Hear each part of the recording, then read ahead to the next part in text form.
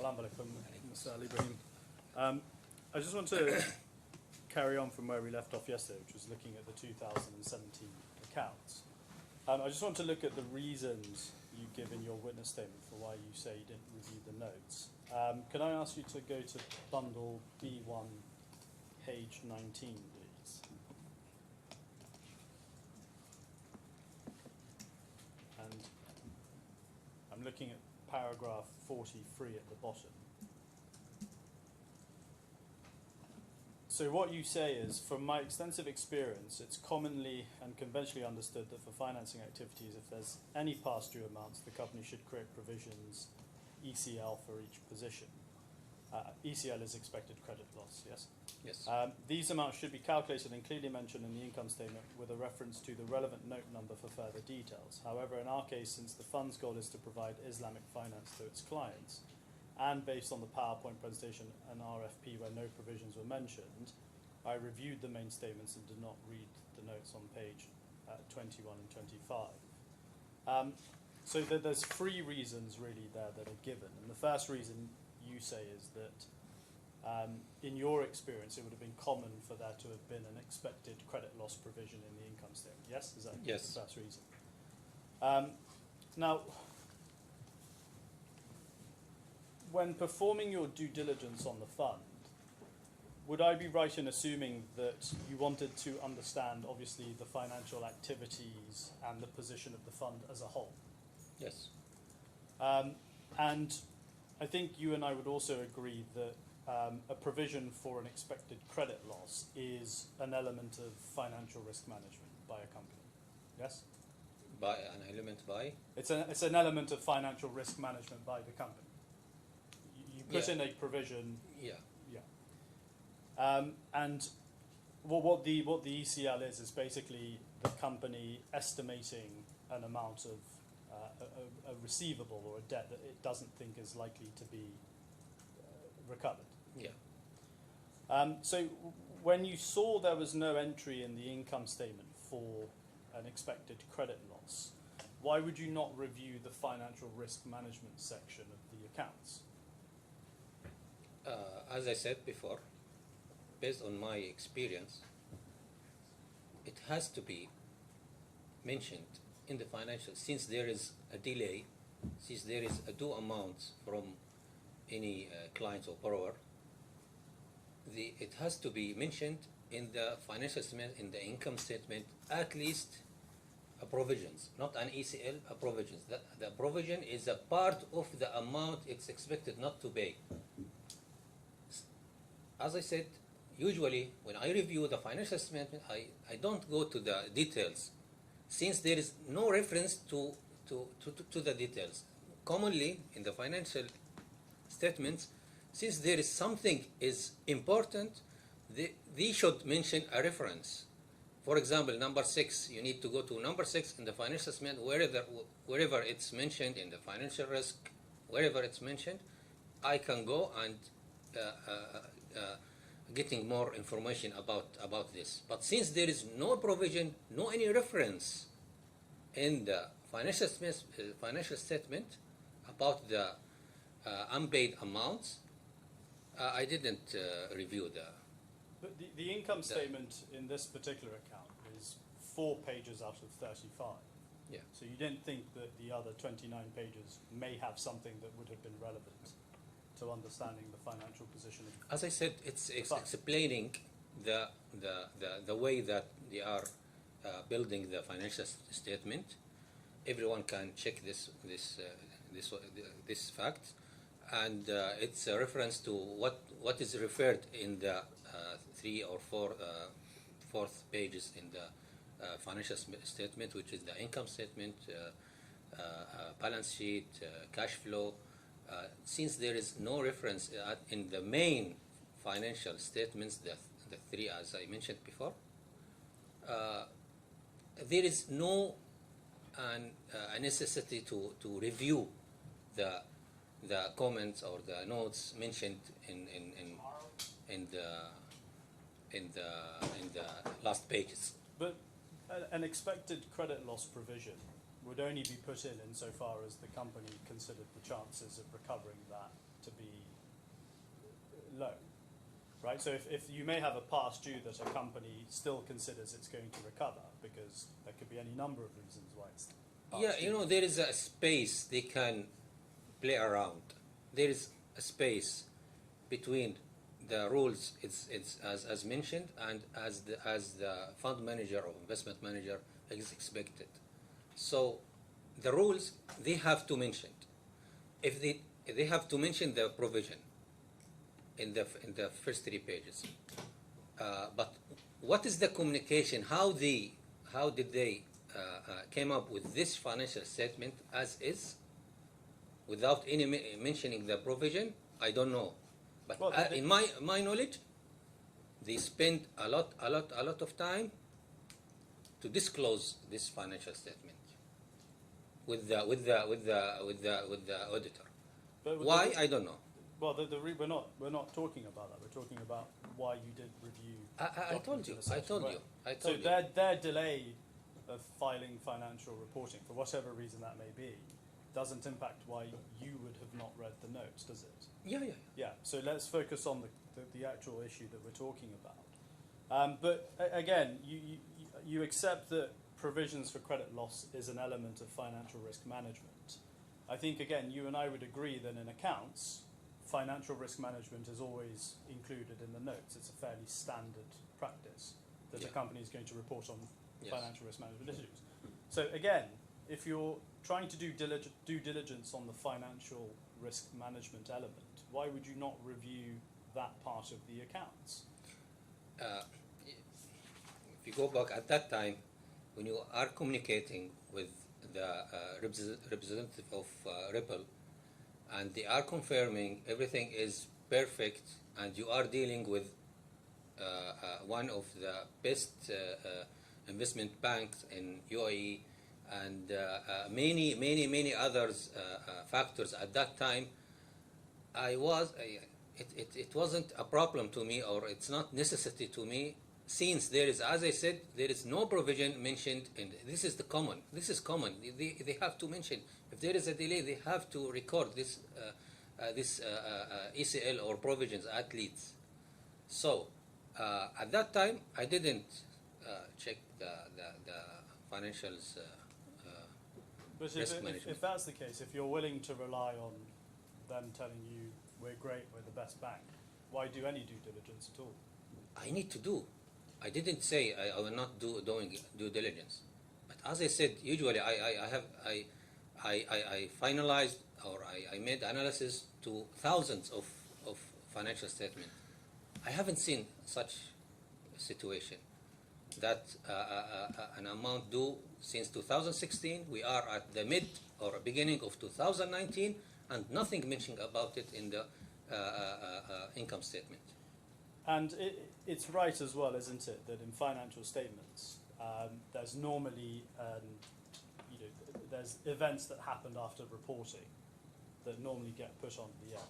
That's fairly common. Would you agree? Yeah. So you didn't think that, well, this only takes me up to December 2017. The accounts are filed in September 2018. Let me see if anything's happened in those intervening At that time, months. as I said, I was satisfied, or as I read the main statements, it was no need for me to check the further details behind the main statement mentioned in the financial statement. Well, let's take a look at the accounts. If we can go to F28, please, page 38.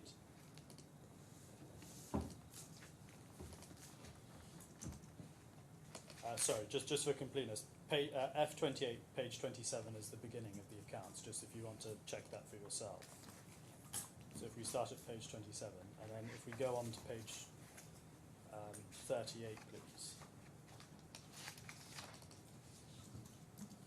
So I assume in the thousands of accounts that you've reviewed, you've looked at notes before out of those ones at least, yes.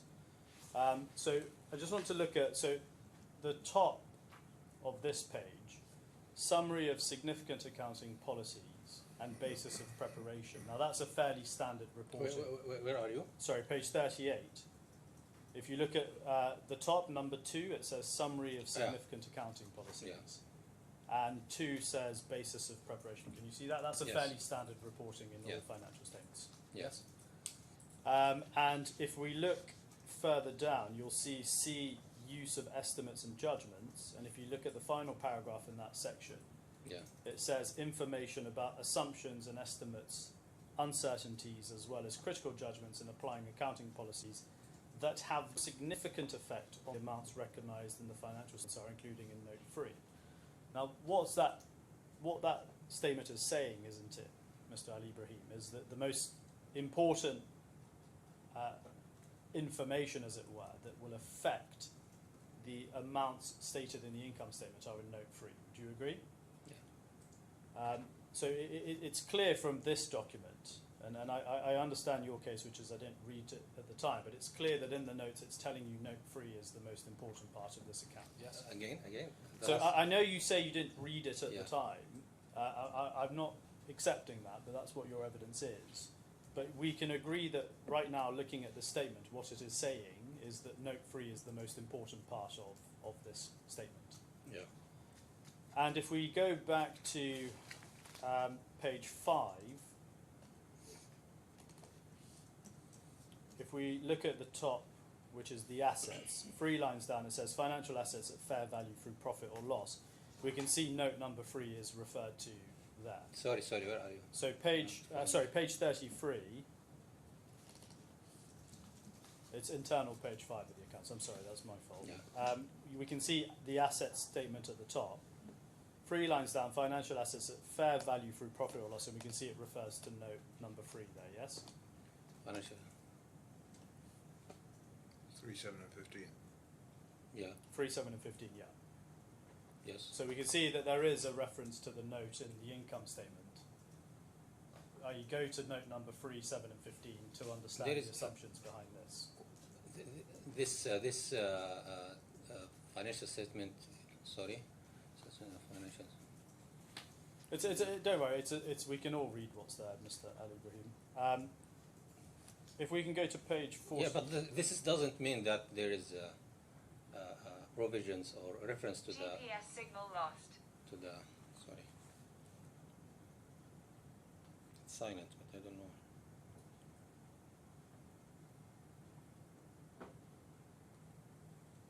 You found your way to court, so at least we know the GPS was working. Well, if I can you go to page 45 of this document for me, please?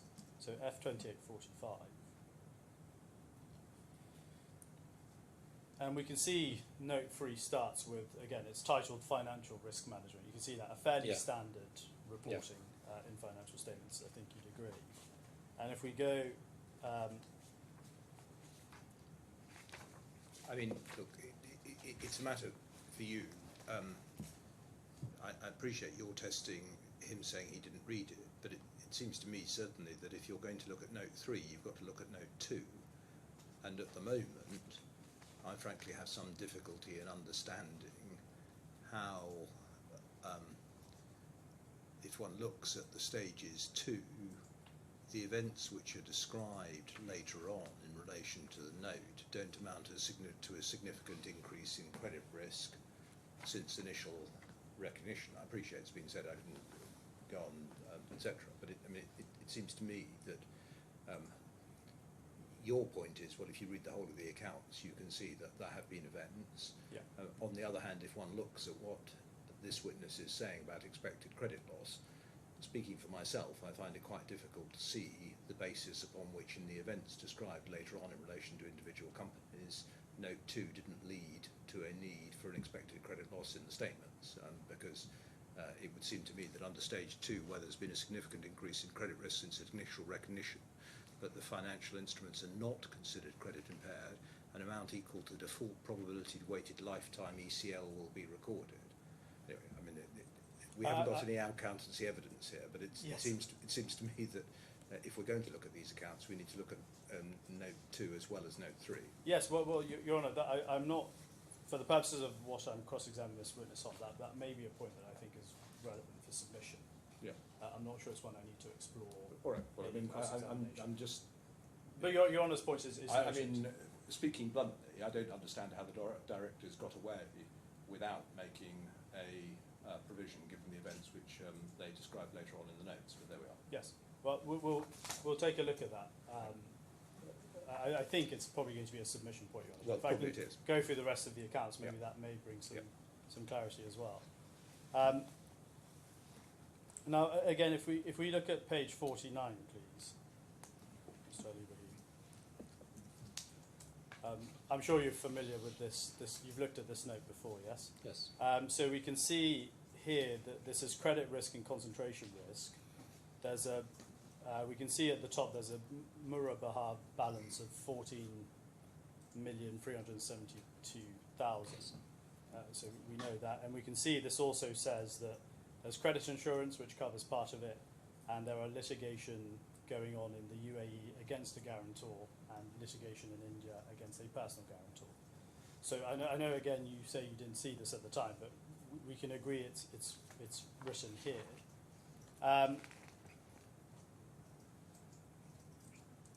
Now again, I think you accept, but tell me if I'm wrong, but I think you accept that had you actually read these notes, you would have been informed of the fact there were late payments and defaults, and that there were ongoing legal actions to try and recover the sums, yes? Again, sorry. If I know your evidence is I didn't read Yes. these accounts, but if you had, I think you would accept it did tell you about the fact there were defaults and that there were ongoing litigation, at least in respect of Metric. It will lead us to different discussion with them. I'm not talking about what it would lead you. I'm asking you if you accept that there is information in here. It does say that there were defaults by Metrade and that there was ongoing litigation to try and recover it. Yes? Yeah, I would not invest.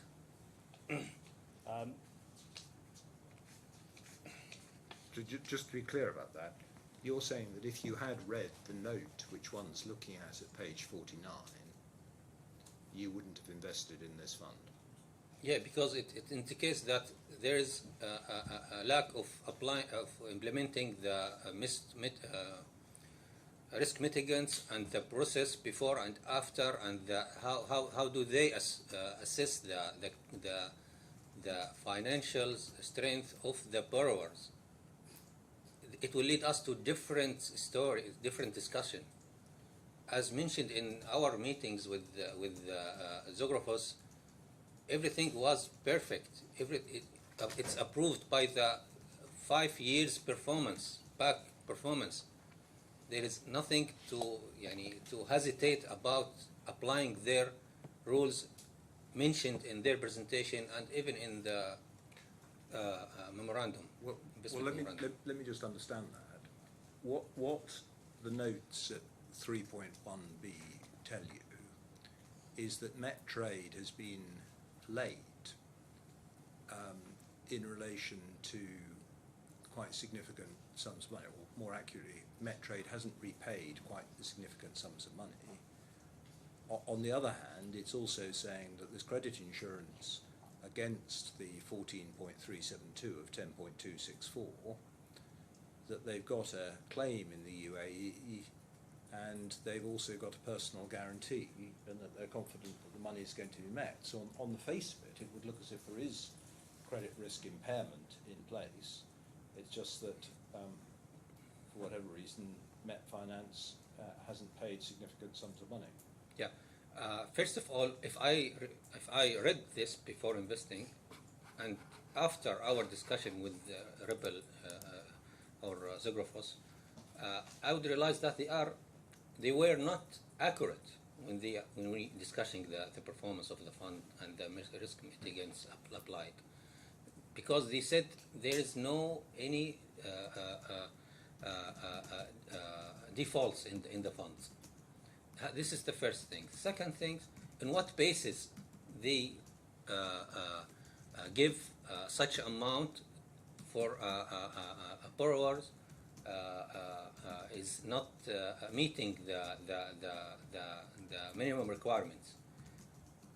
Secondly, they mentioned that there is 4 million. It's not covered by credit insurance. If I add this amount and the other amounts regarding to Farlin this will lead us to significant impact, or at least it would lower the performance of the fund. It would lead us to different discussion with them.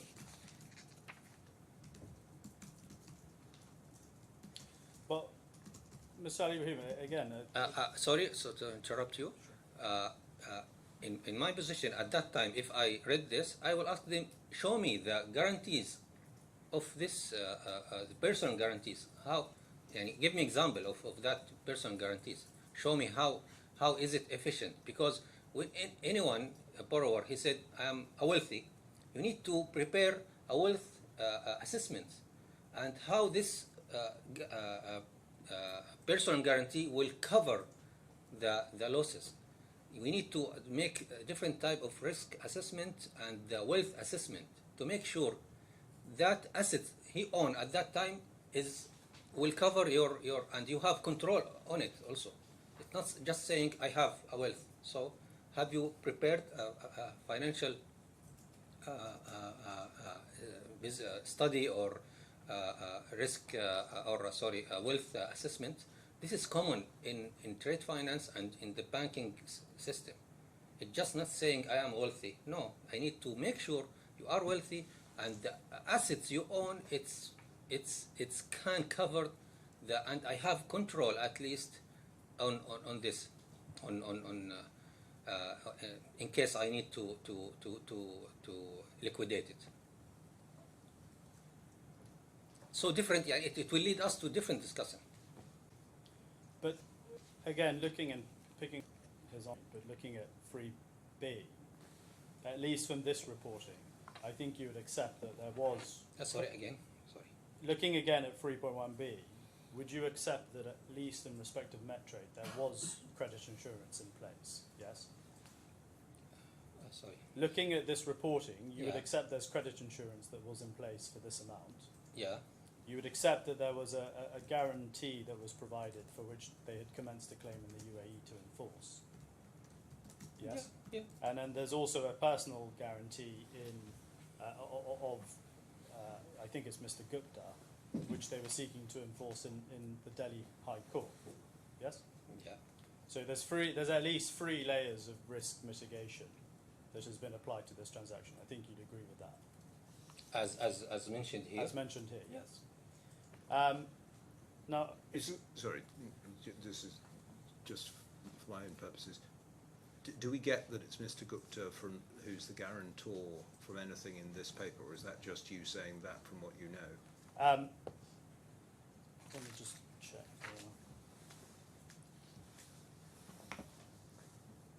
Well, we have the documents from the Indian proceedings on the record, so we know the Delhi High Court proceedings. No, I know you know it's Mr. Oh, Gupta. no, not that wasn't my this, question. yes. My question was whether you know it's Mr. Gupta from this these document. notes. Let me just check, Ron. It's not an immediate point. I'm just interested in due course. Yes. Sorry, I didn't mean to. I'll check it and let you on know. I don't think so, but I'll check it. Fine. And just to be clear, the Mr. Gupta we're talking about is the same Mr. Gupta, what I'll call the steel Mr. Gupta, if I can call it that. Is that right? Believe so. Well, don't worry. Again, you can tell me in due course. Yes. Well, the documents are there, so I'll check that, Ron, and find out. If we go back to page 34, please, Mr. Ali Ibrahim. This is again part of the income statement. And we can see at the top under the income bracket, if you look 4 items down, it says return on Murabaha. Can you see that? Yeah. And the Muhabara is the Sharia compliant trade financing, right? Yeah. And we can see next to it there's note number 9. Yeah. And again, below, if you look at the expenses, we can see there's a number of them, but there's operating expenses, and then there's note number 13. Can you see that? Yeah. So again, I think it's common ground between us where we see references to the notes. So for 9 and 13, they're telling the reader they should look at those notes for more information about what these numbers mean. Now, can we look at note 9 to begin with, which is at page 56? Sorry to interrupt on this. despite that, you didn't look at any of the notes, is that right? Or you did look at those notes? Or This statement, I have looked at it. But I know you looked at the statement, but did you look at the specific notes which are referred to in it? Or 9 and 7, 8 and 9? I looked at it, but what I mean, since there is no provision. Yeah, I understand that. Yeah. Mine's a much more simple point. As has been pointed out to you by Mr. Beru, you've got here income statements with assigned notes to them. Now, none of them refer to note 3, which is what we've been looking at, but they do refer to notes 7, 8 and 9. I'm simply asking whether you looked at 7, I 8 didn't. and 9. I read the notes. But did you read 7, 8 and 9, which are referred to specifically? Yeah.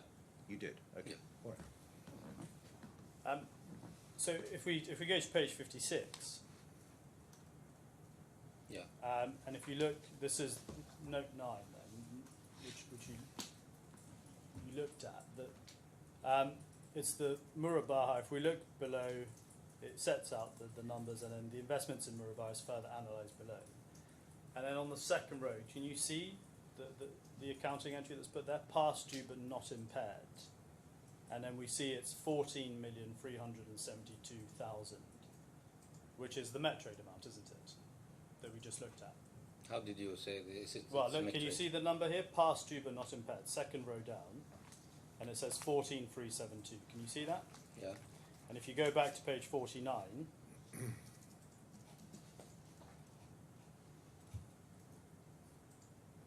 we can see Muhabar balance includes 14,372,000. So it's the same number, isn't it?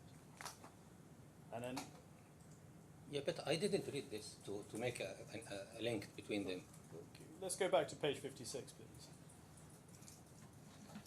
And usually, in a trade finance fund, I know there is a credit loss and there is a provision, and it has to be. This is the norm. But regarding mid-trade, the huge amount, it's not mentioned, and they didn't create any provision. And because the amount is quite big, they have to create a provision and mention and refer to this provision in the income statement. So your evidence there, as I understand it, is that you're saying in respect of trade finance, you would expect there to be some form of past due or credit loss because it's trade financing, yes? Yeah. So you would have expected to have seen something there, yes? Yeah. Well, if we, Just on that, I think his evidence, as I understood it, was that if there was an impairment, you would expect to see it there. That's what I understood him to be saying, not that necessarily you'd always see an impairment. Sorry, just to be clear. No, I think well, the witness can say, I think what he was saying is because it's trade financing, he's not surprised that there would have been losses. Well, perhaps you want to clarify Yes. that. Is that Not what losses, provisions. all provisions? Yeah. Well, as in, so then would you, in trade, because it's trade financing as a fund, would you generally expect there to be some past dues and so forth? Yeah. He also common. they mentioned this in the meetings with them. Yeah. They mentioned that there is a delay, but such delay will not impact the performance of the fund. It's acceptable for us. Yeah. And if we look at page 56, please, you're already there. So again, what we were looking at is past due but not impaired, and that's the amount there. Can you see the last sentence there? The past due but not impaired Murabara is for the past 178 days. So Yeah. this note 9, which I understood you looked at. Actually, I don't remember that. I noticed this at that time.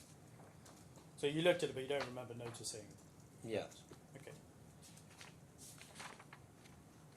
And if we go to page 62 now, please. Well, sorry, can I just ask, if you had looked at this and you'd seen that the directors and all the auditors had told you that the amount outstanding is effectively 6 months, would that have troubled you or not? Depends on the discussion with them, but if they give us a confirmation that such delay or default will not impact the fund, maybe we would, but since we are in 2019 and the default it's in 2016, it's not fair. We will not accept. How would you impact our performance? We are investing in 2019, end of March of 2019, and this such client is defaulting since 2016.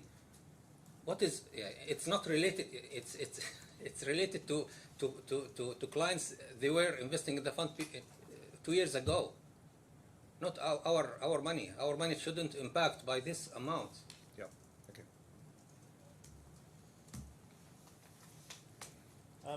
And page 62 is the last page. Mr. Ali Ibrahim, number 13 at the top, operating expenses. I think you told Your Honour this is one of the notes. Which page 62. Yeah. So the top 13 operating expenses. I think this was, I showed you earlier, it was one of the notes I think you told Your Honour you looked at. We can see there that there is a provision expense which is for 183,000. Yes, you can see that. So there's a provision for an expense that's being made. It doesn't give further detail on that, but we can see there is a provision. Yeah, very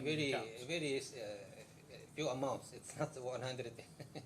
I agree. It's not 14 million, but there is a provision expense. You were expecting to see provisions in the account, and there is a provision here, right? Yeah. Which is the further information and the expense. And a provision loss is recorded as an expense normally, isn't it? Remember, you have to say yes. You can't just nod. Yes. Okay. Now, the second reason that you've given in your statement for not reviewing these accounts, which is at page 43 again, paragraph 43 again, if you want to look at it, it's at B120.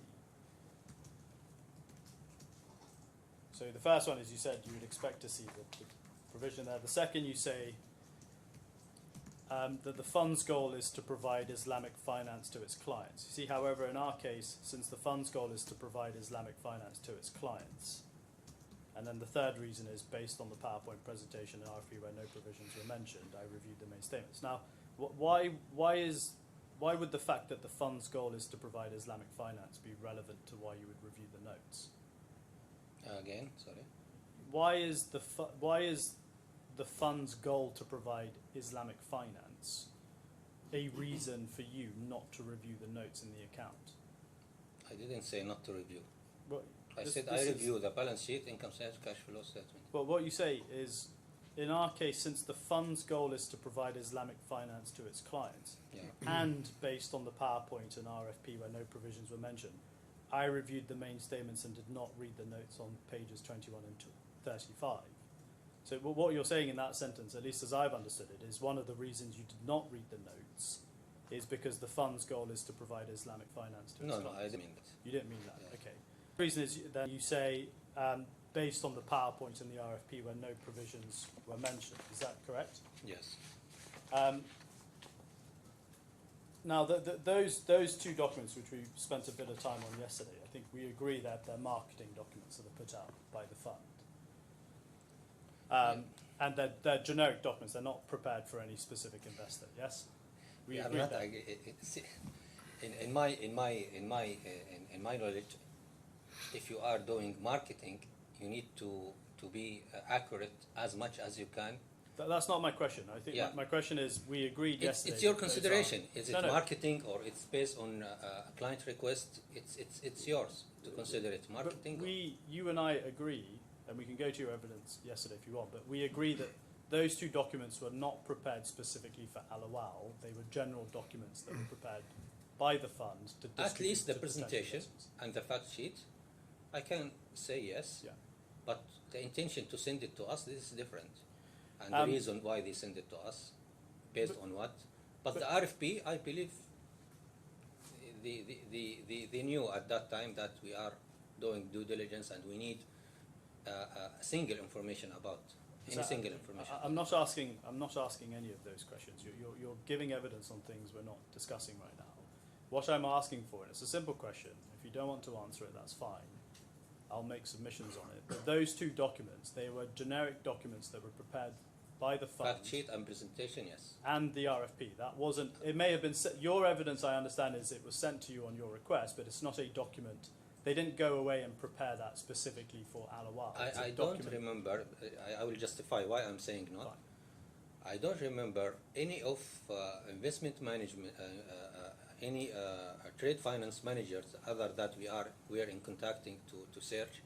None of them provided me RFP in details, but RASMALA and AGC, because we are serious about investing.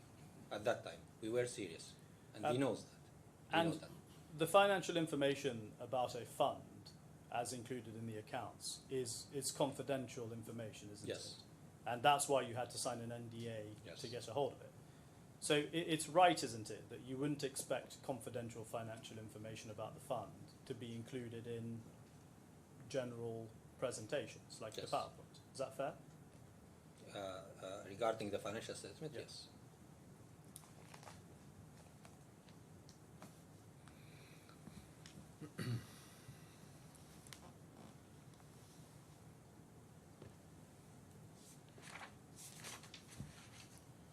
I'm going to move on to another topic now, which is the January 23rd meeting of 2019. Now, it's right to say, isn't it, that that meeting was originally set up to discuss other potential investments by ALAWWAL into RASMALA? No. We had no potential, but the RASMALA Trade Finance Fund, Zographos, they were, and the Italian guy, I forgot his name, Rogerio. Mr. Lomanaco. Lomanaco, yeah. They offered to us that we have real estate funds, we have another funds, but we were focusing on as you said, they are salesmen, or at least Zographos. Yeah. He's trying to offer as much as he can, but we were focusing on trade finance fund. Well, let's look at F128 of the bundle, page 1.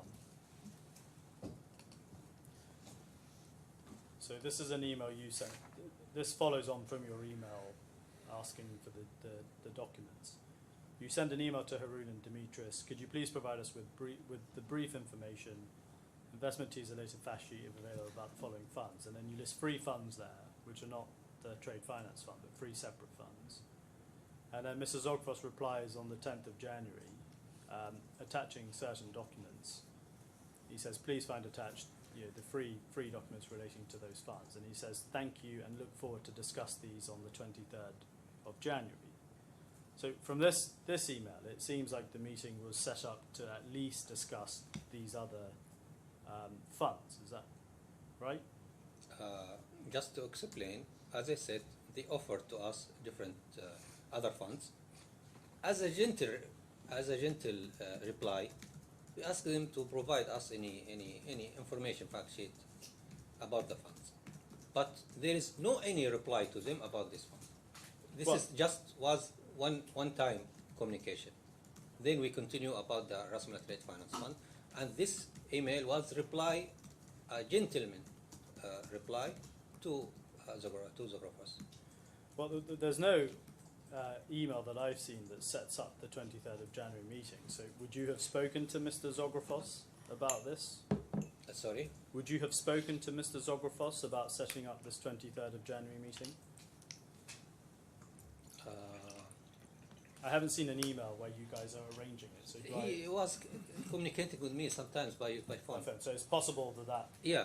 But where he says thank you and look forward to discuss these on the 23rd of January. Yeah. It's and I accept you didn't write this email, but it's fair to say he thought he was coming there to at least discuss these. Yeah. And from Ribble's side, it was just Mr. Zographos and Mr. Ali Ibrahim. Is that right? Zographos and Sorry, Lomanaco. Mr. Lomanaco. Sorry. Yeah, and me and my colleagues, they were attending the meeting. Is that Mr. Al Shafi and Mr. Al Yes, Turki? Turkey, yes. And you were aware that both, as you just said now, Mr. Lomanaco and Mr. Zographos were part of the sales team. They were salesmen. Before, no, but they introduced, Zografos introduced Lumanaco as fund manager, I guess, real estate department or something like this. Well, in the PowerPoint that was sent to you before, I can take you to it if you want. It's F20, page 9.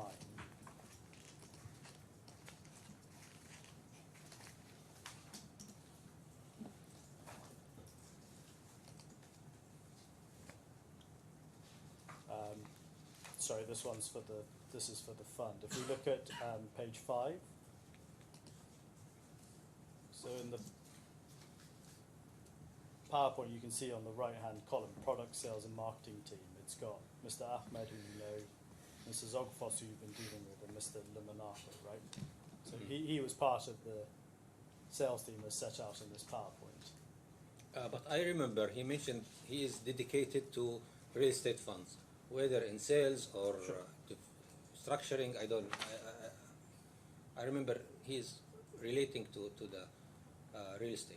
And you hadn't spoken to Mr. Lumanako before this meeting? No. Is that right? Yeah. And Mr. Malika, he didn't attend the meeting, did he? This meeting? Yeah. I don't remember. I don't remember he attended. Well, let's take a look at, maybe this can refresh you. If we can look at Mr. Malika's statement, it's at B2. If we go to page 7, tab 21, paragraph 21. He says below, in the meantime, on 23rd Jan 2019, my colleagues, Mr. Ali Ibrahim, Mr. Al-Turki and Mr. Al-Sharif met with Ribbles, Mr. Zogfos and Mr. Ruggiero. I did not attend this meeting as I was waiting for the completion of the team's recommendation. Can you see that? So that he says he didn't attend. You have no reason to doubt. Yeah, I told you. I don't think he attended. And the reason he gives there that he didn't attend is because the discussions were not sufficiently advanced for him to be involved. He was waiting for you and your team to give it a go. Yes, the final recommendation after the meeting. Yeah. And is it fair to say that when this meeting took place, it was still at an early stage in ALAWWAL's investment process? He's still what? Would you say that when this meeting took place, it was still at an early stage in the ALAWWAL investment process? With the trade with RASMALA, with ALAWWAL's intention to. No, we had previous meetings and discussion. We can't say it's the early stage. We can say we are in middle. Well, let's look at, if we can go to 142 of the bundle, or if we start at 141. This is an email. I think you're sending it to the BDC. Is that right? Which has the decision-making process for ALAWWAL Trade Finance Fund. Can you see that? So F141. F141.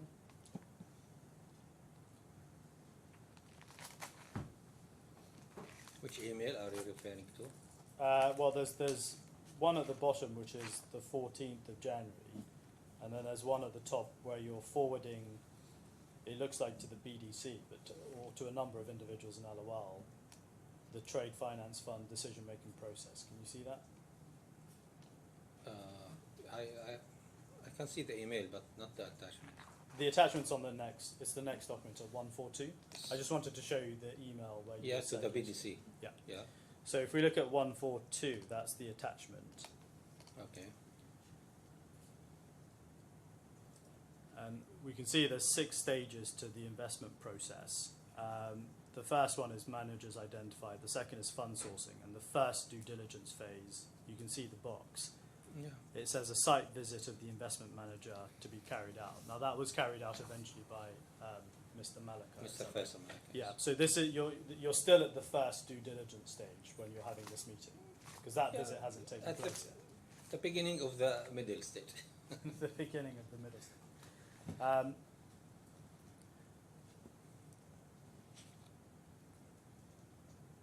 And given that Mr.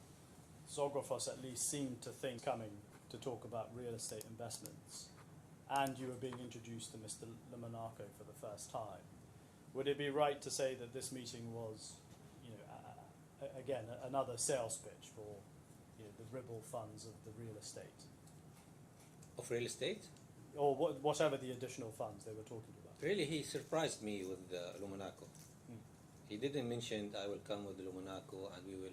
I was surprised. Then he introduced one of the real estate fund, the Lumonaco. But the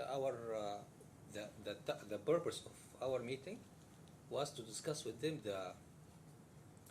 the performance in details, the performance of trade finance in details, because we prepare a comparison with different type of trade finance funds, and we ask them about why the volatility is the lowest and the return is the lowest, Yes. based on Sharpe ratio, Yeah. and standard deviation. Now you refer in your witness. We already prepared this information, and we are waiting to Demetrius. We were waiting to just discuss this with them. You hadn't sent him this information prior to him coming to the meeting, had you? Yeah, because I don't want him to prepare an answers for what he will see. I wanted to just shock him because the performance of RASMALA trade finance funds was the lowest. Yeah. Compared to others. So you didn't want to give him notice and time to prepare so he could answer whatever questions you had. Yeah, I meant that. I want fresh answers. You want to put him on the spot. Yeah. Yeah. And in your statement, you describe minutes of that meeting, Yeah. which you say were prepared by Mr. Al Sharif. Yes. Have I pronounced that correctly? Sharif, yes. Al Sharif. I just want to take a look at that document with you. It's at F140.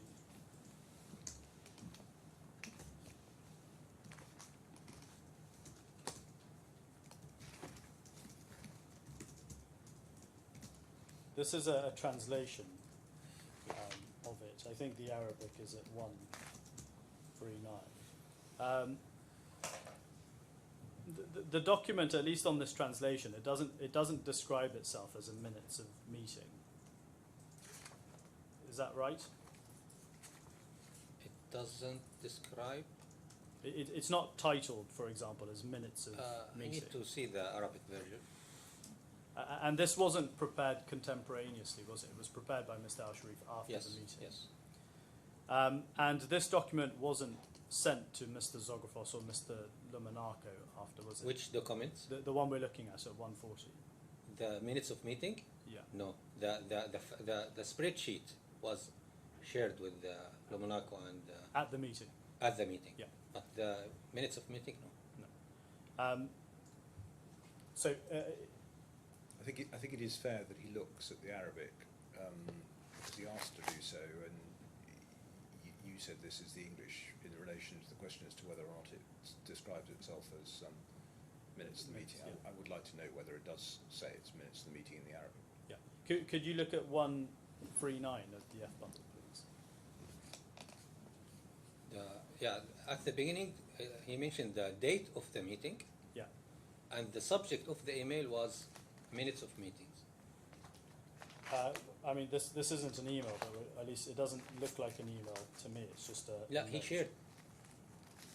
In the document at which we see the Arabic of at F139, you told us that the date, and I think I can see where the date is in the Arabic.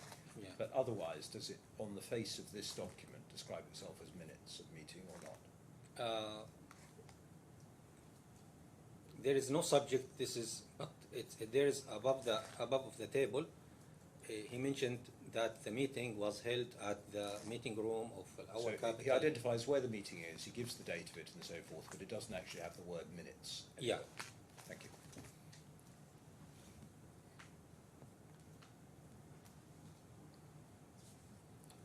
Yeah, so in that respect, the English is a faithful translation. Yes, it appears to be. There is another translation in there, Your Honour, which I don't. I'm just going to ask Mr. Alabrima. 139 MT. It may be you don't know the answer to this, but do you know who prepared this translation? I guess our lawyer office.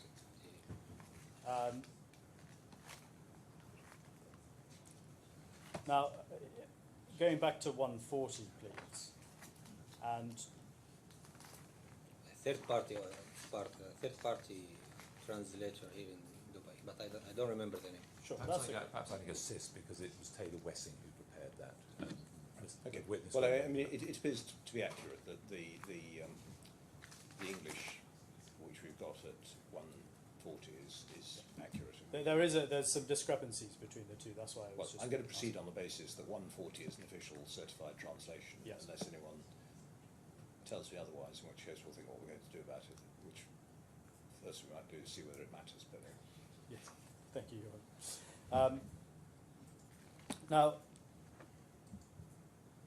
in the page 1 in the table that's there, Yeah. there's no reference there, for example, is there, to Mr. Luminaco talking to you about the real estate investments or the other free I'm funds? terribly sorry to etc.? interrupt. Yes. There's one thing which has been puzzling me since I first looked at the note. Did this meeting really take place at 11 o'clock at night, 11 p.m.? I remember, yes. It was late at night.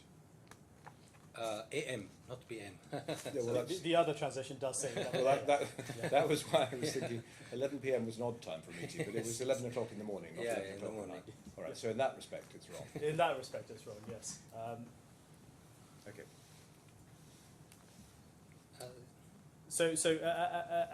As we discussed, Mr. Luminaco turned up to talk about these Yeah. other funds, but I think you'd accept it's not recorded anywhere in this document that that's something that Yes, was because discussed. it wasn't what he mentioned in the meeting, the real estate fund. It wasn't the purpose of the meeting, so we didn't mention anything about the real estate fund. So this is really just a summary of what Mr. Al-Sharif thought were the important points. It's not a full recollection of actually what was discussed at the meeting. Is that fair? Not accurate. Yeah, Yeah. It's in details. And again, for example, we see at the bottom of the table there's something called recommendations. It appears to be 16789. Is that Where? It's from- page 2? Yeah. Okay. Are those numbers correct? Was it? Yeah, it seems to be in the Arabic as well. Do those numbers correlate to anything? 16789. No, maybe by mistake. By mistake.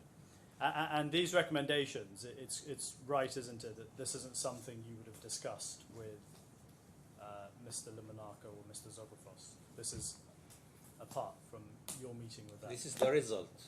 Yeah. Of the meeting, because we prepared this to be discussed with the BDC. Yeah. So this is the result of our meeting, Yeah. the recommendations. Yeah. So it's not a reflection of anything that was discussed. It's just your recommendation to the BDC that you put into this document. Yeah, but it depends on what mentioned, because we will not lie or saying something it wasn't mentioned, because we were in the middle stage of finalizing the fund and completing the due diligence. We need to be accurate, because this is the most critical part, and we relied too much about we relied on this heavily in the approval of the investing in the fund. So we did our best to be accurate in this. As I told you, we were waiting we prepared the spreadsheet. We were waiting for Zografos to discuss with him why the performance looks like this.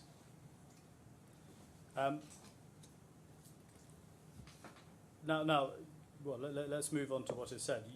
Your evidence is that Mr. Zografos made a number of representations at this meeting to you.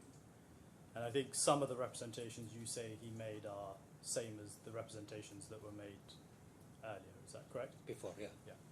Yeah. We can. I just want to go through it briefly. I think, given your evidence yesterday, I don't need to go through it in detail on each one.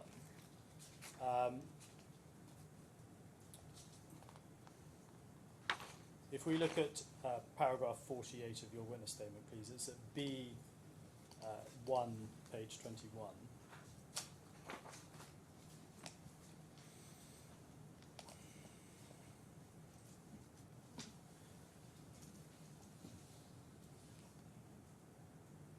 So subparagraph 1, we said again that the fund manager avoided financing deals with parties who do not have a good reputation. So are you saying he made this in the same way that he made it at the 14th of November meeting, which is he just repeated what was said in the PowerPoint?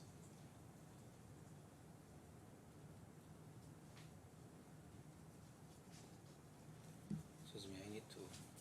Sure. Subparagraph 1. We're only One, looking at the yeah. first one.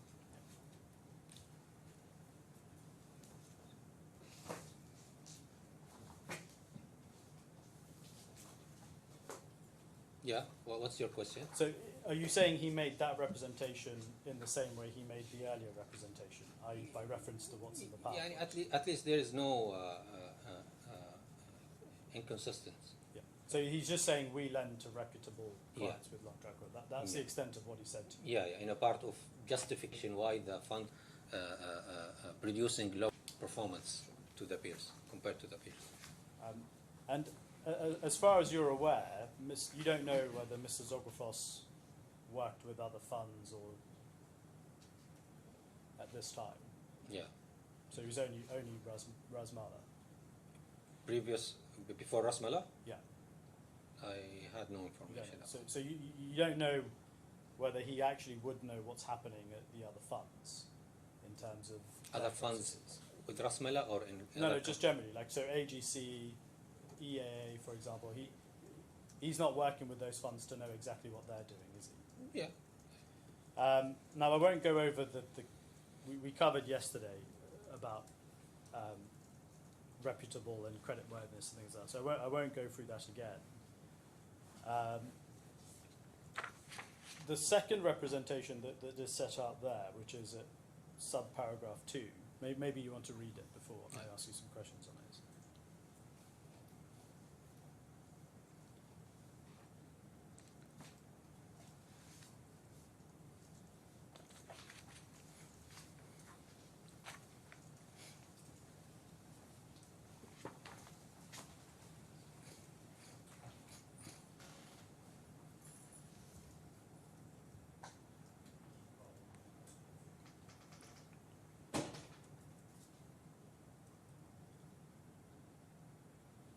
Okay. And again, we spent a lot of time talking about this multi-layered risk mitigation measure yesterday. Is what you're saying in this statement here basically him reconfirming that the fund would use risk mitigation strategies on each transaction that it undertook? Is that what you're saying he said to you here? Yes. So he's not saying he would use the same on all of them. It's just he was saying to you that the fund would use risk mitigation strategies on transactions depending on what the transactions Yeah, do. taking multi-layered. Yeah. But specific, you understood it was specific to each transaction. And on the third representation, if I ask you just to read that again, please.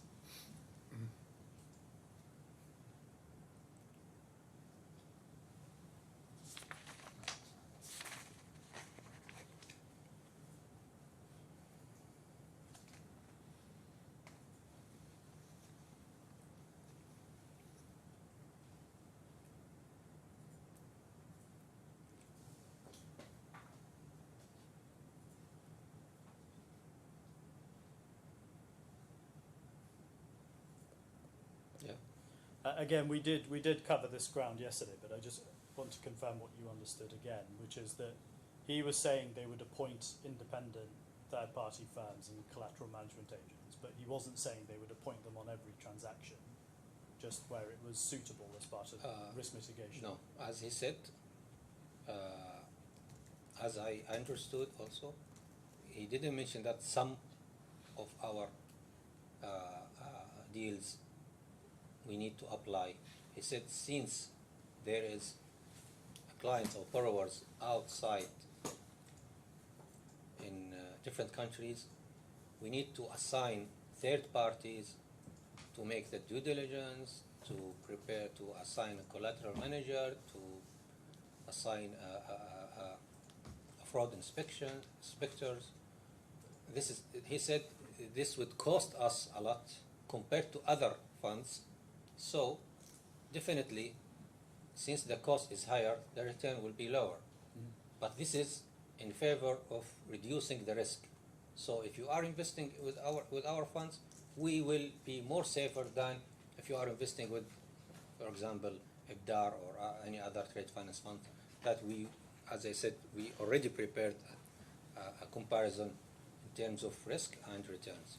But he didn't give you, and you don't say it in your evidence here, and I assume you would have if he said it. He doesn't give you, for example, the list of all the people they've appointed in the different countries. No, he didn't provide me with So it was list. it was a general statement. As I This said, is yeah, something we as do I said, to as I said, mitigate they risk. are insisting on assigning a third parties to make sure everything is correct and accurate. I think I need to go through this. I now want to look at the next meeting, which was the 25th of February meeting. And this was the last meeting that you had with Ribble prior to the investment being made, is that correct? At what time? 25th of February? Yeah.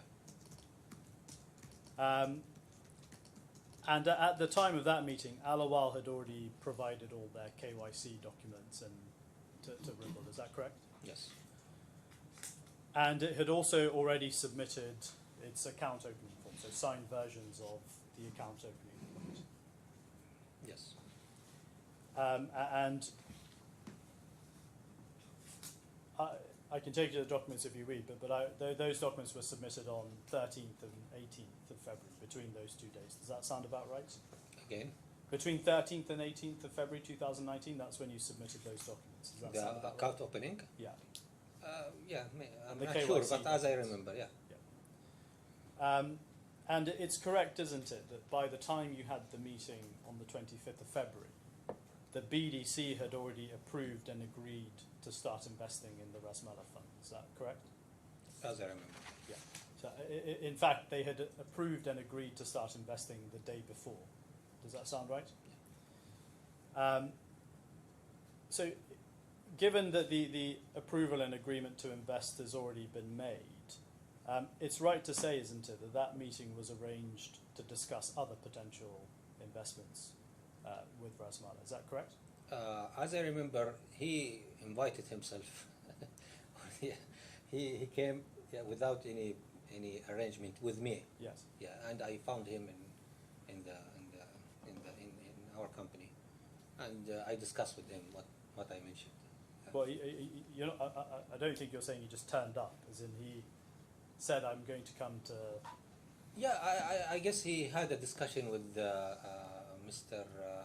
Maybe Suhail. Yeah. Yeah, and he arranged for a visit. Well, we could probably look at it. Maybe this will help jog your memory. It's G1522.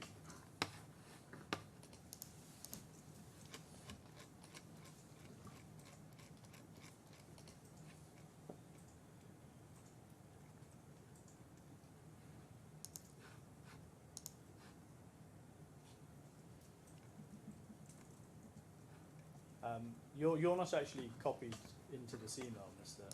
Yeah. Ali Ibrahim. It's more just so we can see. He emails Mr. Nawaz and Mr. Malaka about a meeting. He says, as agreed, kindly let me know which time works best for an introductory meeting with my head of real estate at 11 a.m. or 12 p.m. on Monday, 25th of February. So he was arranging it directly with Mr. Nawaz and I assume for Mr. Malaka's information, yes? Yeah, yeah. That's why I told you I surprised. Sure. And the purpose of that meeting was so that he could introduce Mr. Mr. Akka to your Mr. Awan. Is that correct? Yeah. And Mr. Akka was I think he was Ribble's head of real estate. Does that sound right? Yeah. And although he's copied into it, Mr. Malaka, I mean, as far as you're aware, he didn't attend this meeting, did he? I guess he didn't attend. Yes. How much? Well, let's see what he says. I don't want you to... I'm not sure how far we can go with an email which isn't addressed to this witness in relation to a witness who is coming as the reason why that witness didn't go. It's a fair point, Your Honour. I'll move on my questioning. So I think you would agree with me that it seems, at least from what we've seen, what this meeting was intended for was an introductory sales pitch about real estate, Ribble's real estate funds.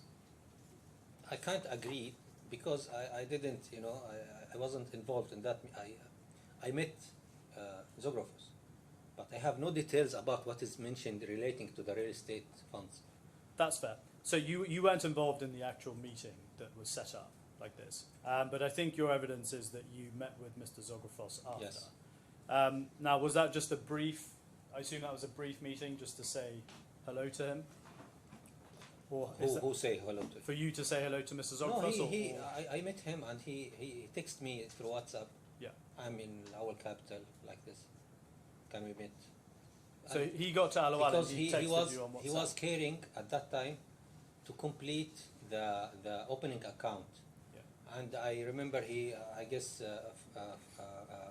met our guy in operation department to accelerate the account opening and what is missing in the file or what is required for Ripple to open the account with ALAWWAL. He was following this document. Well, now you just mentioned he WhatsApped you. We got some WhatsApps between you and another member of Ribble, I think, a few days ago. Why have you not provided the WhatsApp messages? All messages with Demetrius. Yeah. I don't know why it's removed. I can't recall it. So you have the others, just not the ones Yeah, with him. yeah. How did you find the ones that you disclosed to us this week? How did you recover those ones? By coincidence, I was checking and following reviewing the documents that we received from you in the production of documents, and I have noticed that you start increasing the provisions. I remember I talked with Sarah regarding the performance of the fund.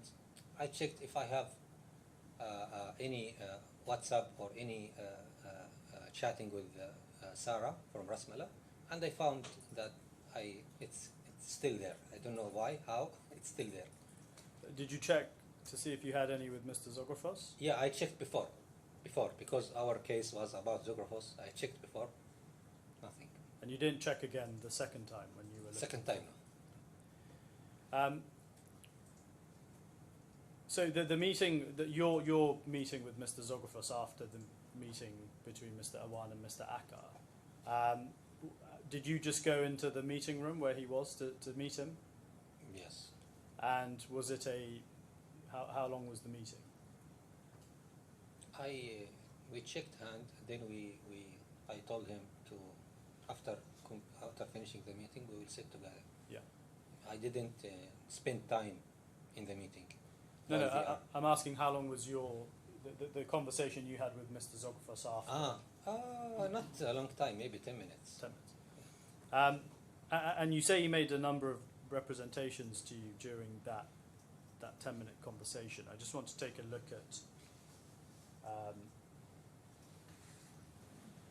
at some of them. If we can go to your witness statement, paragraph 58. It's at B1, page 25.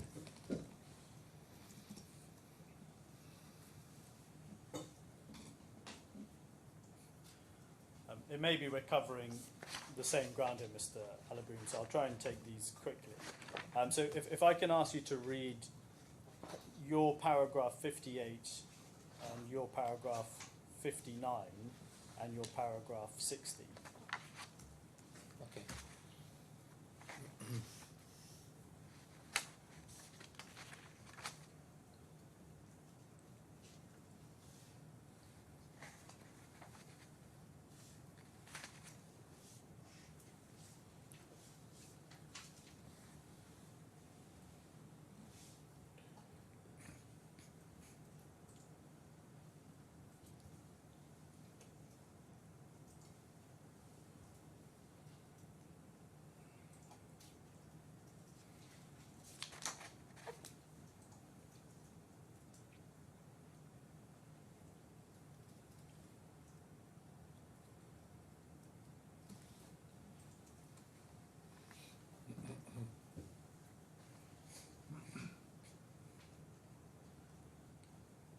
And 60? 60 as well, please. Yes, it goes over onto the next page.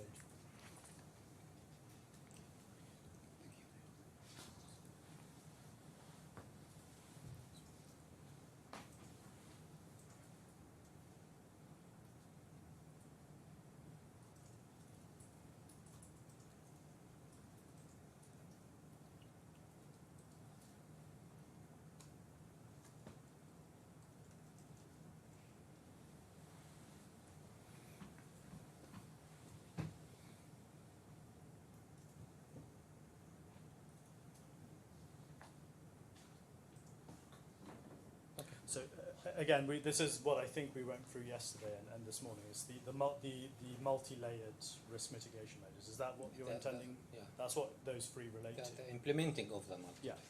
But again, we have your evidence on what you understood prior to the investment happening, which is that it would apply to each of the transactions. It's not that they would apply every single one to each of the transactions. Yes.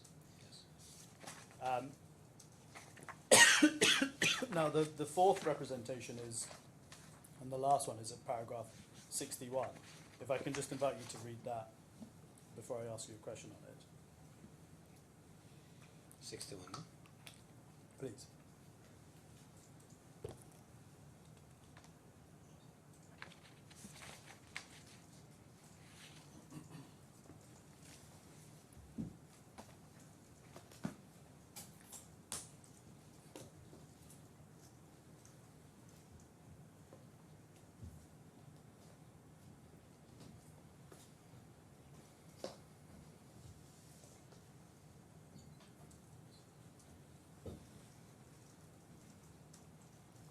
Okay. So this is I understand the representation you're saying he made is that there were no defaults in the funds, and that if there were, they could enforce against guarantees. Yes. Yeah. Now, Mr. Zogfos is the one who sent you the 2017 accounts that we looked at earlier. Yes. Yes. Now, he didn't know whether you had read those or not read those. Is that correct? Are you asking the court to believe that Mr. Zografos sent you financial statements which expressly contradicted the representation you say he made, not knowing whether you had read them? And he turned up and nonetheless made a representation to you that there were no defaults, notwithstanding he sent you the document that said there were defaults. Is that what you're asking the court to believe? Again, sorry. So you're saying that Zografos sent you the document that said there were defaults. Yeah. He didn't know whether you read them or not. And then he turned up and made a false statement, notwithstanding the fact he sent you the information beforehand. Is that what you're asking the court to believe? Yeah. That's a bit implausible, isn't it, Mr. Ali Ibrahim, that he would make a representation that was so easily falsifiable by you? I don't know if you read the financial statement or not. But you don't. As you said, as you described him, he's a salesman. I don't know if you have a proof that he read the financial statement or not. Maybe he also doesn't know. At that time, he didn't know. Maybe. What if he didn't know? Why would he just come out and say there were none? That's an incredible risk to take on his part, isn't it? As you said, maybe he is a salesman. He got information from anyone else in Rebel, and he just passed it to potential investors. Well, as you say, he was a salesman. Now, to be a good salesman, you need to have credibility, don't you? Yeah. This is what we believe. Yeah. So then, if he, why would he risk looking like a liar? Look, by saying there were no defaults when he is the one who sent you the documents. Look, as a salesman, he will find a way to explain and to justify. In case I noted the case of mid-trade, he will try to find another way to justify. This is the norm of salesmen. But he didn't make this representation to you, did he, Mr. Ali Ibrahim? No, he mentioned many times that there is no default would impact the fund. We know, as I said, we know it's common to find there is a delay, and in case the borrower will not able to pay, you will enforce them by the guarantees you already took it from them. So are you saying that he didn't say there were no defaults? He said that there may have been defaults, but there were no defaults that impacted the fund. Is that what you're saying? He said there is no defaults, but in different meetings he mentioned, as I remember, he said this would not, if there is a default, this would not impact the fund because, as I said before, yesterday, we have multi-layered, and in case of one client is impacted, the fund, the returns of other borrowers and the implementation of the guarantees will reduce the performance but will not cause you a losses. Well, you say he said that in different meetings, but as far as I'm aware, in your evidence, you had 2 meetings with him, other than this one, the 14th of November and the 23rd of January. Yes. And nowhere in your evidence do you say that he mentioned there were no defaults in those meetings. So what meetings are you talking about? When he said the zero risk, the zero probability. But that, you didn't say he said there were 0 defaults. You said that he said there was a 0% risk of making a loss. Yeah. That's not the same as saying there's 0 defaults, is it? I didn't say there is 0 default. I'm repeating what I said. It's common to find a delay, but in case there is a delay or a default, the what can I say? The underlying assets or the risk mitigant techniques, should be implemented in the fund, would protect the investors to have a sufficient losses because of that deal. Johan, I was just about to move on to my last topic.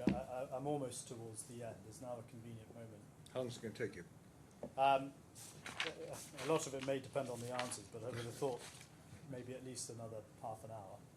Oh, all right. Well, we will have a break. Yes, I mean, I appreciate that we didn't get a clean start on, or you didn't get a clean start on Wednesday yesterday.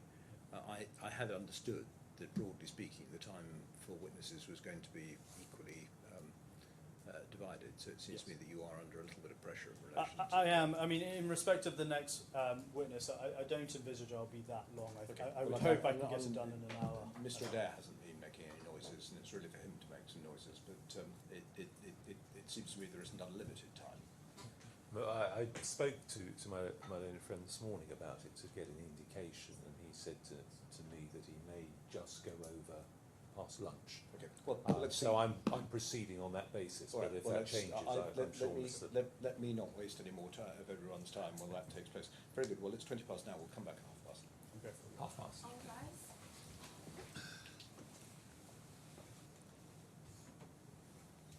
Yes. Thank you, Ola. Mr. Ali Ibrahim, we're getting towards the end of my Finally. questions. I'll try and take it as quickly as I can.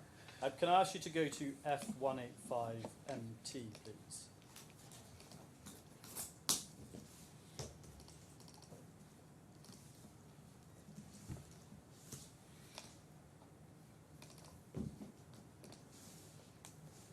You see that? This is a risk assessment report that was prepared by ALAWWAL's risk manager and the director of governance for risk management, yes? Yeah.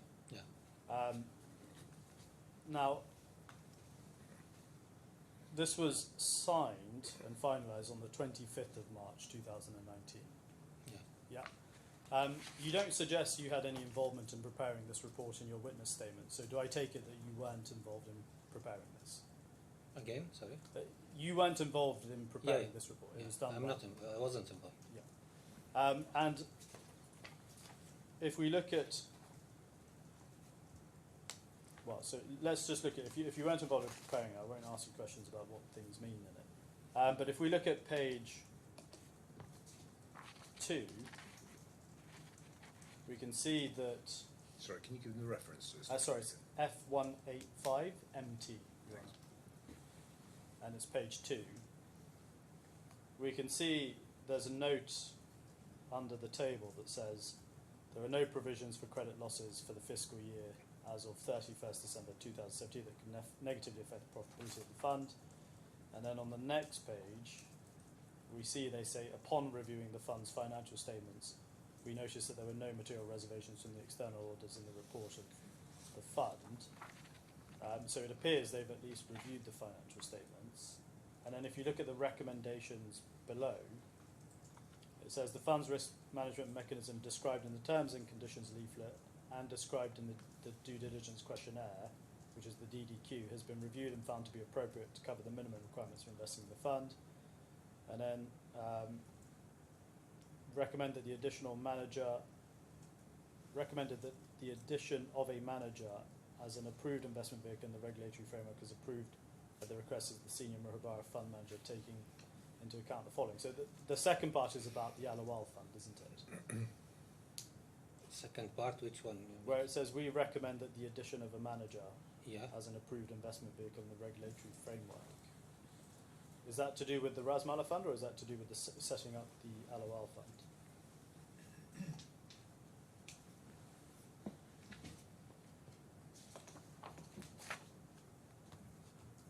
ALAWWAL fund, yeah. ALAWWAL fund, okay. And then we can see just above the recommendations, the final assessment of the risk level is marked as moderate risk. You see that? Yeah. And I just want to look at what you say in your witness statement about this. At paragraph 66, it's B128.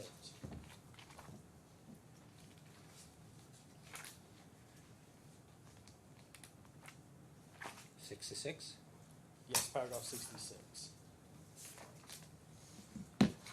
So you say that the two gentlemen signed off the risk management report.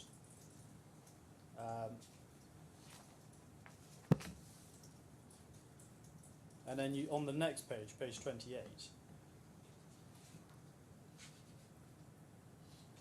you say, in reliance on the various oral and written representations which I and my colleagues, including our CEO, had received from Ribble and provided to the BDC, Mr. Hamoda, Mr. Elata concluded that the risk management report with the recommendation that ALAWWAL proceed with investing in the fund.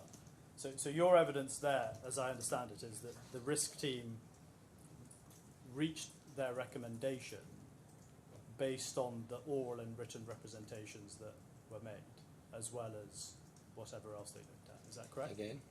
So your evidence there is that the risk team reached their conclusions to recommend an investment in the fund on the basis of the oral representations and the written representations. They have nothing with the oral. They were not in the meetings with Zographos. They relied on the received documents. Nothing with the oral. Well, we can see that you agree then. So forget what's in your witness statement. I assume you're saying that's not true then. You're not saying they relied on the oral and written. The risk management. So we can see here that what they do say is they reviewed the accounts which we know they refer to. They reviewed the terms and conditions, which could only be the offering memorandum, yes? Yes. And the due diligence questionnaire that was Yes. set by Ribble. GPS signal lost. Sorry.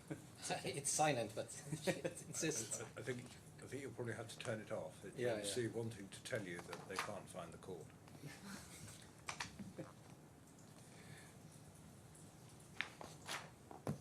Sorry. That's okay. So they reviewed those documents and came to an independent conclusion to recommend investing in RASMALA fund, which they identified as a moderate risk fund, yes? Yeah. Now, if your evidence is that you were being told by Ribble that the fund was low risk and that it had 0% risk of losses. As per the received documents and the confirmed received from Zographos and But why is there no communication between you and the risk team saying, why have you assessed this at moderate risk when we're being told it's all low risk? they are conservative, more conservative than us. They are looking to different area rather than us. So you just ignored the warning of your risk team that said the fund you thought was low risk was actually one It's that not they a warning. considered It's not a warning. medium risk. But from their point of view, they see as such is moderate, not high risk and not very low risk. Now, if I can go to document 173, please. Yeah, usually there is a conflict between compliance and risk managers regarding the investment, usually in all companies. But you accept that at least your risk team were telling you that the investment in the fund was not a low-risk investment. You accept that's what they were saying in their assessment. Yeah. Now, if I can move on and go to F173MT. Because I believe it's low to medium risk.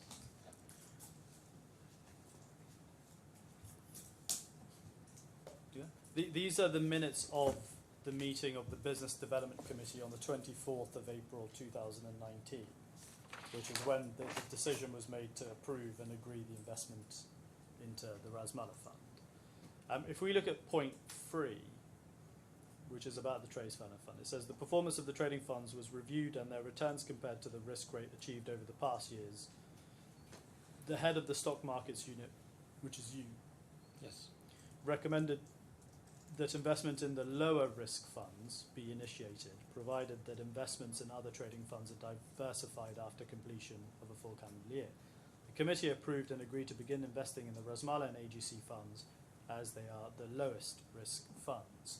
Now, this is talking about two things. Where it refers to the performance and returns of the trade finance funds, that's referring to their historic performances, yes? Yes. Yeah. And the risk rate of the funds, that's to do with the standard deviation in their returns, is that correct? Yes. And that's something that was considered in your notes of the 23rd of January Yes. notes that you've disclosed. And if we just take a look at that, it's at F144, page 4.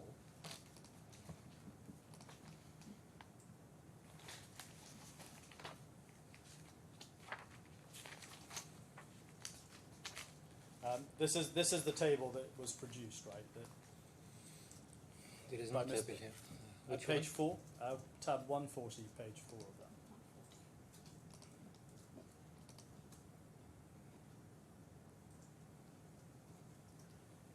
Blue.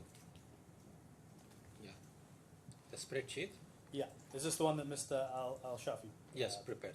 for the meeting? And we can see that there's 5 trade finance funds here, and then on the right-hand side above the blue bar chart, we can see the second column, or we can see the first column is the average return, and that's to do with the monthly investment returns, yes? Now it's clear for me. Yeah, it's quite sorry. you may have to zoom in. So the table on the right-hand side at the top, For RASMALA Trade Finance Fund? for all of them, Yeah. I'm just looking at the average return percentage. That's the monthly investment returns, Yes. right? And then the column next to it, the second one, is the standard deviation. Yes. And we can see RASMALA and AGC. AGC has a 0.05% standard deviation, and RASMALA has a 0.11. Yeah. And we can see EFA also has 0.11. Yeah. And the standard deviation, that's in the monthly investment returns. That's how that figure's calculated. And if we look at the note itself, page 1, sorry. Page 1? Yeah, page 1, number 2. Risk rates for each fund, standard deviation during the past years were reviewed and compared to the investment returns, the Sharpe ratio. So that's what you were talking about. That's what you were discussing with Mr. Zogafon Yes. here. Now, if we go back to the BDC minutes, the one at 173, 173 MT.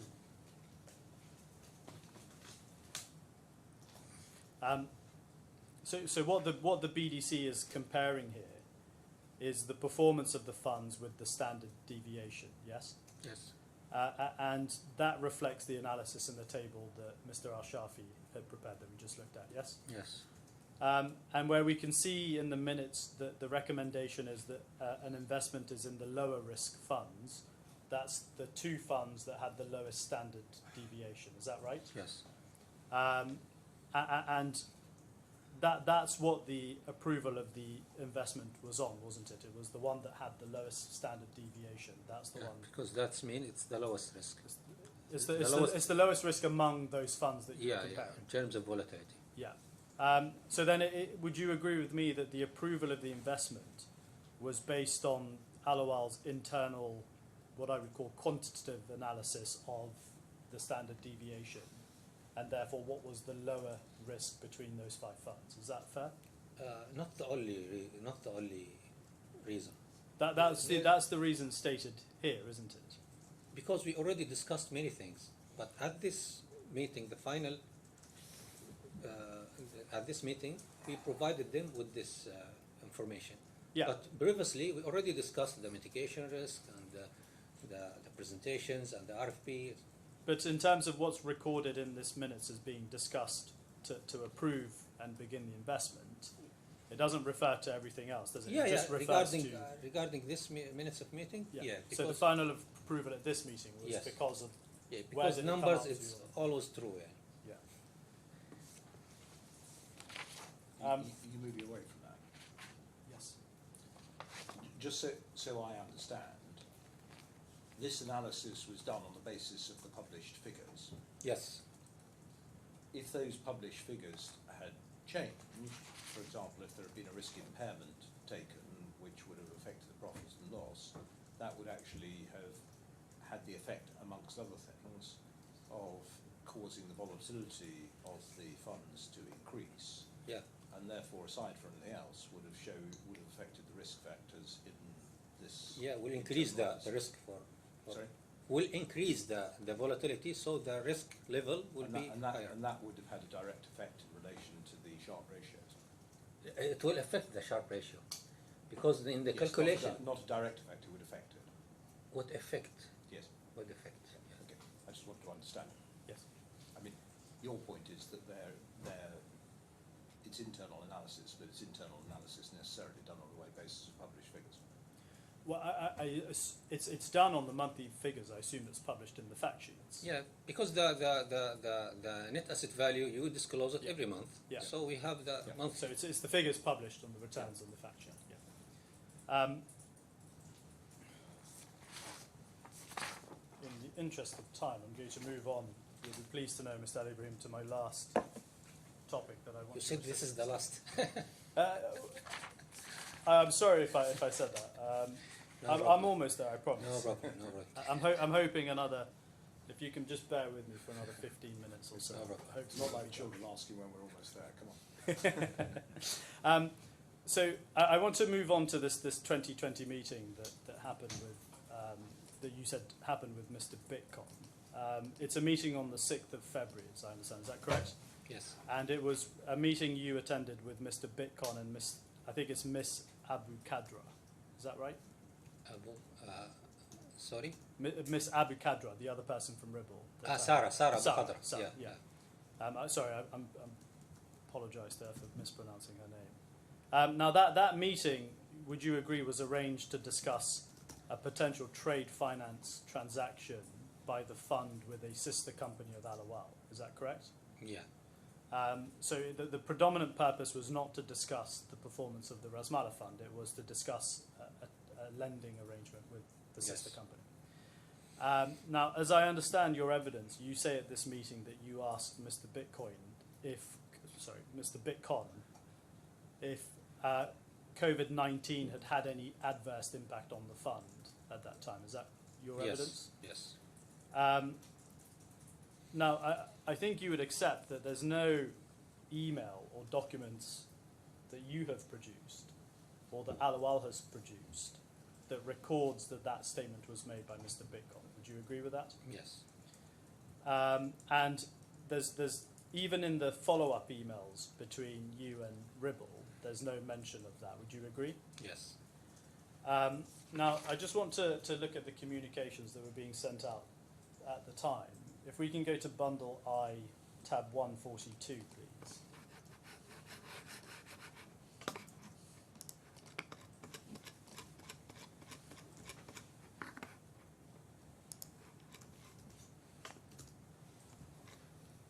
don't know how you get there so quickly.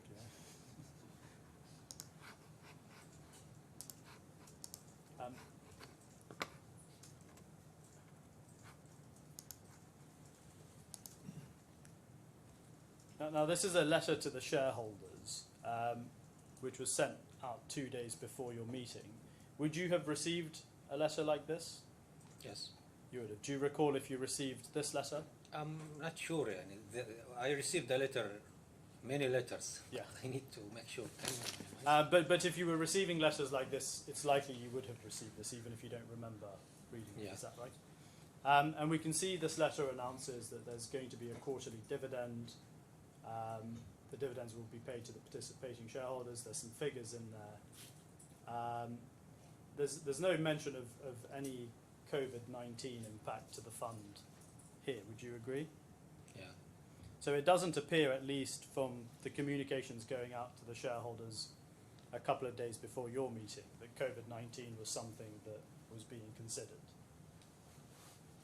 Again, sorry. Well, let me rephrase it. If COVID-19 was impacting the fund at this time, would you agree with me that that's likely something that would have been communicated to the shareholders in this letter?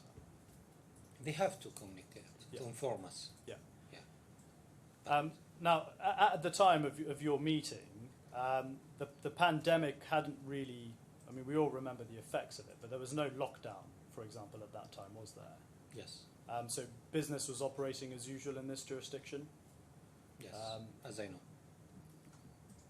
And I don't know if you... But the COVID or the pandemic was escalating. Yeah, it was. Is it fair to say it was at that time, in most jurisdictions, it was considered kind of a localized issue to China, which is where it was the most prevalent. Is that fair? At that time, it was the talking of all media. Yeah. Not only in China, it was also in Europe. There was a lockdown in Italy. I remember at that time. In February at that time. I remember. But there was nothing in this jurisdiction. Well, hang on a second. February the 4th, I'm not sure there was a lockdown in Italy. No. Sorry. I'm not sure as at February the 4th there was a lockdown in Italy. I'm not sure in all European jurisdictions. No, it's just, I mean, look, on this, Yes. sorry, it's a bit difficult because one's... We need to this is remember, evidence, part of this, recall. but you know, this was a storm which came upon most people quite quickly. I think Yeah. the Italian experience was right at the end of February, and Beginning it of was in March. advance of other places, but it was a ski resort, etc. That's I don't correct. think it wasn't on February the 4th. It was the, No. apparently, if I can insist, it was apparently, according to ChatGPT, it was the 8th and 9th of March. Yes, well, that's the point I'm Yes. making. Yes, as most European. I mean, look, at the moment, I may be wrong about this, but just so that you're in relation to this, I fully understand why the importance of COVID comes up. But it seems to me as at the moment that you may well have asked about COVID because there was hospitals being constructed in China in sort of 3 days and all that sort of stuff. Yeah. But equally, one I think would have had to have had rather more foresight than just about everyone else in the Western world to think that it was actually going to have an impact even as late as February. That's how I presently see it. So at the moment, I see this meeting as being something of a sideshow. But I mean, having said that, I will keep quiet and listen to the evidence. Of course, I'm grateful. Yeah.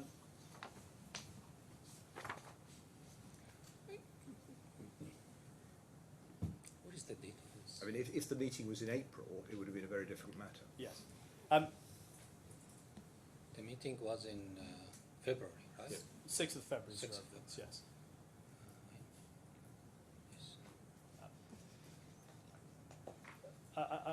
I will move on from this topic, Mr. Alibrahim, because I'm not stopping anyone. No, I'm I'm just aware taking you my coat so that you can and see. it's always, these interventions always help me on, because I I'm think not sure they are, but I've made it anyway. they are to me, because I think what it does focus on is that this is probably a point more appropriate for submission necessarily than prolonged cross-examination. So the last topic I promised that I will move on to is Diraya Fund, that I just want to look at with you. Now, your evidence is that had ALAWWAL not invested in the RASMALA fund, it would have invested in the Diraya fund. Is that We would correct? kept our investment in. We would keep our investment in the Diraya fund. You would have kept it in Yeah. Diraya fund. Well, so ALAWWAL did have an account with Diraya fund from, I think it's November 2018 at least. Is that right? Yeah. And that account was operated before ALAWWAL had set up their own USD trade finance fund. Is that correct? Yes. And I think the numbers is 23 million riyals or something Yes. like that. Now, the money was withdrawn from the Diraya fund for the Yes. purposes of investing it in the other trade finance funds. Is that correct? Yes. But you didn't actually use that money to invest in RASMALA, did you?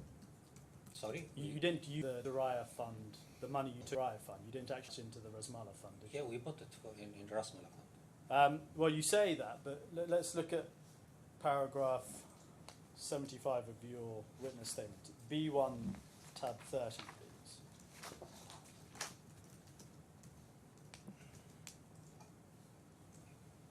So 74, you say that you fully redeemed your account with Diraya. 75, you say these funds were then temporarily placed with the Muhabara Fund, Al Bilad Investment Company, while we awaited Ribble account opening. Although we had intended to use these funds to invest in the fund, we did not need to, because between 28th of February 2019, when we withdrew our funds from Diraya Fund, and 28th of March 2019, when we first invested in the fund, we had received fresh investments in the ALAWWAL fund. So you didn't actually use the money you redeemed from Diraya to invest in the fund, did you? We redeemed from Diraya in order to invest with the Ripple fund. Yes, but the question is... While we were waiting to complete the opening account, we received fresh money. So you didn't use the Diraya money to invest in the RASMALA fund, did you? It's I don't know how you want me to differentiate between the same banknote. It's not the same. Well, when you invested with Al Bilad, for example, Yeah. and then you had the fresh investments come in, Yeah. did you leave the investment with Al Bilad in whilst you used the fresh money to No, invest we in redeemed RASMALA? From Al Bilad? Yeah. When did you redeem from Al Bilad? At that time, I'm not. I don't have the accurate date right now. You're not sure, but you didn't put money back into Diraya at that time, did you? No, we don't. You didn't. And in actual fact, there was at that time a list of approved trade finance funds that ALAWWAL would invest into, wasn't there? Again? Well, there was a list of approved trade finance funds that ALAWWAL was prepared to invest into at that time. Only at that time, Yeah. we approved for AGC and Ripple and the Diraya fund, which already withdrew the money from. Well, let's take a look at it. Can I go to G2210MT, please?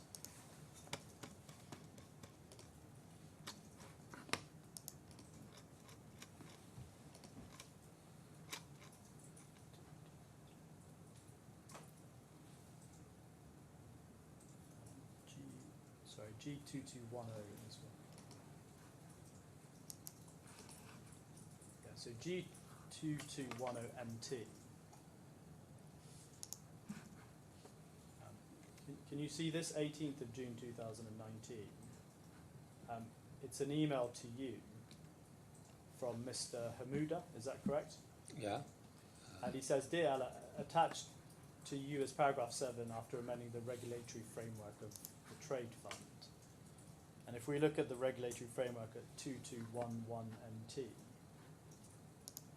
that's the English translation. So can you see this document? It's the organizational framework for the ALAWWAL dollar trading fund for 2019. And then can you see number 5, approved trading funds list? Yeah. So if we scroll down to page 3, we can see here you say list of approved trade finance funds. There's 3 that have been approved: RASMALA, AGC, and IBDA investment banks. Apologies, sorry. And- I'm sorry, I can't see where this 3 is. Oh, sorry, it's G2211MT. Oh, sorry, I was on two. No, I'm sure I fudged the reference. So 221MT of the G bundle. 221 MT. 2,211 Right, MT. got it. Thank you. And page 3 of that. Yeah. So you can see at the top of it is a table, fourth list of approved trade finance funds. Then there's free funds listed, and then there's a note below that says the fund manager will expand the target base to 5 by the end of 2019.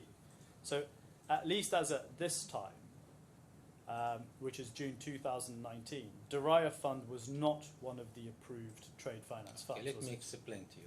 No, just if you could answer the question first. Diraya, it's not nothing related to. There is no relation between Diraya Fund and the ALAWWAL Trade Finance Fund. We have two accounts with Ripple, one for the Trade Finance Fund and the other for money market fund, other money market fund. The money we withdraw from Diraya, it's relating to other ALAWWAL funds, not for the Trade Finance Fund. But at this time, you were looking for investment in trade finance funds. And Deraya, as I understood it, was a trade finance fund. It is a trade finance fund, Diraya. Yeah. And the ALAWWAL, the other account with Ripple, it's relating to ALAWWAL money market other fund, not ALAWWAL trade finance fund. So you're saying, Mr. Alibrim, This is two different accounts with Ripple. but you're saying that you took out money out of a trade finance fund which you were going to invest in RASMALA. You then didn't invest that money that you redeemed into RASMALA, and you put it into another fund altogether, which you said was temporary. The source of money we took it or we withdraw from Diraya, it's not. It's for other fund, for ALAWWAL money market fund. It's not for the trade finance fund. It's not belong to ALAWWAL trade finance fund. We withdraw from Diraya in order to invest it with Ripple fund. Could you answer Mr. Berry's first question, just so I understand this? At this stage, for the purposes of these approved funds, was the Diraya Fund an approved trade finance fund? No, it's not. It wasn't approved. And was it ever an approved trade It was finance? ever. Okay. For our trade finance fund, Sorry, I just wanted to get an answer to the first question. Yes. No, I'm grateful, Your Honour.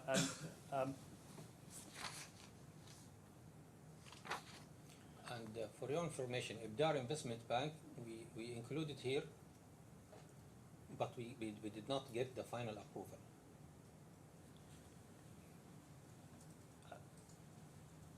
And sorry, just to finish off that, despite the fact that the Diraya Investment Fund wasn't on this list, ALAWWAL, using money from what I'm thinking of as another pot at the moment, did invest in Diraya. Is that correct? Yes. Again, just let me. Can you repeat again the question? Although Diraya wasn't an approved trade finance fund, ALAWWAL did invest in Diraya, but using money from what I referred to as another pot. It internally allocated money from elsewhere to that fund. Is that right? From other fund, from other money market fund, not from the same fund. From another money market fund. Yeah. All right. I just wanted to follow up on that. After you redeemed the 23 million riyals from Diraya, did ALAWWAL make a further investment into Diraya after 2019? No. I have no more questions. Thank you. Re-examination? I don't have any re-examination. I don't have any further questions. I've asked the ones that I wanted to during the course. Thank you very much. You're free to leave or to stay as you wish. I would stay, but I need to answer your question. You asked me yesterday about how to the definition of low-risk investments. How to do. Well, if you.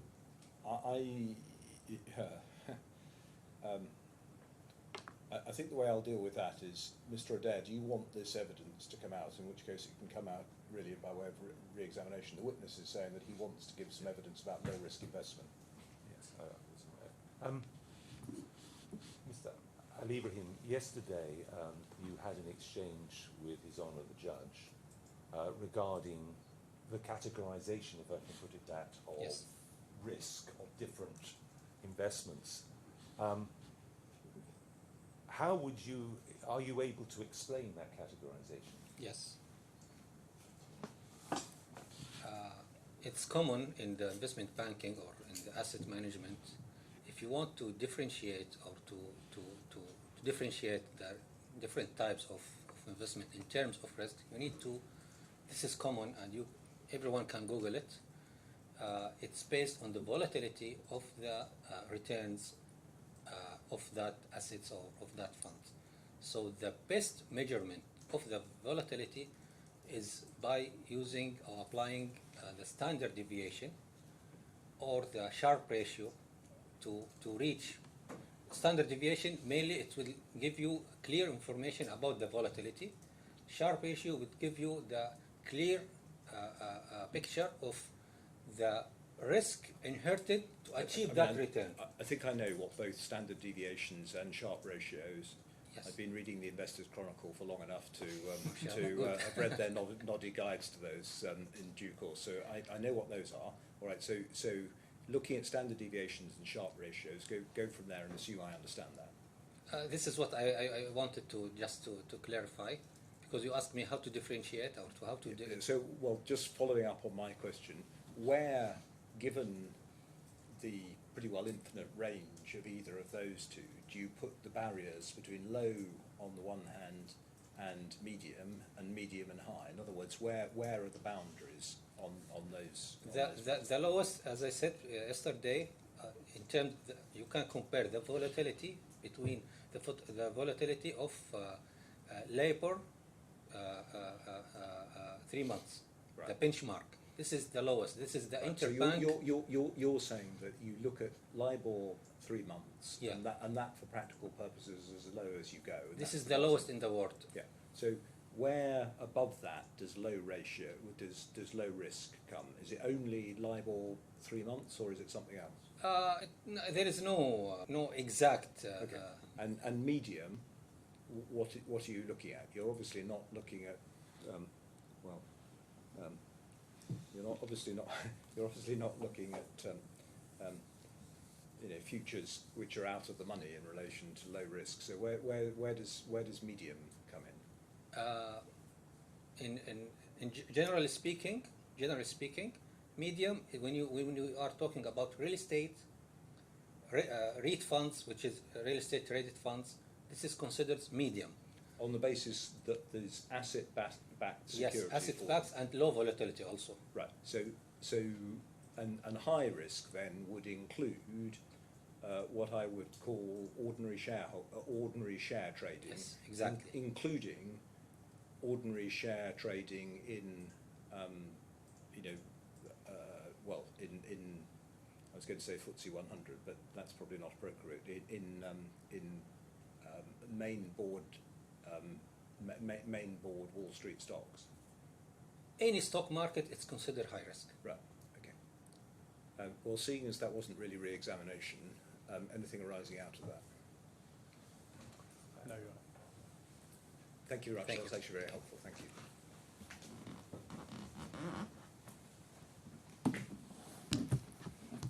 With Your Honour's permission, I would like now to call Mr. Malaka. Yes.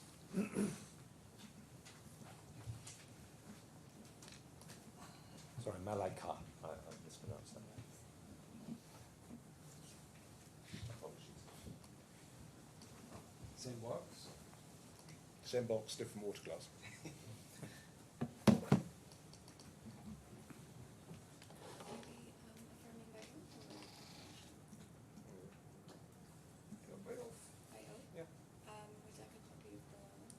There's a copy of the Quran there. Yeah. Can you please? Yeah. Thank you. May I please proceed on? Can you please confirm your name and occupation for the court's record? It's Faisal Malaika. I'm the CEO of ALAWWAL Capital. Please repeat after me. I swear by the Almighty God I swear by the Almighty God that I will say nothing but the truth. that I will say nothing but the truth. Please do sit down, make yourself comfortable.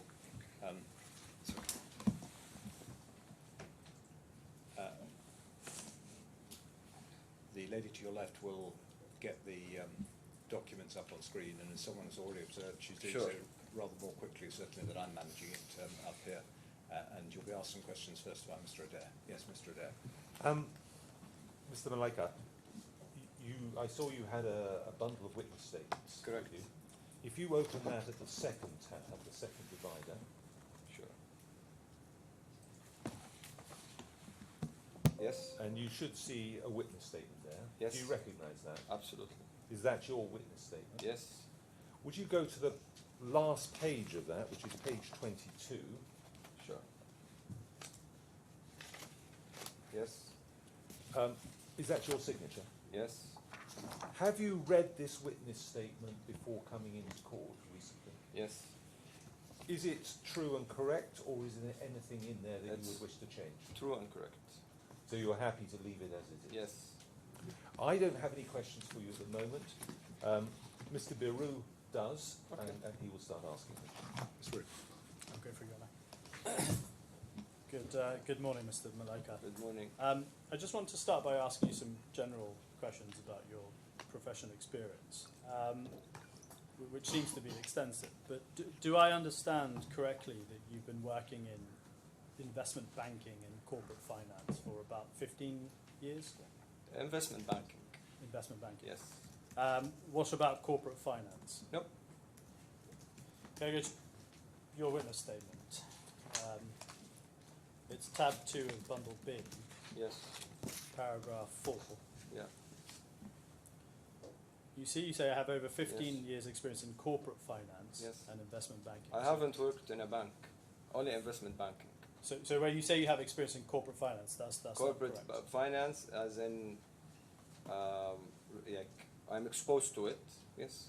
I didn't work in corporate finance. And you've been CEO of ALAWWAL since 2014, is that correct? Correct. So quite a long time, about 11 years you've held that position. At the time, I mean, since then, yes, 11.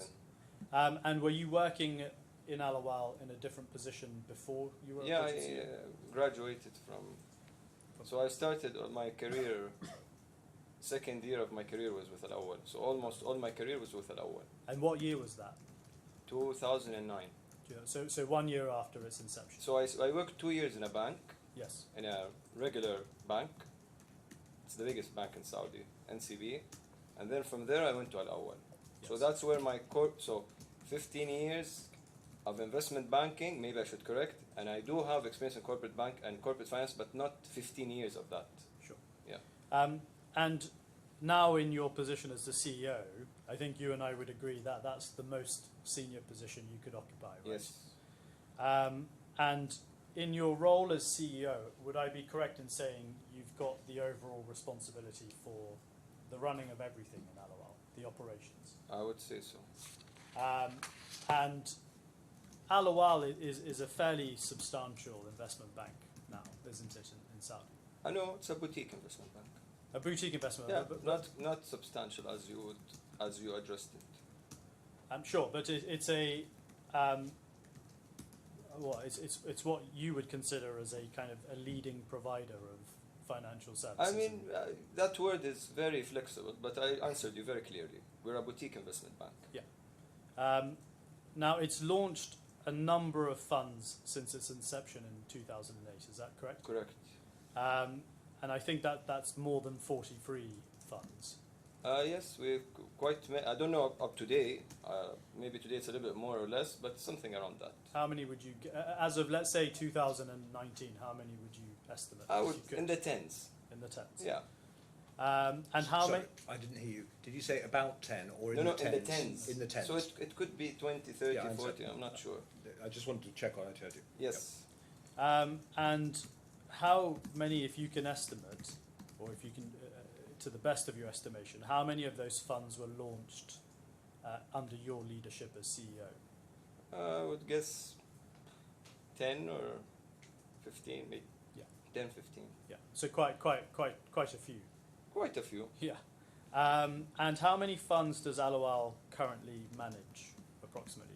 Oh, I would have to go each because we have an equity unit and we have a real estate unit. I would say we have 8 or 10. Yeah. Yeah. And given that you oversee ALAWWAL's operations, which includes a number of these funds in different departments, would I be fair in saying that you're someone who then is very familiar with fund structures, how they operate, and so forth? Yeah, but you know, that's again, so I have a lot of experience with what's going on in Saudi. I'm not saying I have experience in world or global kind of funds, no. But ALAWWAL invests in other funds that are not restricted to just Saudi, is that right? Yes, but I'm not an expert in that. You're not an expert? No. But you have what I would say is more knowledge than most. Given Absolutely, more than the average person. Yeah. And presumably you're familiar with the process which a fund will go through to attract potential investors. Yeah, absolutely. Yeah. And one of those things is obviously client interactions, right? You have to go out, meet clients. Correct. And I assume in your role as a CEO, that's one of the things that you probably have to do is go out as the senior individual. When it entails, Yeah. if it's I do. Well, maintaining client relationships, Yes. that's one of Part your of my responsibilities. yes, absolutely. Yeah. And I'm sure, given how long your career has been and what ALAWWAL does, it's no doubt you would have read a number of kind of offering memorandums of funds. Is that fair to say? Yeah. Now, I'm not going to ask you for an exact number, but would you say you've read, what, tens of them, hundreds of them? No, I wouldn't say hundreds, not at all. Tens? Few. I mean, yeah, I read whatever I'm personally, like if something that I'm personally interested in investing in, yeah. But I have a team to read. If it's something that's related to our different departments, then they would do that. Yeah. But if it's something I personally want our company to invest in, I usually look at it. But I'm not gonna lie and say I read page to page. Yeah. I'm not. That's absolutely. I never read a whole prospectus from the first letter to the last dot. I usually look at what I need to see. And again, in terms of marketing documents, you know, what funds send Yes, out to market yes, the funds, yes. PowerPoints, flyers, fact sheets. Yeah. Presumably, you've seen Yeah, many. many of Many, those. many. Would those probably be? They're probably more than offering memorandums you've seen. Yes, because usually that's what you see, Yeah. and then if we're interested, then we look at the offering memorandum. Yeah. So you get sent a marketing material, so presentations, fact Yes, sheets. correct. You look at that. If you're interested, Yeah. then you ask for the terms and the details of the fund. Yes, but there's something important. So usually the terms and conditions do not detail a lot of the questions that we might have or be interested in.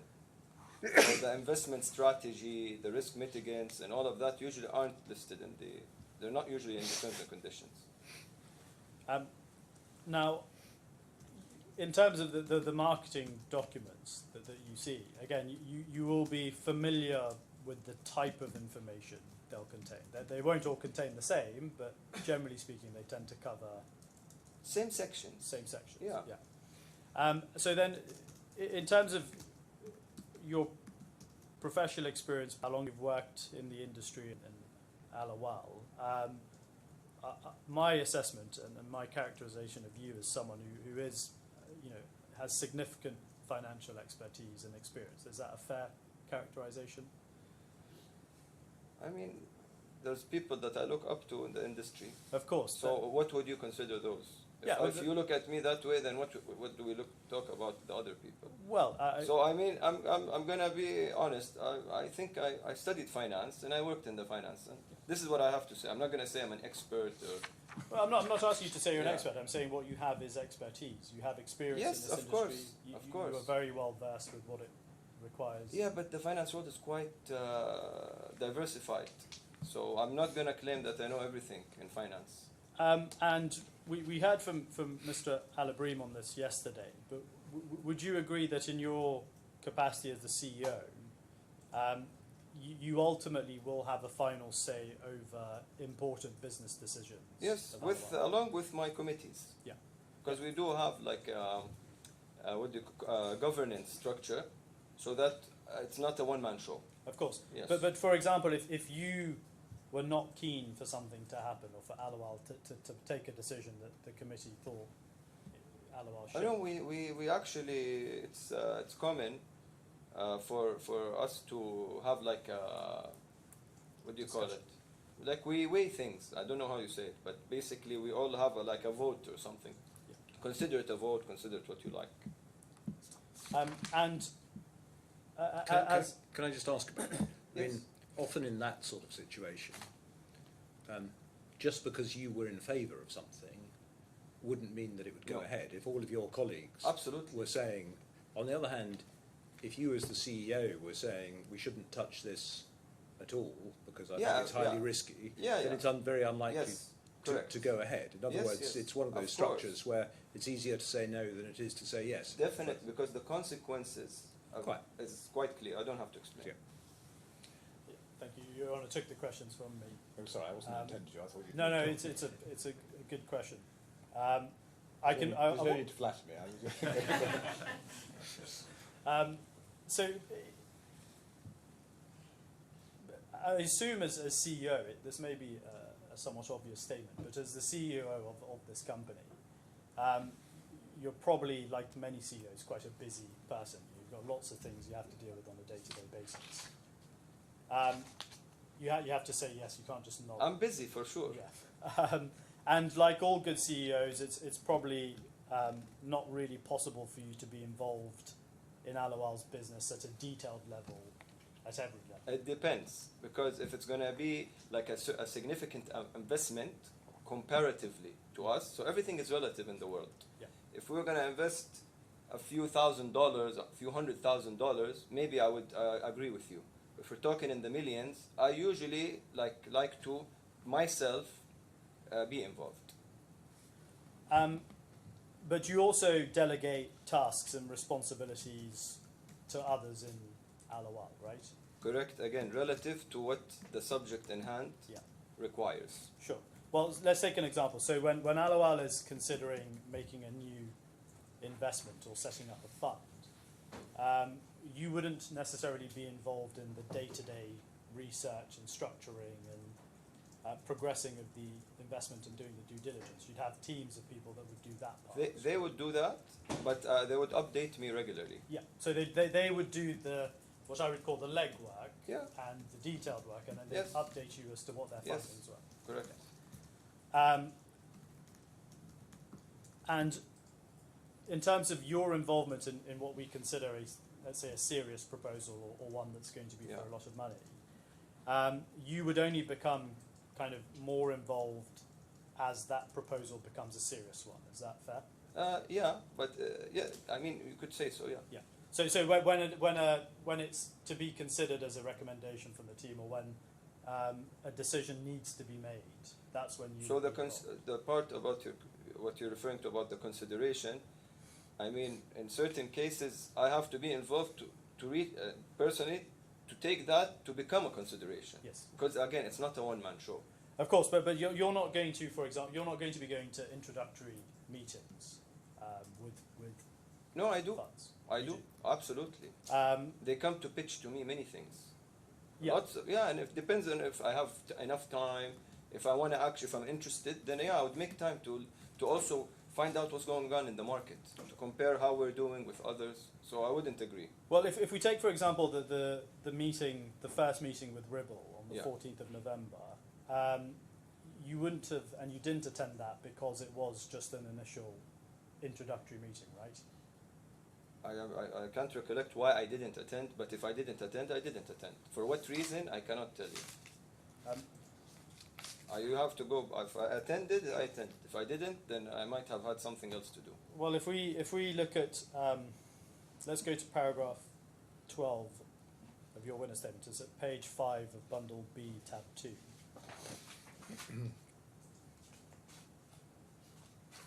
Okay. Paragraph 12, you talk about the meeting for the first time. Yeah. And then 3 lines down, you say, as it was an initial introductory meeting, I did not attend. Yeah. So that would suggest that because it's an initial introductory meeting, that's not necessarily something you would go to. Again, if you go back to the previous answer I gave you, it depends on my priorities. I have many priorities. I make my time depending on what I think is worth my time and what's not. If in that day I didn't think it was important, I would, but it's not a general rule. It's not a rule, so I wouldn't agree with your statement. Well, yeah, as you say, it depends what else you've got on. But, Yeah. but introductory meetings, for example, like this. I've had many. You've had many. Many. And then let's focus on this example, where a process is underway to determine whether you want to invest in the fund, i.e., let's call it the research Yeah. stage. That's likely to be left to your team to do, as opposed to something that you're going to be involved with. where Again, you have it's other not. things It's to not do. a rule. It's not. It's not a rule, but no. just Depends. normally. No, depends. So as the CEO, where you are busy with lots of things to do, you will go to a lot of introductory meetings. Absolutely, because a lot of these introductory meetings, they want ALAWWAL to prop with its own capital in those investments.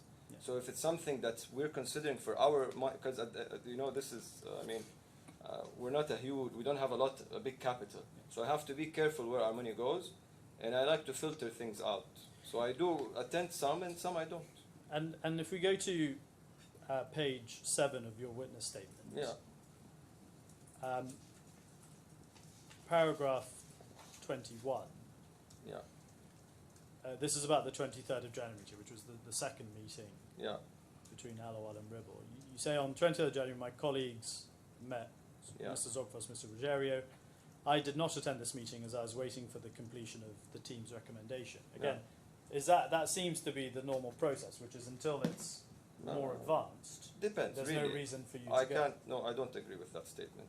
I told you it's very relative, and it depends on my time and my priorities, and that's how I do things. So at least at this time. And this time, if I said that, then it's true. Yeah. So you were prepared to leave it to your team to take this forward. You I didn't don't feel know the what need was to be the involved. what was the subject of that meeting. It's just meetings with. It's a meeting with Ribble. Then maybe I didn't have to. I don't know. That's probably why I decided not to attend. And Mr. Al Ibrahim, who's been helpful in assisting the court for the last day Yeah. and a bit, he's ALAWWAL's head of capital markets. He's the head of DPMs and equity markets. DPM's HR. So Yeah. and that's a senior position. Yes. In ALAWWAL. Yes. Did you appoint him to that position? Well, I have to. I can't remember now Okay. because again, the company is not a one-man show. We have a board, and a lot of the governance happens through the board, through the committees. So I cannot claim that I made that decision. But let me rephrase it then. Is that a position that he worked his way up to during your time as CEO? Not doing no, because I was there even before. So he was there even before I was CEO. Yeah. So was he occupying these positions before you were CEO? I can't remember which year he was appointed as the head, but he worked. Me and him, we were colleagues. We worked for 15 years together, but I can't go back in history and find out when and what happened. And we heard from him yesterday, but he's been there pretty much since around the same time as you, from about a year after the fund was, ALAWWAL was set up. Yeah, but he wasn't the head of the unit at that time. No, but he started. Ah, working yes, at yes, ALAWWAL he around was the with same us. time. Yes, correct. And would it be fair to say that he's been appointed to this senior position because of the trust and confidence that ALAWWAL places in him? Correct. Yes. And during his tenure with ALAWWAL, it's also true he has been trusted with running a number of funds himself. Yes. He's been given the responsibility of those funds. To manage them To manage them, with yeah, his team. with his team. Yeah. But as the head of that team, ultimately he's Yeah. the one responsible. Yes. Yeah. Again, there's committees and governance, so I have to just make that. We cannot make. I'm sure he has some kind of authority beyond which he would need to get back to some committee or. Of course, it's always in these firms. It's a Yeah. collaborative effort from Yes, the team. exactly. But you have a head who's Yes, responsible. absolutely. For taking Day to day, yes. Yeah. And well, for example, he's been running the ALAWWAL Saudi Stock Market Fund for about 14 years. Yeah. Yeah. So again, would it be fair to describe him from ALAWWAL's perspective as a senior, experienced, and trusted employee Yes. of ALAWWAL? Absolutely. And again, we heard from him yesterday, but he is an expert when it comes to structuring and launching and understanding and operating funds. Would you agree with that? In specific types of funds, Yeah. in Saudi, yeah. And if he brought an investment proposal or recommendation to you as he would Yeah. with his team, it's correct, isn't it, that you would expect him to have kind of fully researched and considered it before he would make a proposal? Is that fair? Sometimes maybe if he finds something interesting, early on he would get my attention. He'll get your attention, but when it comes to presenting it formally or introducing it as something that ALAWWAL should take forward. I mean, if it's interesting and he has some basic something basic to present, he would even early on he could sometimes share that with me. Yeah. But for the purposes of taking that forward, let's say he finds something interesting that Yes. you think is interesting, and you think, okay, we should look into this. Yeah. Then before he would make his final recommendation, as it were, you would expect him to look into all the details Yes. carefully and Yes, fully research. him and so we have a risk. There's a risk department and there's an investment advisory department and then there's this department, but collaboratively, yes, So the whole team. collaborative. Yeah. And if that, let's say ALAWWAL has made a decision, okay, we're going to invest in a particular market or whatever, you would trust him to execute that investment proposal and the recommendation of the Business Development Committee, for example. Again, So if let's say the BDC, well, let's take the RASMALA fund as an Yeah. example. You guys, or investing in trade finance, sorry. Okay. You give the direction, let's look at AGC and let's look at other funds similar Yeah. to AGC. Yeah. You would trust him to go and execute that proposal of looking into the funds, Yeah. getting the investments, and then making the recommendation for which ones to go into. yeah. Your Honour, is this a convenient moment for lunch, assuming we're stopping at 12:30? Yes, it is.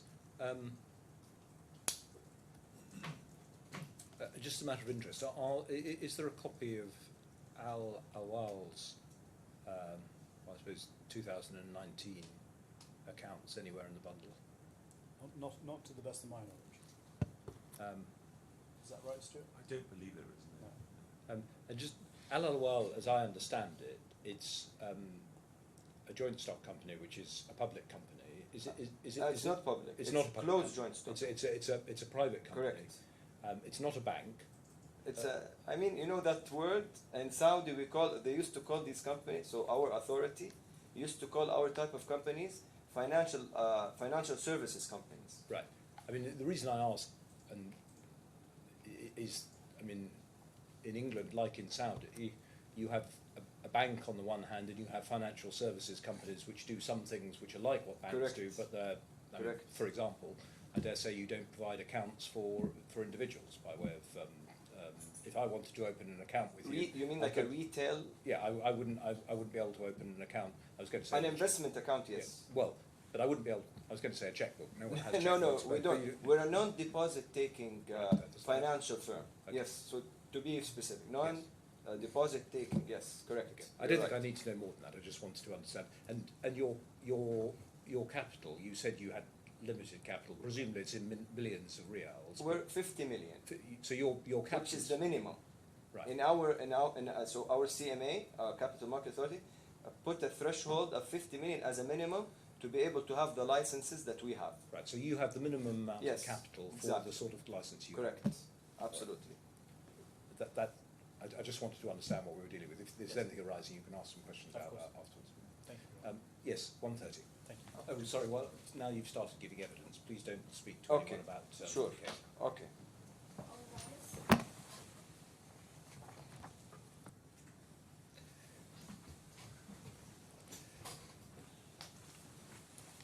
Thank you, Your Honour. Mr. Malika, it's right to say, isn't it, that Mr. Ali Ibrahim was the person at ALAWWAL who was instrumental but also responsible for coming up with the ALAWWAL USD trade finance fund structure. Is that right? He was leading the project. Who's it? It's as you said, it's a team effort, Yeah. but he's ultimately Yeah, yeah. responsible. Correct. Yeah. And he was also the person at ALAWWAL who led the process of gathering information on trade finance funds. Would you agree that? Mainly, but not entirely. Well, he was in charge of the process of gathering Yeah. information. So he may not have been the one to reach out to everyone. He was leading the charge as Yeah. to get it. And he was tasked with that responsibility by who? Was it by you as the CEO? By the BDC, Yeah. yeah. Which would include you, I assume. yes. And we've seen in some of the documents, but as far as you're aware, he was the one who was reaching out to the various fund managers that they were identifying, yes? Yeah. And he was the one attending the meetings with the investment managers for these trade finance funds. Yes. So, for example, with Ribble, we know he attended 3 of the 4 meetings, yes? Yes. And he was also, is it correct to say, leading the due diligence process in respect of the various funds? Yep. And he would report back to you on the information he got out of the meetings and stuff? I with mean- fund managers? Mainly, yeah. Like always, I always see his office is next to mine. So what's going on? This, that, you know. So he would meetings. pop in and then give you an update. We on meet. We have an open door policy. So So it's fair to say, isn't it, that you and the BDC were trusting and relying on him to lead the process of setting up the fund, as well as to source the investments that the fund was going to invest in. The ALAWWAL USD fund. yeah. Can you repeat that last phrase? So you were trusting and relying on him to lead the process of setting up ALAWWAL's fund, Yes. as well as sourcing the trade finance funds. Oh, you that mean it was- identifying Yes, sorry, the yes. potential funds that we could invest in? Yes. Yes. And in terms of your involvement, you weren't involved in the day-to-day process of setting up that ALAWWAL fund, were you? I mean, I'm the. At the end of the day, I'm the person in charge of everything. So you can You- take it. I mean, however you like to. Sure. Yeah. Because the board, at the end of the day, would meet with me, Faisal. What happened with this? What happened with that? So the ultimate responsibility comes upon me. But he was, of course, the person day to day, as you said. Exactly. So I'm not talking about who's ultimately Yes. responsible. Yes. Yes. CEO, Buck lies with Yes. you, Yes. get that. But in terms of, day-to-day, we've got Yes. your evidence on it. Now, there were a number of meetings between ALAWWAL and Ribble between November 2018 and February 2019. So there was 4, the 14th of November, 23rd of Jan 2019, 6th of February, Correct. and 25th of February. You mention all 4 of those statements, but I think you agree in terms of your involvement, you only attended the one meeting on the 6th of February. Yeah. Physically, I attended the 6th of February. Correct. Yeah. It's right here. It's like 1 minute, I think, walk from here. Sure. So then it's true, isn't it, that you have no direct knowledge of what was discussed at any of the other meetings? No, not true. No, I don't agree. We, of course, I would always be updated. I'm not talking about update, I'm talking about direct knowledge. You were not in the room in those If 3 it's, other meetings. I mean, if it says I was. If I wasn't, I wasn't. So, and if you Directly, wasn't, physically. so then, and if you wasn't in the room, then you don't know what Then was discussed. you cannot consider directly as the term you used. Correct. Yeah. But let's not go in roundabouts. So I'm looking for a simple answer here. If you were not at a meeting, Yes. you're not aware of what was actually discussed in that meeting. I right? mean, what I don't understand the question. Obviously, if I wasn't there, Yes. then how? So I go use the your word answer. directly. So if I'm there directly, however you define it, I cannot know. But I was aware what was discussed. I was aware. You were aware after the meeting started. Absolutely. Yeah. That's, So, and Yeah. you were here yesterday, I think, in court listening to Mr. Al-Ibrahim giving evidence. Yeah. Is that right? Were you here for the whole? I mean, maybe if I went to the bathroom, maybe I missed something, but Yes. I was there. But you were here for most of it. Yeah. So you will have heard his evidence where he and I agreed on a number of things about trade finance generally. And he said there are, and I agree with him, about 5 or 6 types of different trade financing. Yes. So trade financing is not all the one, it's not all the same transaction. Okay. Would you agree with that, with his assessment of that? Yes. And one of the things, again, that we discussed and I think we agreed on was that what differentiates the different types of transactions includes the security that may underpin a particular transaction. So would you you agree with his assessment on that? Yes. So I now want to turn to the meeting that Yes. you were at, and therefore I think we would agree you have direct Yes. knowledge of. Correct. Now, did you travel to Dubai that day specifically for that meeting? Absolutely. Well, I think I arrived the night before, Yeah. but I only came to discuss the trade finance team with the RASMALA people in charge of that fund. And were you only, you flew in the night before, were you only here for that day? the Absolutely. 6th? So you flew back to Saudi on the 6th? Maybe the same night or the second day, yes. And you're saying you only flew in for the meeting with Ribble? For trade, to discuss the trade finance fund. With Ribble only? Absolutely. So you didn't meet anyone else whilst No. you were here? That's not correct, is it? You did have other meetings on the 6th. I'm talking about my recollection of my meeting with Ribble. I don't know, I might have had lunch with somebody, I might have went, I don't know.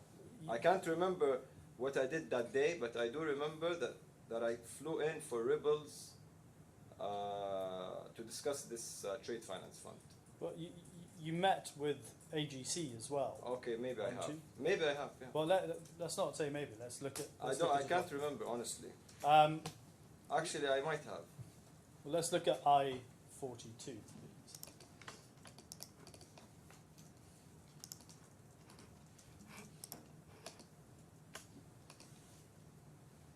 Okay, so okay.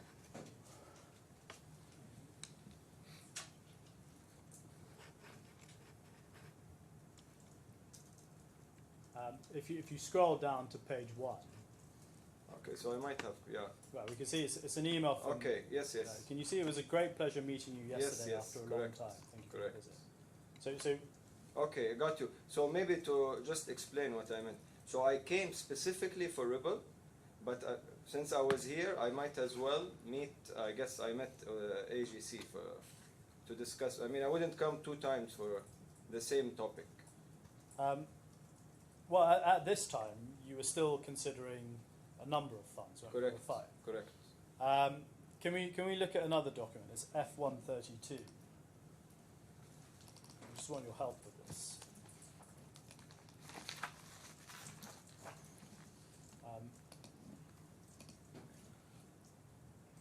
Have you got? So this is an email from you to Mr. Ali Ibrahim on the 21st of January. So, Okay. so about 2 weeks before, Okay. 3 weeks before. You say, please coordinate with counterparties for our trade finance fund for our visit to Dubai on the Okay. 6th of February. So Sure. that would suggest it's Yes, more yes, than I Ribble. guess, yeah, but I came specifically for the trade finance fund. Yeah. So, I mean, I get what your point is, but Well, I haven't made a point yet. I'm asking a question. no, I know where, I mean, I Um, understand. But Okay. please, just let Yeah. let me ask Sure, the sure. question. It's not helpful if we're both speaking Absolutely. at the same time. Sorry, Right. sorry, what was the reference? F? F132, Your Honour? Oh, sorry. So, just to rephrase, I came for our trade finance fund specifically. Okay. Yes, but Yes, for the trade. I didn't come for any other topic, but I might have forgot about this meeting. well, Okay. it's possible you may have met other people other than honestly, just... I'll be honest. I honestly forgot about this meeting, but I might have. Correct. So you may have met more than No, just I Ribble don't and think AGC. so. I don't think, because you know how I know? Because at the end we only invested with these 2.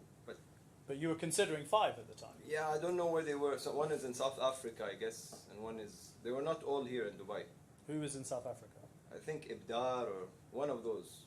Ibdar was South Africa? I can't remember, honestly. I can't remember. But I think not all of them are in Dubai. And do you recall other than those 2 meetings? Now that you, I mean, brought the AGC, I remember that one, correct. I remember Osama, the person I met in AGC. Also here in the DIFC. So other than those 2 meetings on that day, do you recall meeting anyone else, even if it wasn't trade finance? I don't know. I can't remember, no. But it's a possibility you would have had other I mean, meetings. because this came up, so yes, maybe. And you had asked Mr. Ali Ibrahim to arrange that meeting with Ribble for you, hadn't you? That's the email we just looked at. Or did I send it, or no, I'm not sure. Well, But somebody in my company coordinated with Ribble. well, we just looked at the email. It was Okay, then if it 132. says that, then it's correct. Well, let's be precise here. at 132, the email we just looked at, where you say, "Dear Ella, please coordinate with counterparties for our trade finance fund for our visit to Dubai on the 6th of February, Okay. anytime between 10 a.m. to 3 p.m. Okay. That's you asking him to arrange the meeting with Ribble Okay. and AGC. And But did he actually else. end up doing that? I cannot. Like, well, I'm not asking you what he ended up doing. I'm asking. I you sent whether- this email to Yes. answer. I sent this email. Yes. And Mr. Ibrahim himself didn't attend the meeting on the 6th of February. It was me and Suhail only. Yeah. And prior to the 6th of February meeting, you had never met or spoken to anyone from Ribble before, is that correct? I might have maybe saw what's his name, Ruggiero, the salesperson. He might have been in our office, and I might have seen him. When? Might have. I just said You might have, but you if he was can't- physically in our office premises, Yeah. it means that it could have possibly been hi, bye, but maybe not like a official meeting. Okay, so let me try another question then. You wouldn't have had any substantive discussion with anyone from Ribble prior to your meeting on the 6th of February? I mean, what does it say in my witness? Whatever it says, please ask me, because I cannot honestly go back. I want to know what's in the witness statement. That's not how it works, Mr. Malika. I'm asking you questions. If you want to refer to your statement, Yeah, I you refer can, to whatever as because but I can't answer your question. just to let you know, when I didn't put all of this from the top of my head. I actually went through my emails, my flights, I had to do some homework and remember how everything happened and unfolded. Like, I don't remember what happened 5 years ago in Dubai, or I mean in what I ate and where I slept and what time my flight left. I can't remember that. Did you draft your witness statement yourself? I put the events, but then they were prepared by our legal counsel. But it's everything that says here happened. I didn't write this physically, but chronologically, all the events and everything I said that happened, yes, it's my work. Well, you say it's your work, but when I took you earlier to your experience in corporate financing, you said you didn't have any experience, but yet your Yeah, witness statement so said just, that. and I corrected you and I said 15 years of investment banking, including corporate finance. And I told you I had 2 years at the biggest bank in Saudi. So- That would represent my experience in the corporate finance.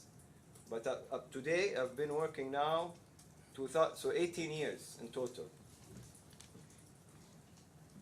And you just said, you had to go through everything to check it because it was 5 years ago. Yeah. So you didn't recollect what happened 5 years ago because obviously it happened No, 5 years but ago. okay, just to make it clear. I remember what happened in the meeting because I came specifically Yeah. for this meeting and to meet the people in RASMALA. So take it for what it is, but that's what happened. And we go back to the question I asked originally. Then prior to this meeting, other than a potential run-in with Mr. Lamonaco, you hadn't spoken to anyone else at Ribble, had you? Spoken physically or by phone. Either. Had you had a phone conversation with anyone from Ribble prior to the 6th? Personally, I don't remember that. You don't no. remember. Did you have a physical meeting with anyone from Ribble prior to the 6th of February? If they were in our offices, I might have met someone. But you don't recall. You don't remember meeting someone from Ribble. I might have met what's his name, Ruggiero. He's the only one you think you might have That's the met. person I remember. Okay. And you didn't have any email exchanges from anyone from Ribble prior to the prior to the 6th of I might have been copied in emails. So, I know you say you can't remember a lot of things, but would it be fair to say that the 6th of February would be the first time you were sitting down with representatives at Ribble to have a discussion, Yes. a full discussion? Yes. And it's right, isn't it, that you hadn't identified any specific questions or agendas? No, I came, so again, going back 2 minutes back, I told you I came specifically to meet the team in charge of the Trade Finance Fund in Ribble. And when I came, they actually had the persons that were in charge of the Trade Finance Fund specifically. So it wasn't like I didn't come just to say hi or have a cup of coffee. But you didn't, well, my question was, you didn't send in advance of your meeting to Ribble any questions or agenda about what you wanted the meeting to be No, about. we told them we're doing a site visit as part of our due diligence on the trade finance fund. And that's it. That's all you said. You didn't say, this is what I'm interested in They talking know to we you came, about. they knew we were coming for the trade finance fund. Ribble had actually asked for an agenda. They asked if there was any specific So topics. Ala might have provided something. No. Well, would he, if that request was made of Mr. Alibrahim, would he have spoken to you about it? Perhaps. Would he have come and said, well, you're having a meeting with them, they've asked if there's any specific topics, do you want me to say anything? Do you remember if he said that? If that happened, he would have known it would have been about the trade finance fund. Well, let's look at what he says. So Okay. F155. And I'm aware this is not a document that it's not an email you sent, Mr. Malachi, but just want to understand the process. Okay, so exactly what I expected. So you see just middle, Yeah. Mrs. Ogfa sends anything in particular we need to cover, some agenda or key points they wish for us to cover.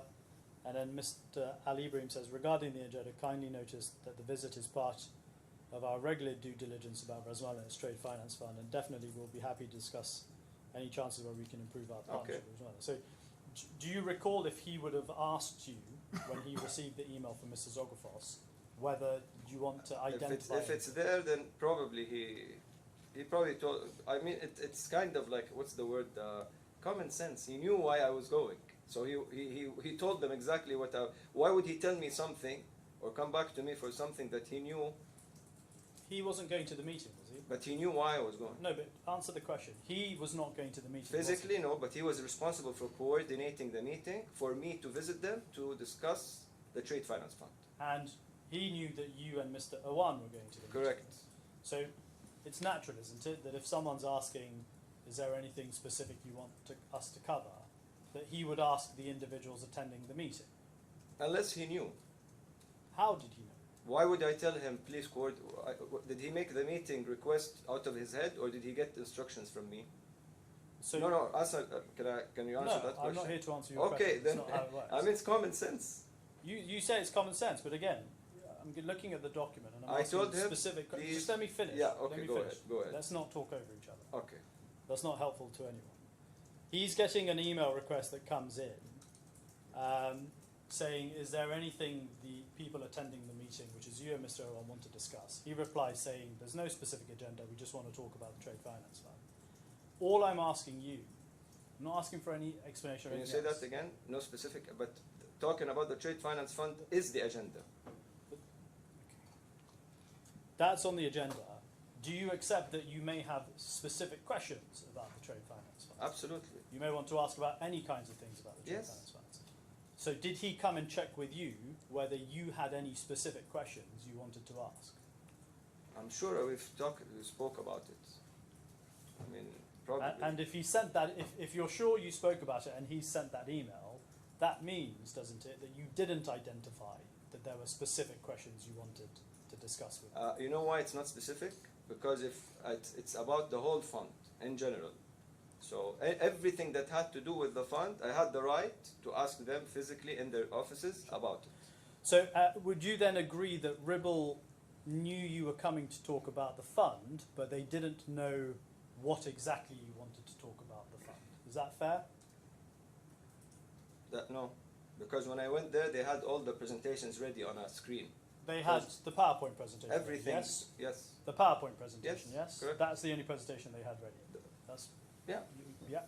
So what I'm asking you, and I'm going to ask you once more, and then I'm going to move on Yeah. if you don't want to answer it. Would you agree with me that based on that email, Ribble knew you were coming to talk about the fund generally, but they did not know whether you had any specific queries about the fund? Honestly, I don't know how to answer this question. And I honestly don't know how to answer. from their perspective, you're the CEO of ALAWWAL, right? Yeah. And you're coming to Dubai to meet them for the first time. Correct. Yes? So this is their first introduction to you, yes? Physically, yeah. Probably, Physically. yeah. Well, you say physically. I'm saying because maybe through emails I might have been introduced somehow.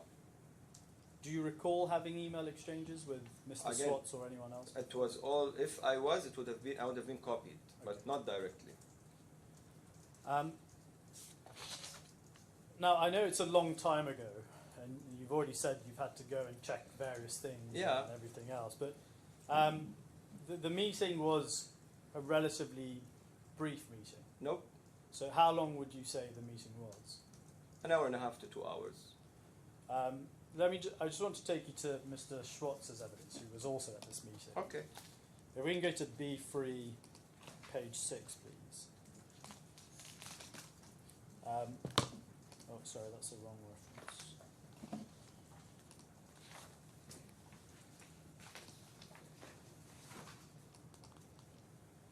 Sorry, Mr. Malachi, just bear with me.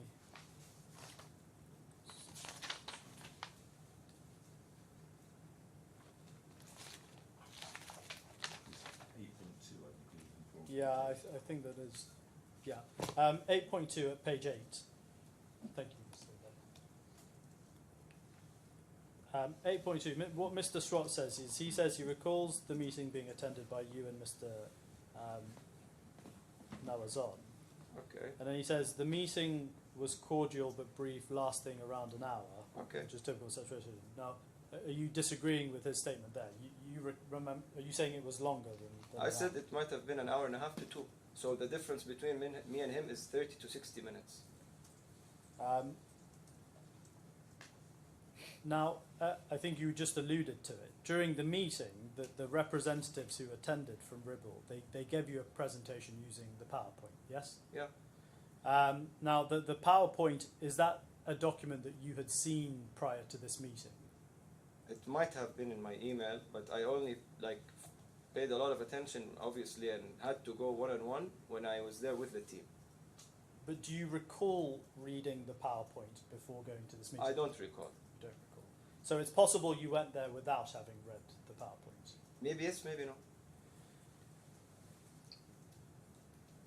Well, do you recall, you said Mr. Ali Ibrahim's office was next to you and he would update you. Yeah. Do you recall him talking to you about the PowerPoint and what was included in there?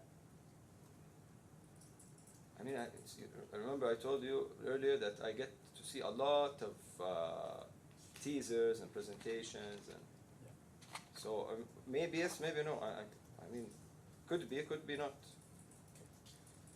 You've subsequently, I assume, read the PowerPoint.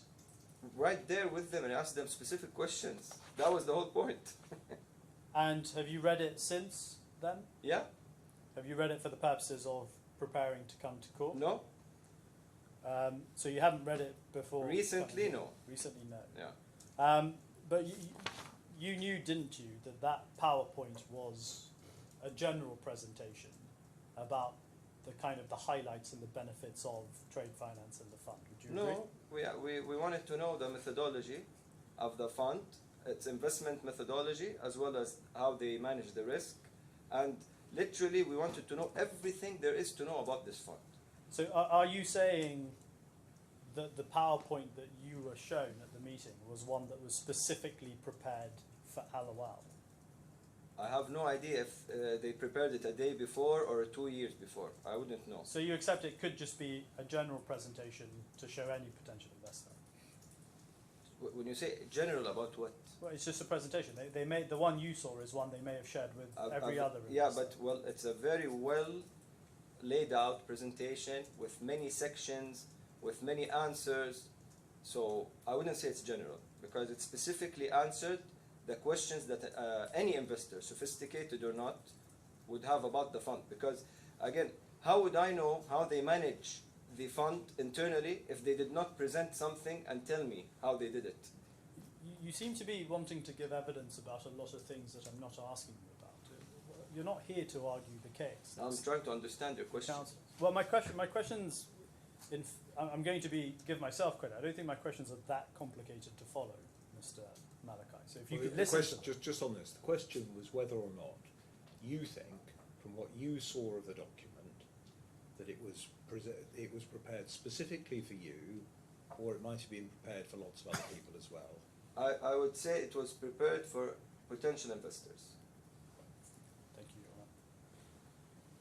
Your Honor. Now, the meeting itself, is it fair to say that that served two purposes? The first is it was a meet and greet between you and some other members of Ribble, including some senior members of Ribble. And the second was it was an opportunity for them to obviously tell you about the fund. Do you agree? Those are the two purposes. I didn't come to meet and greet, no. I came here to understand how Ribble managed their fund. Well, it was important for you to meet the members of Ribble, wasn't it? It was important for you to meet and understand who they were.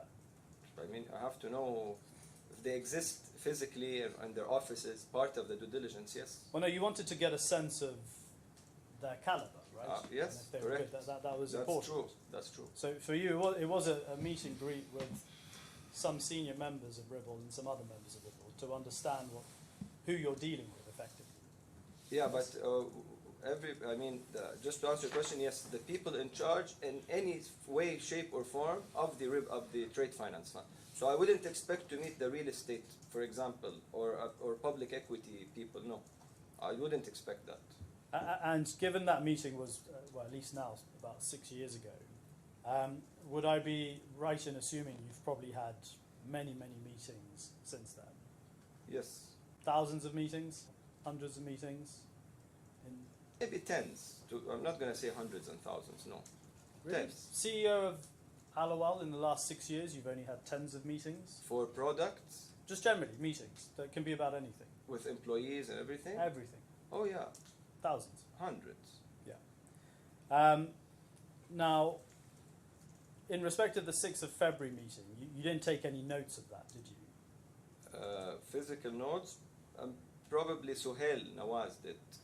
Well, we haven't received any notes from Mr. Yeah. Nawaz. So He probably wrote it in a paper and then went back and.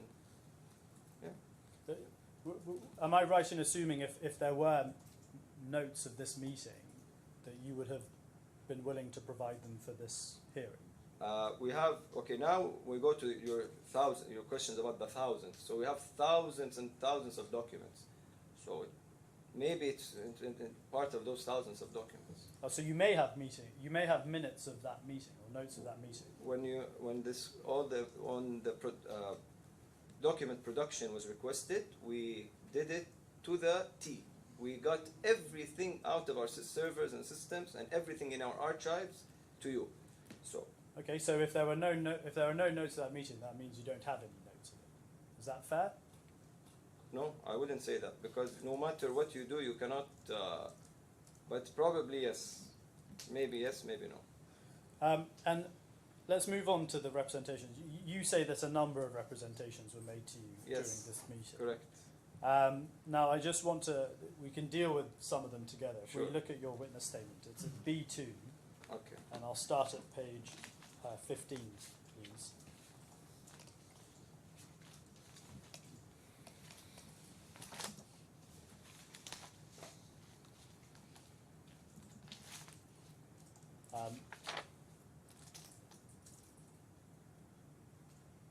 So, sorry, it may be worth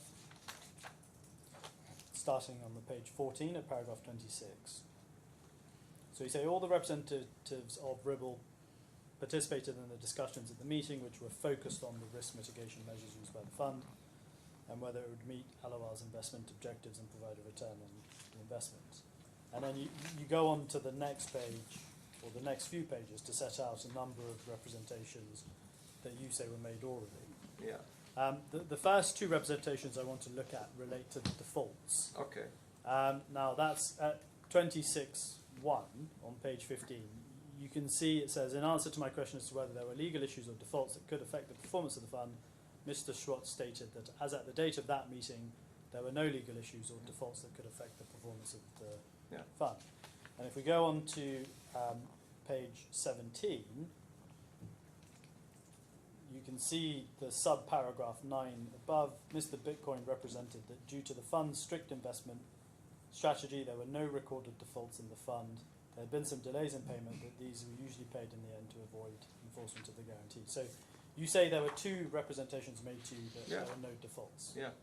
Um, They said that some like minor things, but nothing of significance, basically.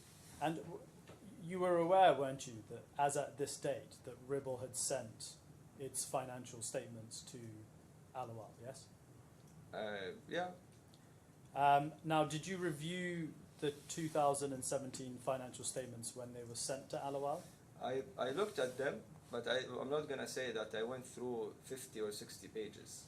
Well, there were only 35. Did you go through 35 pages? I looked at what I need to look at, which are the balance sheet, the income statement, the cash flows, all of that. So no notes.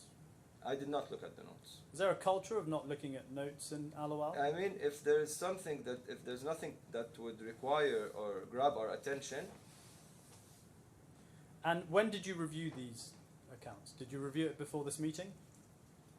I mean, probably around it, Around- just before or after. Just before or after? Yeah. Now you've reviewed them since these proceedings have commenced. The Yes. 2017 accounts. Yes. And they're referred to in what's known as the particulars of claim, which you signed. Yes. Now, I'm not asking you about what you knew at the time or what you read, but you're aware, having read them for the purposes of these proceedings, that they do refer to defaults and legal actions, yes? Can I answer that question? Yes, that's why I've So asked. I looked at them when we were informed that there was defaults, when they told us that the fund was going through problems due to COVID. I went online and Googled Ribble, and then these cases popped up. That they had 2 cases, I think in the UK or Scotland and in India, and then that prompted me to go back to the notes. Because Why did that prompt you to go to the notes? because they told us there's no defaults. So you went to the notes because you thought that may have reported defaults? When I see what they told us, Well, exactly. This is what I'm trying to understand. So you Google, you yes, see that there are cases in different jurisdictions, yes, and your reaction is, let me look at the notes of the financial statements. I had to go review everything again, Why did you not do that before? because we were informed that there's no defaults and no legal cases. And do you just trust everything that anyone would tell you? Why would you not I mean, independently verify if it this yourself? was presented by the top management of the company in a presentation and an RFP or a DDQ, then I do trust what I do get. But you're also sophisticated individuals Yes. running a sophisticated Yes. operation. Yes. So you're willing to just rely without verifying, notwithstanding that you're doing your own due diligence, you're happy to just take at face value whatever If someone's telling you. something is documented and says no, we have no defaults, we have no legal cases, yeah. So obviously once you've gone through Google and you've looked at the accounts, you obviously see there are references to defaults and legal actions there, yes? I saw that they had something with Farland or Medtrade, one of those. But both. The 2017 accounts refer to both, yes? So you agree if those had been reviewed by ALAWWAL before going into the investment, they would have revealed that there were in fact I mean, defaults. if I recollect, when we looked at the notes, it said that they had, I think, around $4 million in, like a questionable $4 million that they believed that they would eventually collect. So, But it still records a default. I mean, $4 million out of a $300 million fund represents around 1%. It's not really an alarming. I So you wouldn't don't consider it to be a default that you need 1% and is not an alarming. When we found out that they actually had $20 million, then that would be alarming. But the Farlin, we can go to it if you want, but the Farlin reporting at the end of it talks about a much larger sum than $4 million. So Yeah, what reporting? I didn't catch it. The Farlin, the report about Farlin. That talks about a there's much bigger sum, doesn't it? Where is that report? Let's go to, it's at F28, and if we go to page 63,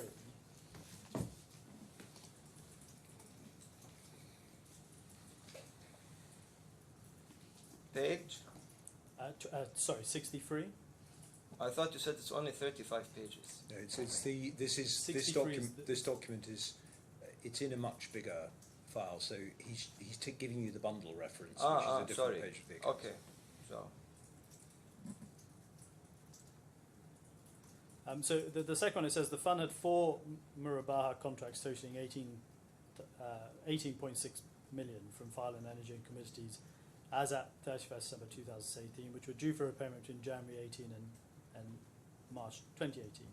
Subsequent to the okay. year end, 3 of these contracts totaling 14 USD thousand were fully repaid, whilst the fourth contract of 4.2 million remains outstanding. The due date for repayment of this contract was 29th of March 2018. The directors are in discussion with Farland, who committed to repayment of the outstanding amount with delayed charges. Okay. So we've got the Metrade at 4 million. You've got Farland here at least. Yeah, at but 4 it says million. that they're going. It says that they're in discussion and committed to repayment. So then you wouldn't consider these to be.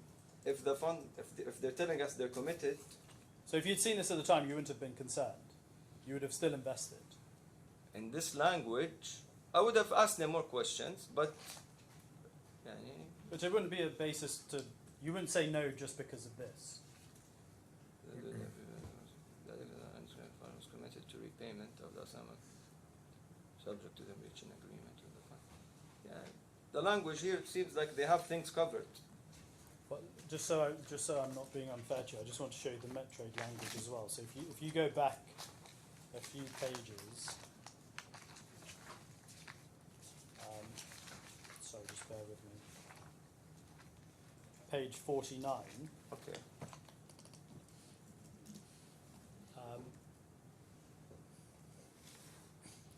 So it's 3.1b. Okay. If we look at the top, it's saying the balance is 14.3 million. Can I ask you a question? No. Okay. The next paragraph is the receivables from Metrade are covered by credit insurance of 10.2 million. And Okay. then the next paragraph says the fund has filed a case against Metrade and a guarantor in the UAE, as well as a guarantor of Metrade receivables in Delhi. And then the final paragraph says no impairment loss has been taken against Metrade exposure.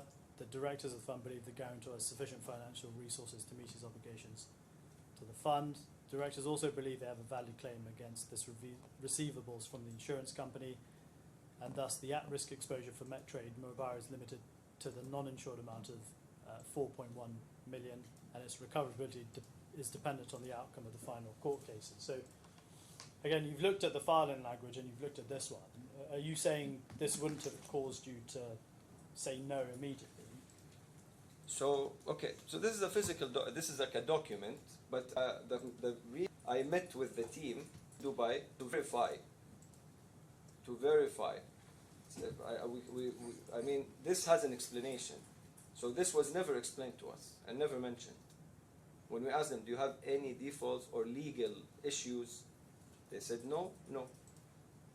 Now, one of the people you say made the representation to you, you say there's two. I want to look at Mr. Swartz first. He was the senior executive officer at Ribble, yes, at the time.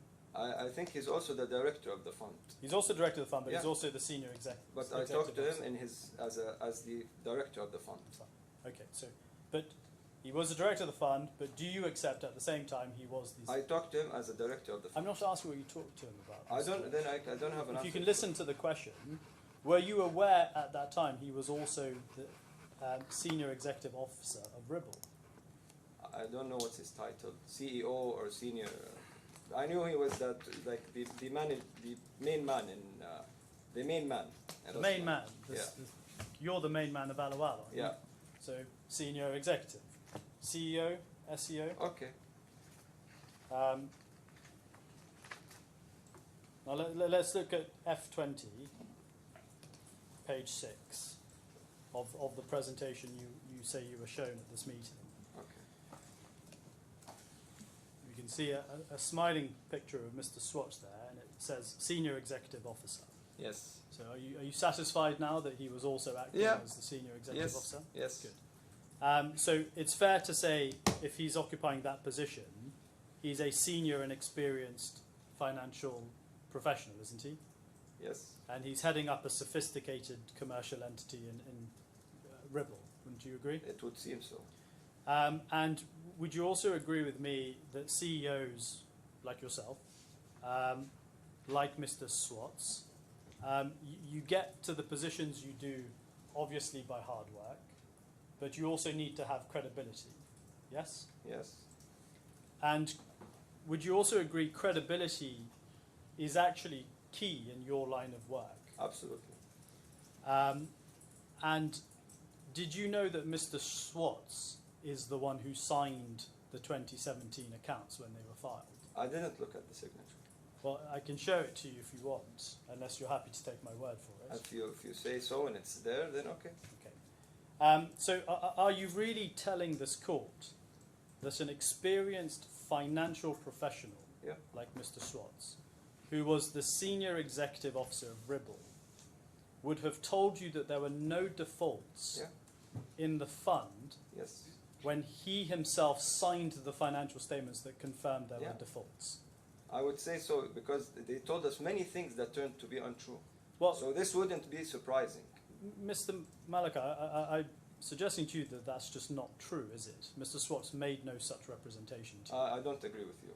And you don't know, or would you agree that Mr. Swartz wouldn't have known whether you had read the financial statements or not at the time? I of don't the know what you meeting? thought. I Did you wouldn't- tell him you had read the statements? before We the never meeting? brought up the statements. So again, he then wouldn't know, if you didn't tell him, whether you had read that statement or not. I don't understand the question. That's quite a long question. I think you've established the premise which you Yeah. make Yeah. some submissions of.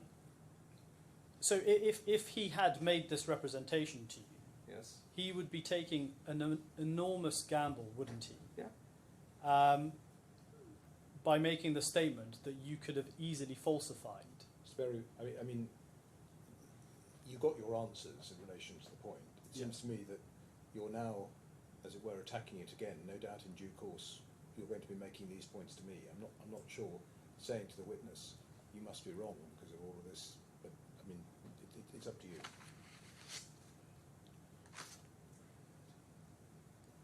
I take the point on it. I'll move on. I'll deal with Mr. Bitcom because I think I do need to put. You some certainly need questions. to put your case, and Yes. you put your Yes. case. Having put your case and got the answer, it doesn't seem to me that you then need to put all the points you're going to suggest to me in due course as to why I shouldn't accept the cards. That's helpful, Your Honour. Now, in respect of Mr. Bitcon, who you say also made that representation to you, he was also a senior employee of Ribble, wasn't he? I believe he was the head of the product or head of some kind of product. Yeah, he was head of credit strategies. Does that sound right? Yeah. Now, I want to take you to a document at F29, page 1. This is minutes of a meeting of the board of directors of the fund, which is the RASMALA fund. And we can see at the bottom, the meeting was on the 21st of November 2018. Can you see that? Yes. Now, if we go to page 5,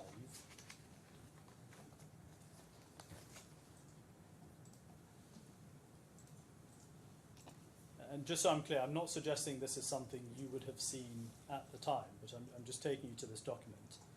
So this is the minutes of the meeting for the 21st of November 2018. Can you see at 6.2.1.1? Yes. Mr. Bitcon informed the board that since the last meeting he has travelled to India on 2 separate occasions to meet the Indian lawyers who are representing the fund relating to the ongoing litigation against Raman Gupta. And then the next paragraph, Mr. Bitcon confirmed that he travelled to the Delhi courts to personally execute several documents on behalf of the fund. A list of documents which were executed will be provided to the administrator and tabled at the next board meeting. So this paragraph suggests that Mr. Bitcon was actually travelling to India because he was involved in legal proceedings on behalf of the fund. Would you agree? Yeah, it's right there. And so between his knowledge, his direct knowledge that there has been a default and he's involved in the litigation, you're suggesting again that despite his knowledge of that and being a senior employee who has his boss in the room and the CEO, Yes. nonetheless made this representation yes, to you. and it was documented. They had said they had no legal issues. It says in one of the documents they have no. We asked them, do you have any legal issues with the fund? They said no. Which document are you referring to? It's either the DDQ or RFP. the RFP, Yeah. paragraph 5.6. Yeah. This is to confirm what they told us. It's just not credible or true, is it, that Mr. Bitcon would have made a representation that there were no defaults, given what he was involved in? If they wanted us to invest in their fund, perhaps they wouldn't tell us this. Because if they told us they had legal issues, I would absolutely not put money in the fund. If he's traveling trying to get the fund's money back, why would I invest in his fund? Well, you're saying instead that senior individuals at Ribble decided to tell you a lie that was easily falsifiable. Wouldn't the consequences of that be, if you thought they were lying, you would withdraw your Yeah. financing anyway? Yeah. Yeah. Now, the next representation I want to look at is the one that you say Mr. Jones made. It's at paragraph 26.5 of your witness statement. B2, page 15, please.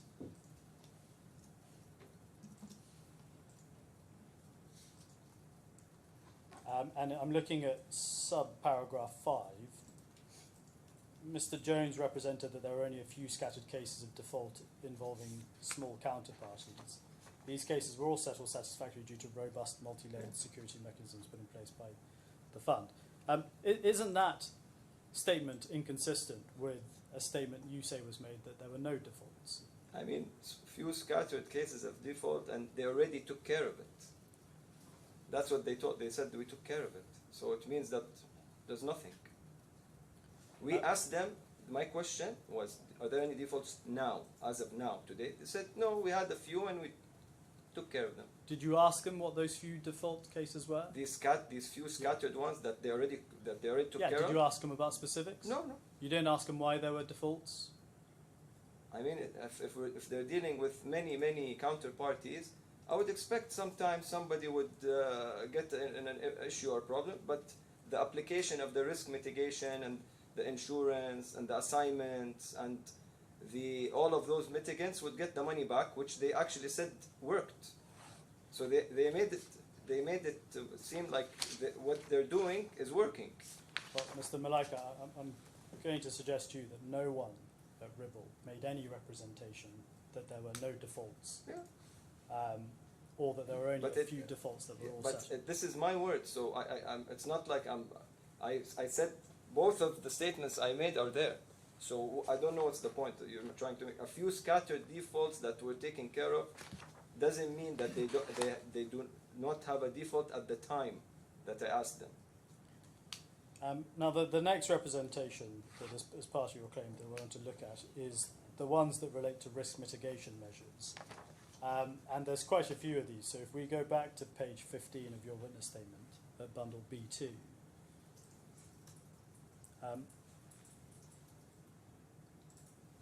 there's quite a few. So what I'm going to do is just give you the paragraphs, Mr. Malaika, and I'm going to ask you to read them to yourself. Sure. The first paragraph is the sub-paragraph 3 and 4 and 6 on page 15. If you can read those paragraphs for me, please. In response to my inquiry. You can read it to yourself. Sorry.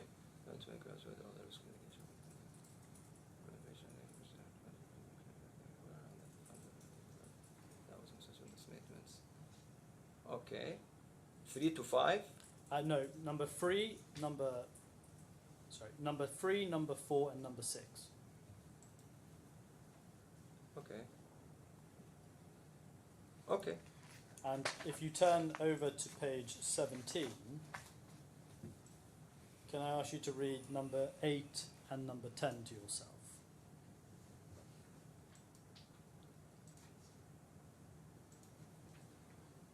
Eight to. Just 8 and 10, please. Okay.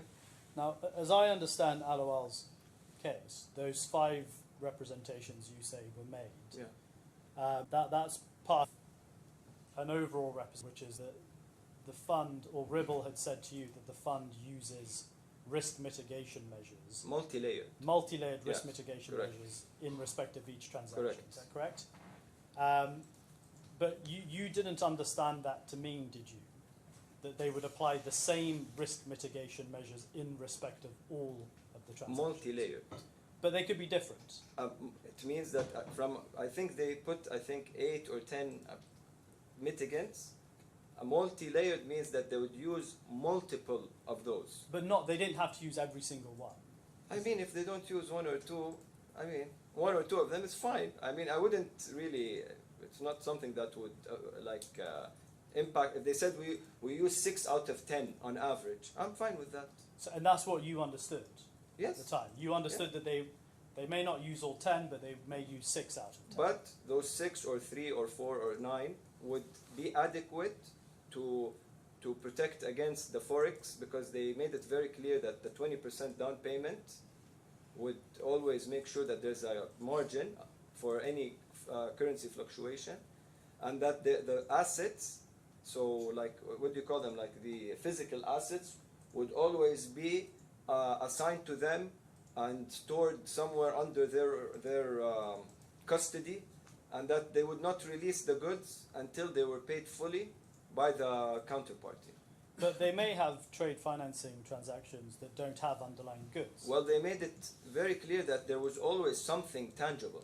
Well, that just doesn't fit in with what trade financing is. Did they tell you that they only invest in one specific type of trade finance transactions? They did not perhaps say that. So but they invested in all kinds of trade. They but gave out all they kinds made, of trade they finance. said that usually there's always assets, tangible assets that will protect you.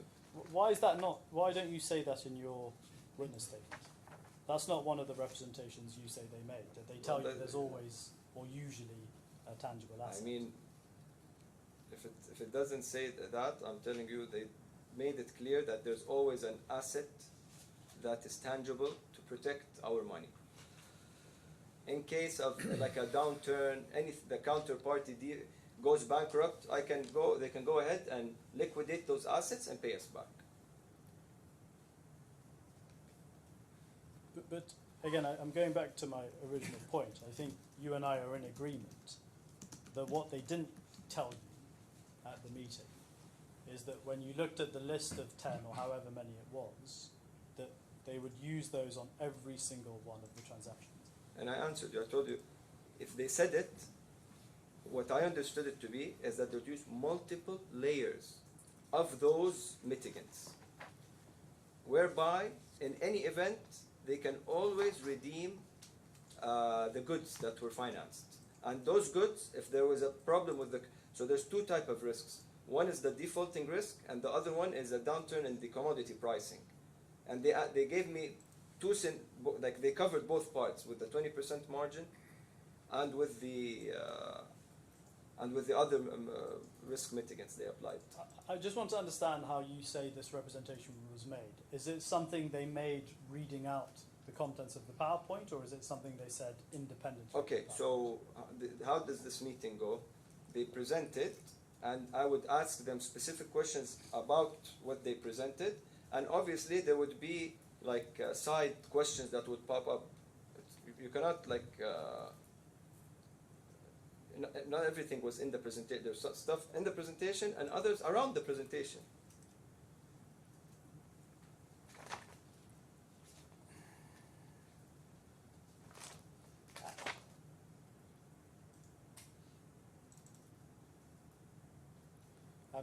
Can I just look at the PowerPoint, F20,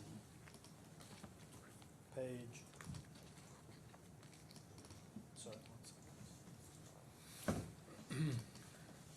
F20, if we can go to page 16 of that, please.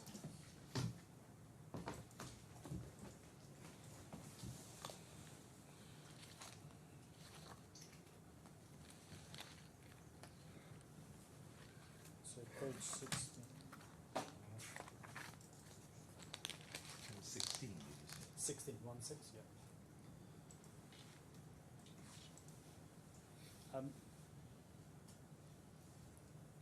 So I'm just trying to get an understanding for Yeah.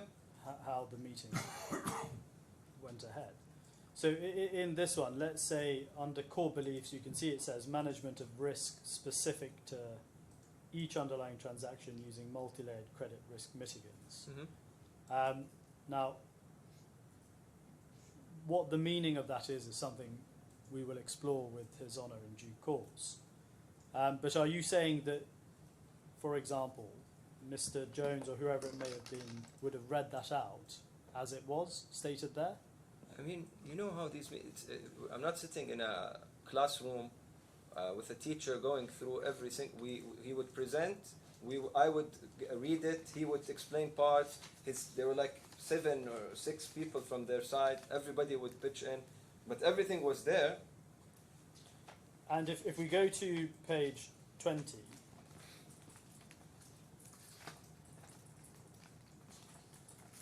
and we can see there's a number of risks that are identified on the left, and we can see there's a number of things that are said that could mitigate those risks. So when they went through this slide with you and they read this out, they didn't say to you, did they, that every single one of these mitigants would be used for each transaction? That's not what you understood. They actually did say they will apply. Again, I told you they will apply all the mitigants, but what I explained to you is that I took it as in that they would always apply multi-layered risk mitigants. I mean, if again there's 7 right here. Had they told me they would take a personal guarantee only, and then tell me that the person they took the personal guarantee from committed suicide, so we can't get our money back, then obviously I wouldn't invest in the fund. By the way, this is something they told us, just to make it clear. They took a personal guarantee, and I told them, and why can't we execute it? They said the guy committed suicide. When did they tell you? What was this about? This So, isn't mentioned in your Yeah, statement. so and when they told us that COVID impacted the fund, there was like, we had a video call. But the 6th of February 19, that was well before COVID. COVID wasn't even around. You're not talking about something which happened at the meeting on the 6th No, of February. I'm just saying that because he said not all of them were applied. So I was telling him, we later found out that many of the deals, they only had 1 mitigant applied. Only 1. And that wouldn't mean multiple. But they did say they applied all the mitigants, but it's not like I believe that they put every single 7. If they missed 1 or 2, it's okay. So you didn't rely on their representation? No, I did rely. Let me finish the question, please. Let me finish the question before you give your Okay. answer. So when you say I didn't understand that they would actually apply all of them, if they said to you, and I don't accept that they did, but if Ribble representative said to you, we're going to apply all of these to every transaction the fund undertook, you didn't rely on that in the sense of you understood that wasn't going to be the case. No, I did rely on it. So you believed that they would apply these risk mitigants to every single transaction that the fund undertook? Mostly. Most of the mitigants, yes. My understanding is they apply most of the mitigants to all the transactions. But most is not all, is it? Well, on the one hand, you're saying, no, I did, I They understood said all. would They apply said all. I mean, you have to ask them why they told me that. And I'm sure your counsel will ask them questions about that, but I'm asking you what you took away from that. They said all. And you're saying they said all, They but said you all. didn't understand that that would actually be the case. Actually, I thought they would apply all, but I am being extra honest and telling you that even if they said all, I expect them to at least apply most of them. This is what I'm telling everybody here, for the record. But let's look at, so the 4th bullet point, I'm just going to go to one example Yeah. and move on. So the 4th bullet point under credit risk, Yes. it says payment risk in certain transactions are credit insured against the counterparty or the counterparty and buyer. Now, that sentence is not saying they're going to credit insure every transaction, No. is it? Yes, It's only but- certain. Correct. Correct. But why are you not talking about the other 5 points under the credit risk? Because I'm asking you about a specific point on here. if You can either answer the question or you can ignore it altogether and jump to others. But It's I'm up to answering. you. there's 7 risks, and there's like 15 mitigants. So they said that they would cover all the risks, but they would use a combination of these mitigants to cover all the risks. So they'd use a combination. Yes, They wouldn't use every single one of them. obviously. Thank you. I'm going to move on from this to look at what will hopefully be my final topic, Okay. which is the subscription orders. Now, you signed, I think, most of the subscription orders on behalf of ALAWWAL for each subscription into the fund. Is that correct? Yes. I think there's maybe one you didn't sign. Does that sound right? I have to see what you're talking about. Let's just look at one of those. I want to look at the very first one on the 28th of March 2019. So it's F192.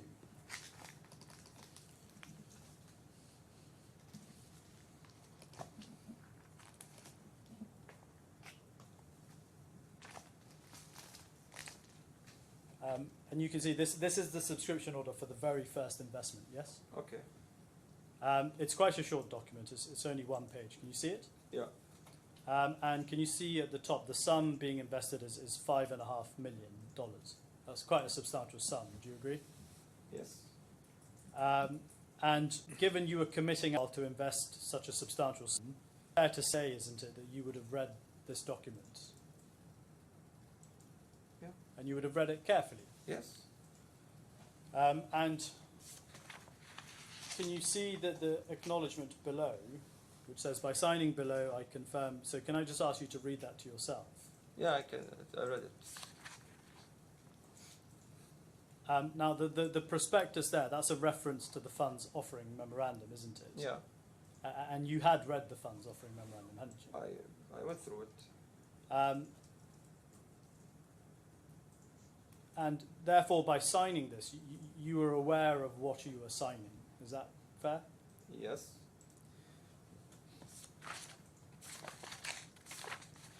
Do you have any further questions? Re-examination? I don't have any re-examination.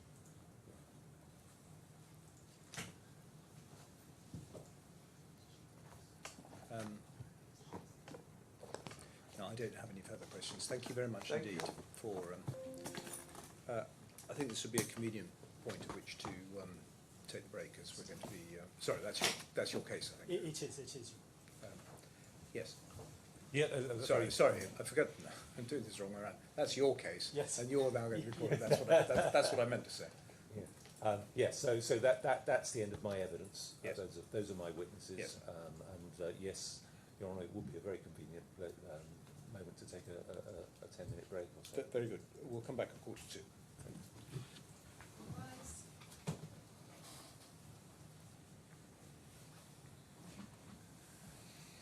Yes, Mr. Barrett. Your Honour, we're calling our first witness, Mr. Eric Schwartz. Mr. Schwartz, you should have a bundle of documents in front of you. I think we might swear him first. Oh, of course. Sorry. I have the opus two system. You've got to take Okay. both of the affirmation.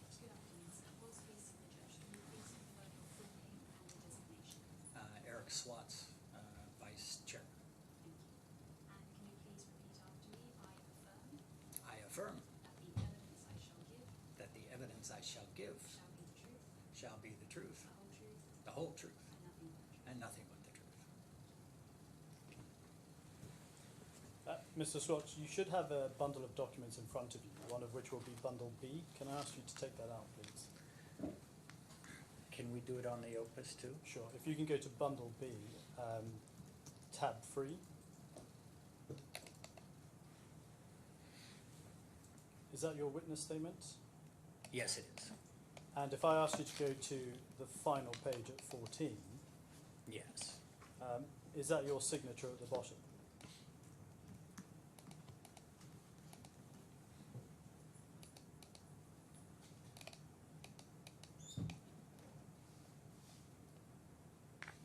Yes, it is.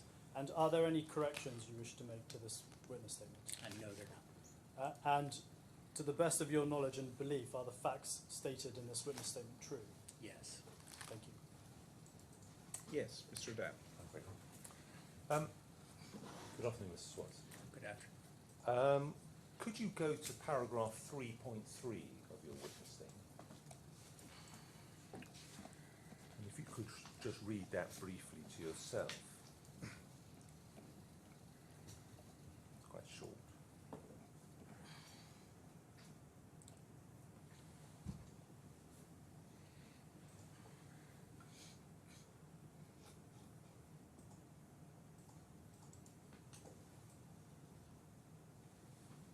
Yes. So you say that in 2018 and 2019, you were a director of Ribble and a director of the fund, yes? I was. And you were also, as I understand it, a director of a company called RASMALA Managers Limited. Yes, that's correct. And that was a company that was involved in establishing the fund, as I understand. Yes, I believe so. The fund did not have any employees, did it? No, the funds did not have any employees. You yourself were an employee of Ribble, That's correct. and you were located here within the DIFC, weren't you? Yeah, that's correct. And your visa permitting you to work here related to your employment with Ribble. At that time. And any management of the fund that you undertook was physically carried out here in the DIFC, wasn't it? Yes, that's correct.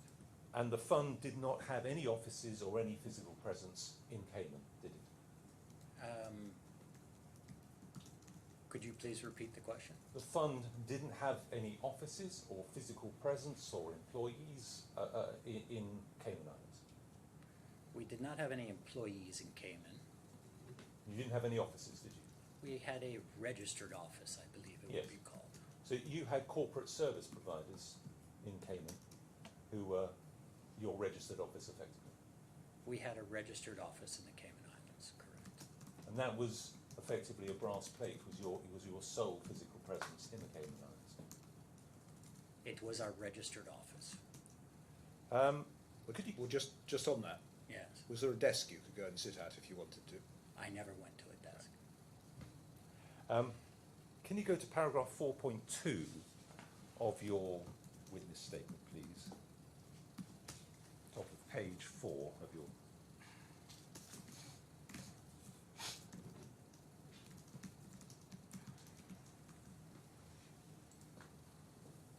If you could just read that to yourself. Yes, So you say that for the past 25 years, Ribble has been committed to establishing and maintaining its credibility with clients. Under the DFSA rules and the DIFC legislation, an authorised firm is required to act with honesty and integrity, isn't it? I don't know that rule, but No? um, Would you take it from me that there is a rule that requires you to so act? I'll take it from you. And also not to make any misleading statements? Yes, correct. And also to follow proper compliance procedures? Yes, correct. And these matters are all important, aren't they? Yes, correct. Could you go to paragraph 5.4 of your witness statement, please? And if you could, I'll focus on what you say in the paragraph, that some investments might not perform as hoped. Sometimes loans might need to be extended or might not be repaid on schedule. Do you see that in your witness statement? 5.4. Sorry, I don't. Oh, I see in the middle of the paragraph. Yeah. Yeah. It's the third sentence the councillor's reading from. Sometimes loans might need to be extended Yes. or might not be repaid on schedule, yes. You see that? Now, if a prospective investor had asked questions about those defaults, loans not being paid on time, you would have expected your team to answer that question honestly and disclose such defaults, wouldn't you? Yes. Now, could we leap on a little bit to page 11 of your witness statement and to paragraph 8.8e? Can you see that? And if you could read that paragraph to yourself. Could you repeat the question? Sorry, I'm just asking you at the moment just to Yeah. read that paragraph. Which par- 8.8e on page 11 of your witness statement. Page 11 of the bundle. B311. The witness is working electronically, so Yes. you'll have to wait until the I understand, operator yes, gets yeah. the relevant page up for him. I will, I'll try to. I think he's there now. I am, yes. E. E. 8.8E. So it's the big capital E on that page there.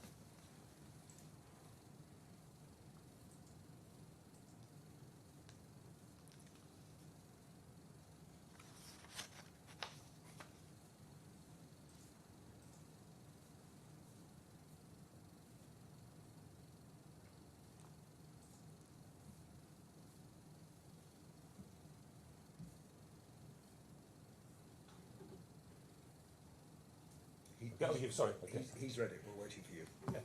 Apologies. What I want to focus on is the statement you make there that there had been sporadic defaults in the fund which were set out in the fund's financial statements. You see that.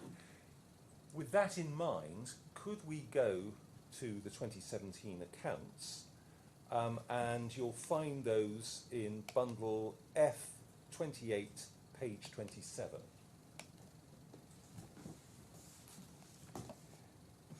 F That's tab 28. 28.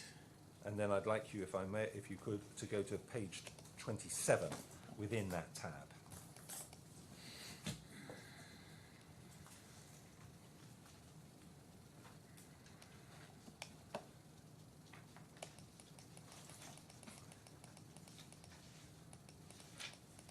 Do you see, have you got there? Not yet.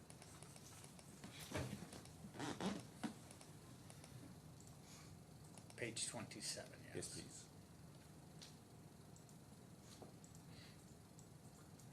So you've got there, what you should be looking at is RASMALA Trade Finance Fund financial statements for the year ended 31st of December 2017. If you could then go 2 pages on to page 29, do you see your signature there? You signed these off on the 27th of September 2018. Do you see that? Yes. Now, this is a document on which you rely because you rely on it for having disclosed the sporadic defaults which you referred to in the paragraph of your witness statement 8.8E, which you just read, yes? Yes. This is the document that you referred to, wasn't it? Yes. So if we can go to that, and what I'd like to go to is the last page, which is page 63, please, of the bundle.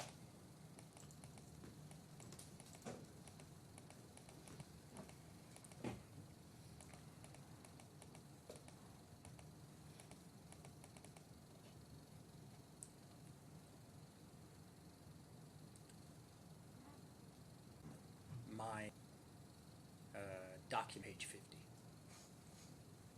Excuse me, thank you. I think sometimes it takes a little while to load. No, it's not that. It's that this document, in common with others, is encoded with another one. So there's a difference between the page references on the internal numbers and the numbers which we're using for getting around the bundle. And council will always be referring to the ones which get you around the bundle. I cannot scroll lower. Okay, if you tap in 63 in the top thing, you'll get there. You can't get beyond 50 pages. Sometimes you have numbering down the side as well, Yes. which you click on. You're there. So this is note 16 to the accounts events after the reporting date. Do you see that? Yes. So this is what's called an adjusting event, isn't it? Are you familiar with that? I don't see adjusting event on the financial statements here. Well, there's 2 types. Let's see if we can establish what we know about accounts and what we don't know. You have made here a report of an event that took place after the end of the reporting period. The reporting period being the 31st of December 2017. Yes. Events after the reporting date. Yeah. Now there's 2 types. There's an adjusting event and a non-adjusting event. And an adjusting event is something that is relevant to what is actually happened during the reporting period. Were you aware of that distinction? What we have here is events after the reporting Okay. date. Let's leave it at that. If we look at what it's the second paragraph there. We're not interested in a new share class, but it says the fund had 4 Murabaha contracts totaling USD 18,654,000 odd, outstanding from Farlin Energy and Commodities FZE at the 31st of December 2017. So that was what is shown in your accounts. That was the position as at the reporting date. You understand what I mean by that? I can see the information. Yes. Now, subsequent to that date, you explain that there was a default. They were due for repayment on the between January and March 2018, but subsequent to the year end, 3 of those contracts totaling 14,431,000 were fully repaid. It says while the 4th contract of 4,223,000 remains unpaid. The due date for repayment of this contract was the 29th of March. The directors of the fund are in discussion with Farlin, who is committed to repayment of the outstanding amount, together with the delayed charges, subject to them reaching an agreement with the fund to finance future trade arrangements. The outstanding contract is partially covered by credit insurance. The reason you have put this entry here is to explain why no impairment of the debt that was owed as at the reporting date is necessary, isn't it? That's not correct, no. Well, what is it for then?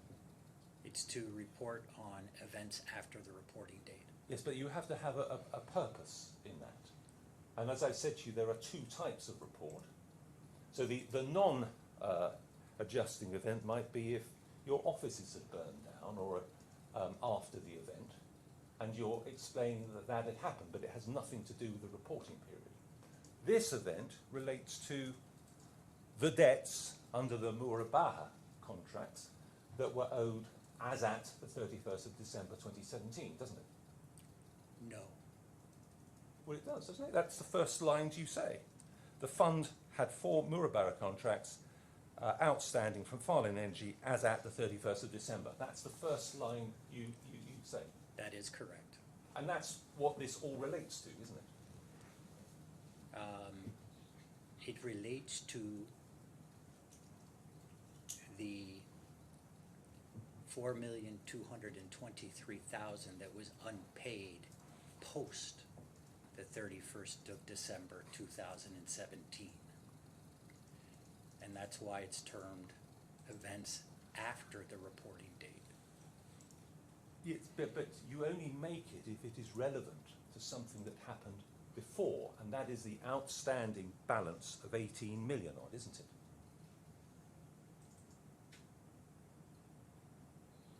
These are the events after the reporting date.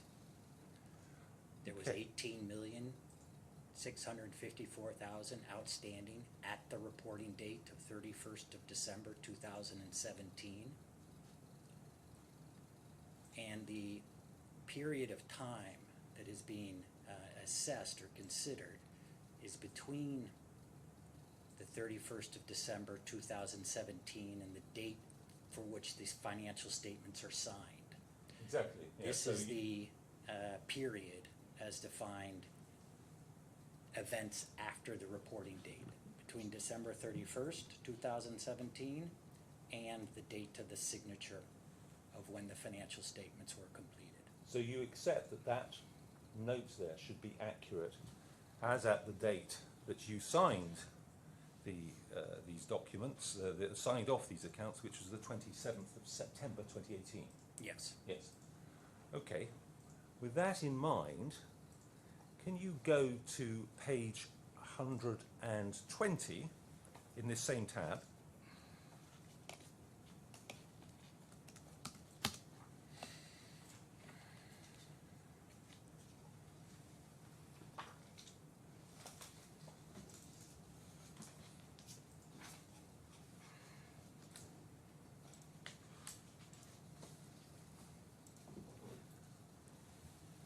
got that? Yeah. You should see there what is called the RASMALA Trade Finance Fund Investment Manager Report for the third quarter of 2018. Do you see that? And if you could go to page 129, in fact, go to 128 first, please.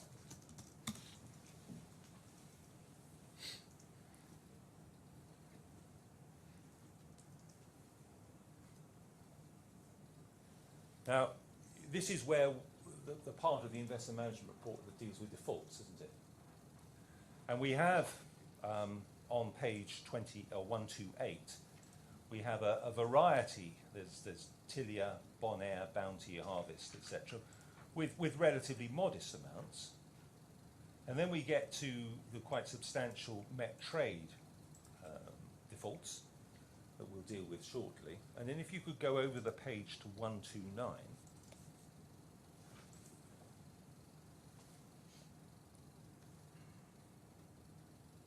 You then have the Farlin energy situation, yeah? And if you look at that, you're only dealing in your note with that very first transaction, aren't you? Due as at the 29th of March, you're saying that that hasn't been paid, yes? The report deals with the past dues, compliance, and risk breaches. Yes. And if you look at the Farlin energy defaults that were that had taken place as at the 27th of September 2018, you'll see that there were 4 others in addition. You see that?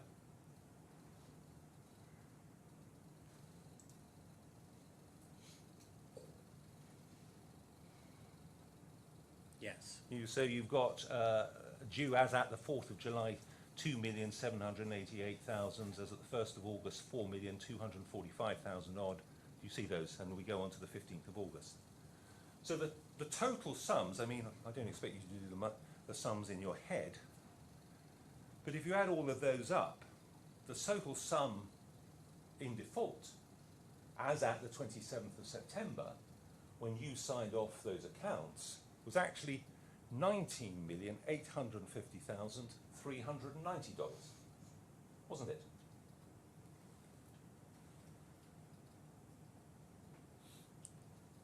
I don't know. I don't do the math right now, but Well, give or take.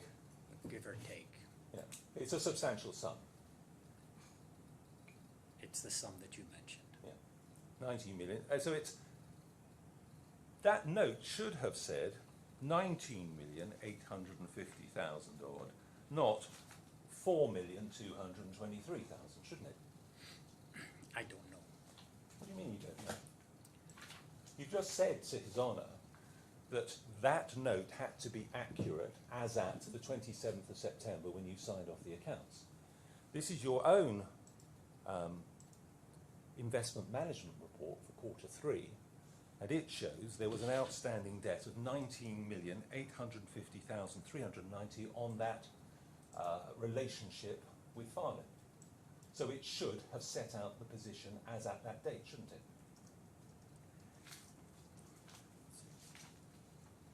The financial statements are prepared with the administrator, the investment team, and KPMG, the auditor of the funds. And the board receives the PAC, having been reviewed by the audit firm. There is a clean opinion on the audit firm on the financial statements, and based upon those inputs, I feel the financial statements were correct. But you accept you are the person responsible for these. There were 2 directors of the fund. You were one of them. All right, I have to get my glasses and have a look. And you signed them off, didn't you? That's my signature. Yeah. Let's just you say KPMG. Let's just go. Just before we go away from this, Yeah. because this is potentially quite important. As I read this page, there are 2 possibilities in relation to these accounts. One is that the sums which we see here, starting with 2,788,000 and 425,750, etc., had only been loaned after the commencement of 2018. In other words, these debts had only arisen in 2018. And that might explain the terms of the notes which have been put forward, because what it would effectively mean is that they were due on the 4th of July, but they'd only been loaned, for example, on the 4th of January. The other possibility is they've been loaned beforehand. Now, first of all, can you help as to which of those two possibilities was the case or not? I cannot, I don't know. Right. But even if it was the case that they'd only been loaned in 2018, if you can go back, please, to the notes to the accounts. It's back to page 63, I think I said. Yeah, page 63.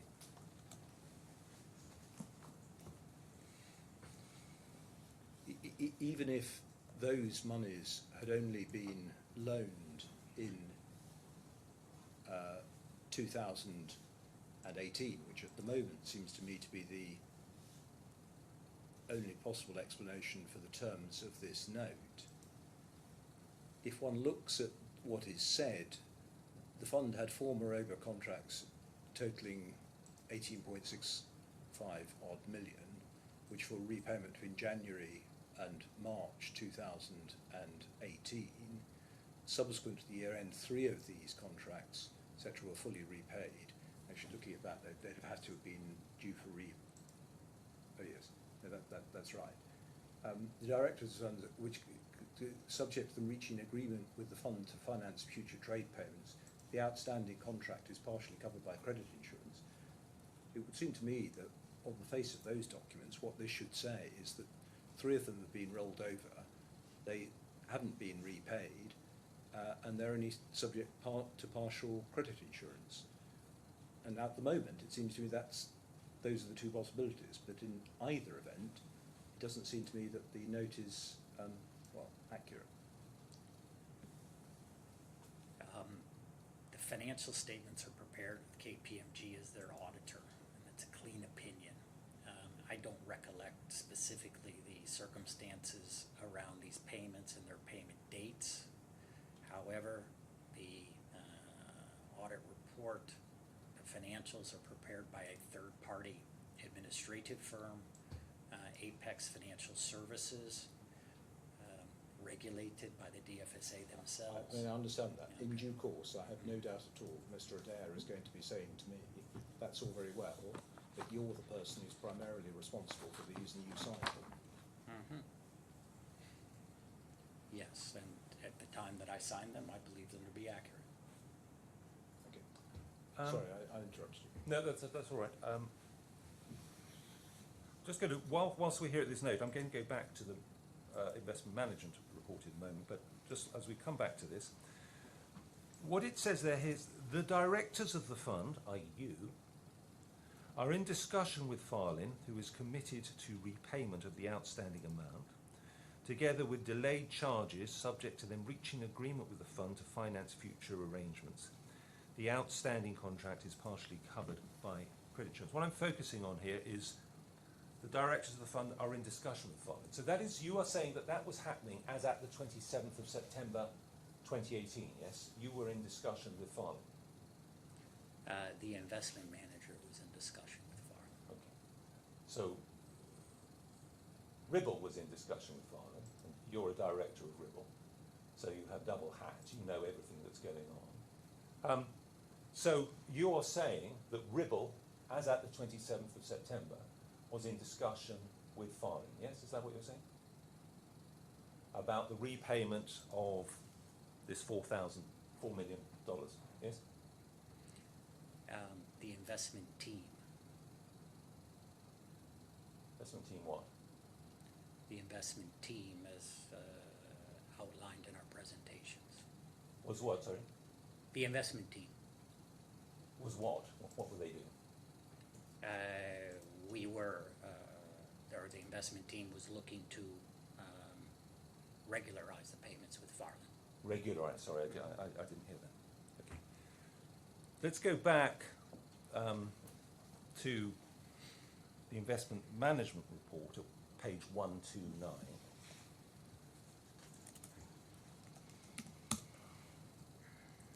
Because I just want to ascertain precisely what the situation was in financially for the fund at the time. Because so, taking my word for it, for the sums, we have 19,850,000 odd in relation to, outstanding in relation to Farlin. Then you have these other ones, Metal Masters, New Zone Intertrade, etc. And that, they come up to, and again, trust me on the maths, but 10,371,000. I'm prepared to trust you on the maths, but I do want to know what it is that you're referring to. Are you Sorry, referring to Metal Masters, New Zone, the three Yes. new zones and the two at the bottom? Indeed, I haven't added in. No, it's all right. the I just want to know what yeah, you're referring sorry, to. apologies, I wasn't clear enough. I haven't added in the APSA That's right. International, That's which is right. a relative. That's fine. Those were defaults on the fund at that stage, weren't they? Past dues, compliance, and risk breaches.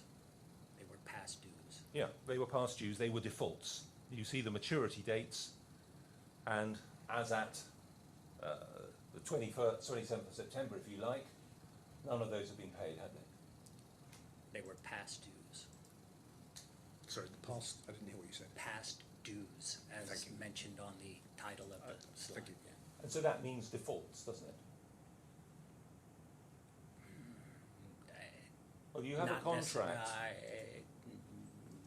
Default's a defined term. If you could define it, then I could Okay, tell I'll whether they define it. The But contract past dues. a contract was due for payment on the 1st of April 2021. It wasn't paid, that is a default. Yes? These were the past dues. So if we had 10, let's just get the round figures. If we had 10,371,000 here and 19 on the Metal Masters and New Zone Intertrade, 19,850,000 on Farlin, so that was 30 million. Use the round figure, yes? I didn't do the math. You haven't done it. I didn't hear you, but So- around then. 19,850,000 odd on Farlin. Add to that 10,371,000 odd in relation to Metal Masters and New Zone Intertrade. Let's call that 30 million, shall we? Okay. And then we have, in addition to that, we have the sums outstanding in relation to Metrade, don't we? Which were, in total, 14,372,000 at that stage, wasn't it? That's what's disclosed in these 2017 accounts. Of past dues, yes. Yes. And so we've got a total figure there, and I accept some of that may be covered by credit insurance. We've got a total figure there of $44 million of defaults. That's right, isn't it? Sounds correct, yes. Yeah. And so on a fund that has assets under management, a value, shall we say, of 300 million, you're talking about sort of 18% of the fund, aren't you? That is correct. Yeah. We would, though, examine and consider the credit insurance against these past dues when assessing the outstanding amount due. Okay, but what we're talking about here is the fund and Ribble being open, honest and clear about the financial circumstances of the fund as at the 27th of September 2018, aren't we? I was talking about the past dues. Okay, now you're saying this has nothing to do with me, I just signed it because I thought it was right, this is KPMG. I That's- did not say that. but you- I don't think that's a fair paraphrase of what he said. The witness accepted that he signed them. He did say, however, that they were independently prepared. That seems to be a fair summary of what he said. You're saying they were independently prepared, and you trusted KPMG in this regard. Is that fair? I said the financial statements were prepared by the administrator, Apex Financial Services, in conjunction with the investment team, and were audited and finalized by KPMG. Okay, let's go, because I just want to look at this situation with KPMG. So could you go back in the same tab to page 30, please?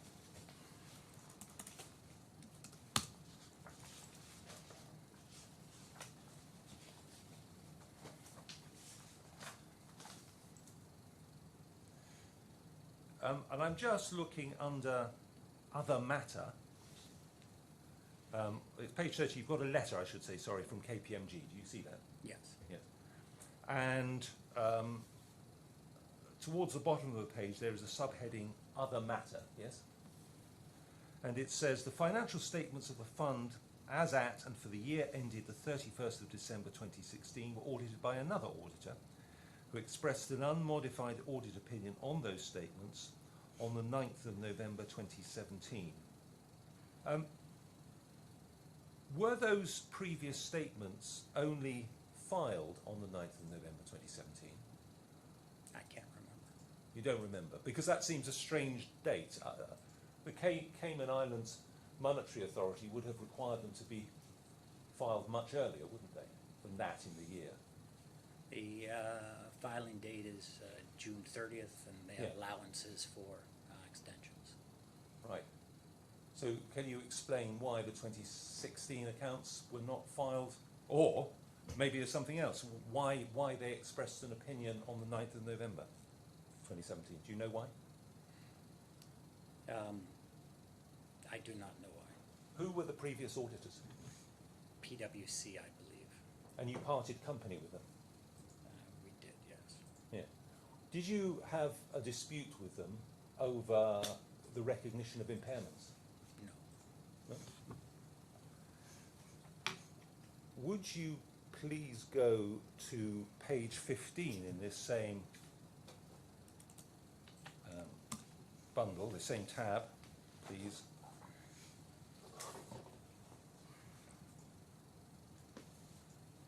Now, this is minutes of a meeting of the Board of Directors of the fund held at Ribble's offices on the 1st of August 2018.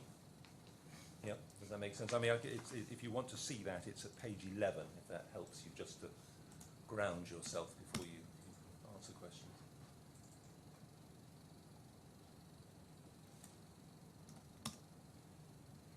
Yes. Yes? If we could then go back to page 15. Sorry, which entity is this we're looking at? This is the minutes of the board meeting of the fund, Your Honour. You'll see that at... That's fine, I just wanted yeah, to yeah, orientate myself. Sure. And I'm noting at minutes, or the point made at 5.3.1 towards the top of page 15. Do you see that? I do.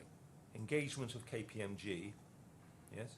Mm-hmm. It was noted that the fund has engaged KPMG as its auditor in replacement for PricewaterhouseCoopers for the audit of the financial statements for the year ended 31st of December 2017. Messrs. Eric Swats and Santhana Krishnan executed a letter of engagement on the 26th of July 2018. That's very late in the day to be engaged. You said that the filing date for CIMA, for the Cayman Islands Monetary Authority, was the 30th of June. You're engaging new auditors 3-4 weeks after the filing date. Why was that? I don't recall. Let me suggest to you, Mr. Swats, you had a falling out with them over the treatment of the defaults and over the treatment of impairments, hadn't you? I don't remember that. If you go to the bottom of page 15, 5.5.1 and 5.5.2, it says that the investment manager on the 28th of June had requested for an extension from CEMA regarding the submission of the audited financial statements for the year ended 31st of June 2017. And then it was further noted the investment manager on the 31st of July has requested a second extension from CEMA to be granted until the end of August. And I assume, although we don't see that here, that there must have then been a third extension. Is that right? I can't recall. Because you didn't actually file them and sign them off until the 27th of September, did you? The sign-off date, I think we've agreed, yes. Yeah, and so they can't have been filed prior to that date, can they? They would not have been filed prior to the sign-off date. So we had a new set of auditors, firm of auditors, being appointed after the date on which the account should have been filed. PricewaterhouseCoopers, were you unhappy with PricewaterhouseCoopers? I remember they were quite slow in the production of their materials. But otherwise, there were no disputes.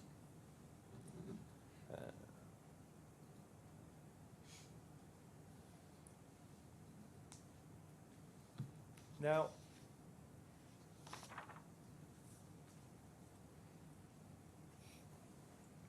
by the time that you signed off the 2017 accounts on the 21st of September, Sorry, Fine. are we leaving these minutes?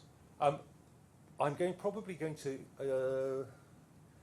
I may need to go back. I'm actually, yes, I'm going to go to another document, so we're going to leave those Can minutes. I just ask a question Of course. about these minutes? Of course.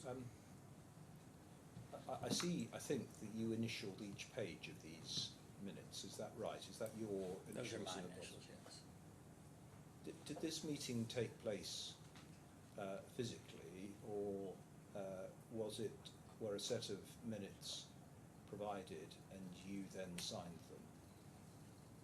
Excuse me, could you repeat the question?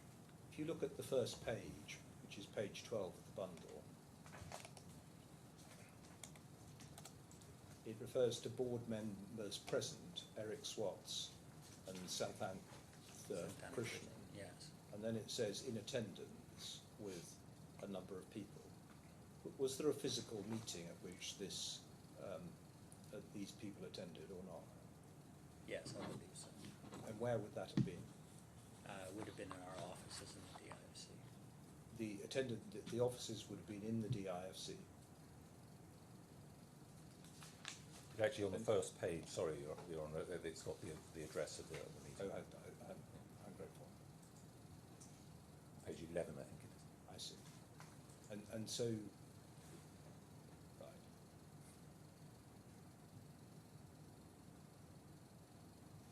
Yes, all right, thank you. Grateful. If we could go to Bundle F, page, tab 239, please.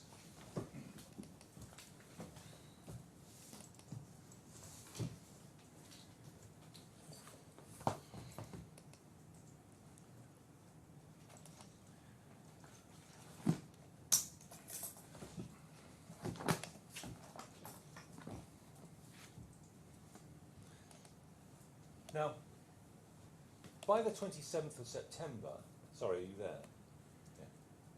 Yeah. Farlin had ceased trading, hadn't it? I don't know the exact date. Well, let's go to, you're there at particulars of claim, and this is the fund suing Trafigura Pte Limited, and this is a litigation in London in relation to the Farlin transaction, isn't it? If you go over the page to page 2 behind this tab and to paragraph 3 of the particulars of claim, and you says there, Farlin Energy and Commodities FZE, a company incorporated in the Jebel Ali Free Zone, Dubai, United Arab Emirates, is involved with the matter giving rise to the claim, but is not a party. RASMALA believes that Farlin ceased operations around the third quarter of 2018. So, it had ceased trading in 2018. And you knew that, didn't you? I did not know that. Well, we can go back to it, but the note that we looked at in the account says that as at the 27th of September, you were in discussions with Farlin regarding the repayment of the outstanding sums. Could you repeat the question, please? Let's go back there. I don't want to be on. Let's put this go away from that document, and we'll go back to tab 28 in bundle there.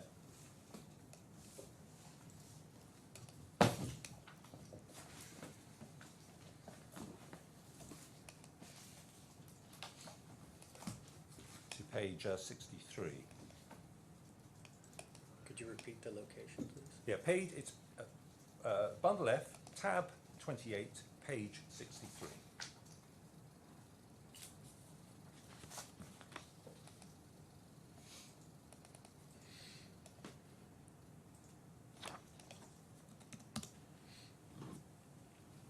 Yes. Okay. So, and we discussed this earlier, you said that as at the 27th of September 2018, the directors of the fund, and I'm reading from 1, 2, 3, 4, 5 lines down, the directors of the fund are in discussion with Farlin, who is committed to repayment of the outstanding amount. You see that? Yes. Now, how were you in discussion with a company that had ceased trading? And if you were in discussions, how can you tell His Honour that you don't know whether they had ceased trading or not? The investment manager had continued discussions with Farlin. I'm not aware whether they had ceased trading or not.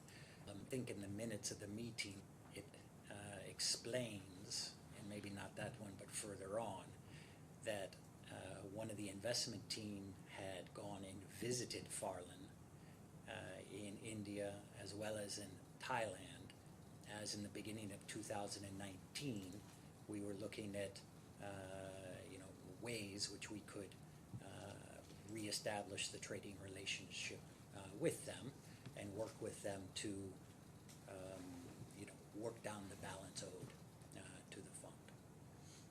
So the particulars of claim, which would have been signed on behalf of the fund as being true, states the belief and understanding that Farlin had ceased trading in the third quarter of 2018, which would have ended on the 30th of September. You signed off the accounts on the 27th of September, so 3 days before the end of Q3. You must have known, your people who you said were talking to Farlin at the time would have known that it had ceased trading, wouldn't they? I did not know. If it had ceased trading, there would be very little prospect of repayment of the outstanding sums, wouldn't there? I don't know. And so if that were the case, what you say in your note is completely misleading, isn't it? I don't agree. You don't agree? Right. Tell me how that's not misleading if it has ceased trading. I'm not certain that it had ceased trading. We were still in discussions with Farlin. We had gone to visit them in January and February 2019 in attempts to reestablish the trading relationships and to work with them to have those outstanding balances reduced. I just want to understand this. The note refers to the directors of the fund. You've explained that that wasn't you. You said it was the investment managers. Yes. Which individuals are you referring to? Doug Bitcon and Danny Jones. And they weren't directors of the fund, They were not. but they were the people who were having discussions. Yes. And they would presumably have kept you, who was a director of the fund, up to date with what they were saying or not? I was aware that they were in discussions with Farlin in efforts to reestablish the relationship and allow them, or, you know, work with them to kind of pay down their balances. And I was aware as well that Danny Jones, the portfolio manager, had gone out and visited Farland in India as well as Thailand at the beginning of 2019. So when you said we just now, you were referring to Mr. Jones, Mr. Bitcon, and yourself? When you said we were having discussions? No, I meant to say the investment manager was having discussions. I was not having discussions with Farland. So, why have you said the directors of the fund are having discussions if you weren't? I don't know. I mean, was this fund actually managed? Was the fund manager actually Ribble? For all proper purposes? No, Ribble was the investment manager. But it was dealing with every aspect of the management of the fund, wasn't it? No, Okay. So, why did you say the directors of the fund are in discussion then? I don't know. Do you know if the investment manager was in discussions with them as at the 27th of September? The investment manager was in discussions with them. Now you're saying you don't know whether the Farland had ceased trading in Q3 of 2018. What that actually means, Mr. Swats, is that either you are misleading the High Court in London, or you are misleading this court, because you have signed a statement of truth on particulars of claim expressing a belief that it went in. Let me just finish the question. No, I'm sorry. It's a false premise. He hasn't been taken to the particulars or shown who has signed it. Well, all right. I'll do that. If you want to show him the particulars of claim. I think you'd better be shown who signed it before he's All right. accused. Well, it was signed, I can tell you, it was signed on your behalf. You didn't sign it. I'm not suggesting that. It was signed by solicitors. I'll go to 239. It says because you have signed All a right. statement of truth. It's a false premise. Mr. Adair is going to show him the particulars of claim. If you go back to page to tab 239,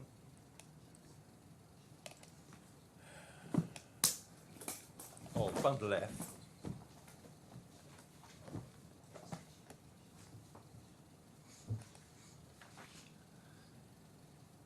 and we'll start with, on page 2, paragraph 3 of these proceedings, which we looked at earlier. So you accept, at paragraph 3 on page 2 of tab 239, it says RASMALA believes that Farland ceased operations around the world, the third quarter of 2018. You see that, yes? What point was that? Paragraph 3.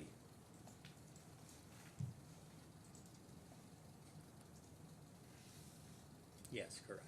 Yeah. Now, if we could go then to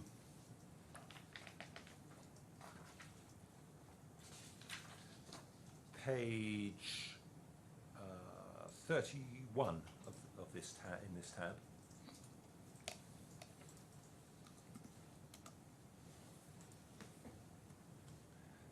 Have you got that? You'll see at the bottom of the page, you'll see towards the bottom you've got in various colours, because there's been amendments, counsel who has settled these particulars of claim, Simon Goldston and David Russell, and then you see what a statement of truth, and it says the claimant, which is the fund, believes that the facts stated in these re-amended particulars of claim are true. I understand that proceedings for contempt of court may be brought against anyone who makes or causes to be made a false statement in a document verified by a statement of truth without an honest belief in its truth. I am authorised by the claimant to sign this statement. And it's signed by Nicola Phillips, who is a partner, and I assume that she is a partner in the firm of solicitors that is acting for you in those proceedings. Do you know who Nicola Phillips is? No, I don't. Have you ever spoken to anyone at the solicitors who are dealing with this litigation? I can't remember doing so. Who was giving instructions to them regarding these proceedings? I don't know. You don't know. But you commence proceedings, and in these proceedings you're claiming $21 million, aren't you? If you go over to page 31. Yes, that's correct. Right, so proceedings for $21 million being bought by the fund. It is the fund, it's not by Ribble, it's by the fund. And you say you know virtually nothing about them. I didn't say I know virtually nothing about them. But you don't know who the solicitors are. I do not know who the solicitors are. You've never spoken to the partner who signed this statement of truth, effectively on your behalf. I don't recall speaking to the partners, no. And you have no idea who was giving them instructions in relation to litigation worth $21 million. I was not. I was not. You were not giving them instructions. If it was not you, who might it have been? Someone from the investment team. And throw me a few names. Well, the investment team was Doug Bitcon, Danny. Let's look at this. Just at this time, so I understand, were there any directors of RASMALA Trade Finance Limited other than yourself in November of 2022? I believe so, yes. There were? Yes. And can you help us to who they were or not? It should be in some of the meeting notes. Santana Krishnan would have been one. Well, he was certainly, I think, was already appointed by the time of the investment that was being made by ALAWWAL, wasn't he? He was also Santana Krishnan. I think we saw him in the August 2018 notes, didn't we? I think so. And he continued then for some significant period, didn't he, in that position? I mean, the dates are here when he resigned. I can't remember the dates he left.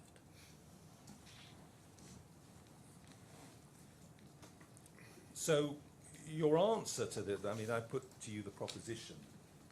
Let's put it this way.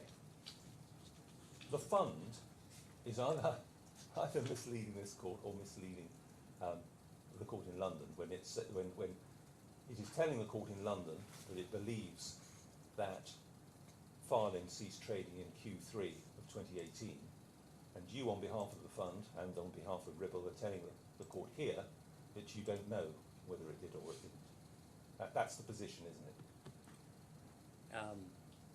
We continued to have discussions with Farland into, through 2019, if I recall correctly.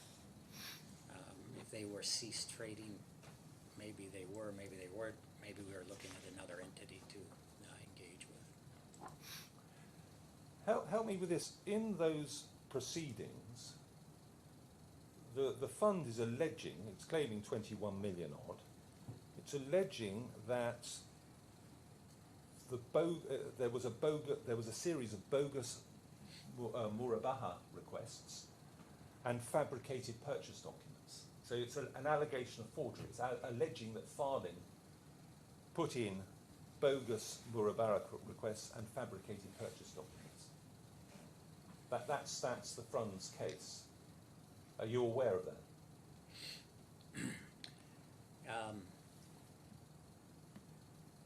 I'm not aware of all of the details of the claim. Because the reason I ask that is you're telling His Honour that you were attempting to re-establish a working relationship with Farling. One of the positions that is adopted in both documents and in meetings was that the fund only deals with reputable clients with track records. Now, you must have appreciated that there was something very odd indeed about the defaults by Farling, etc. A short while later, or a year or so later, a couple of years later, you're actually alleging forgery against them, and yet you're saying notwithstanding the fund's stated position of dealing only with credible third customers with long track records, or reputable customers with long track records, you're saying you were trying to carry on working with them. Is that right? We continue to engage with them in an effort to work with them to repay the balances down. Now, can we actually now go, I want to go to, there was a subsequent investment management report, which we will find at tab 174, page 126.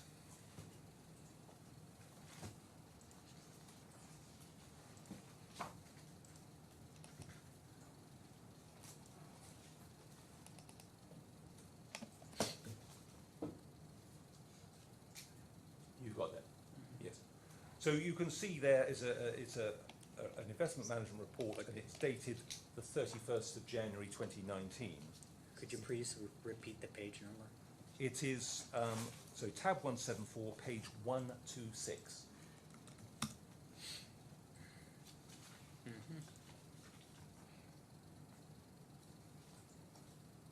Do you now have that document? You do.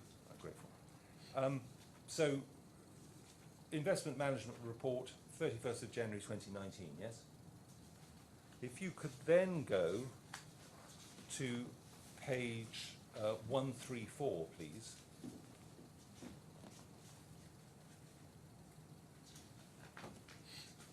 And we're looking at essentially the same page as we were looking at previously, but this is the 31st of January. And so on this, on page 134, we see again Tilia, Enterprises, Bonaire, Ocean South, etc. Then we see all the Met Trade defaults are still outstanding. And then we have, it's exactly the same as at 31st of January 2019, as it was on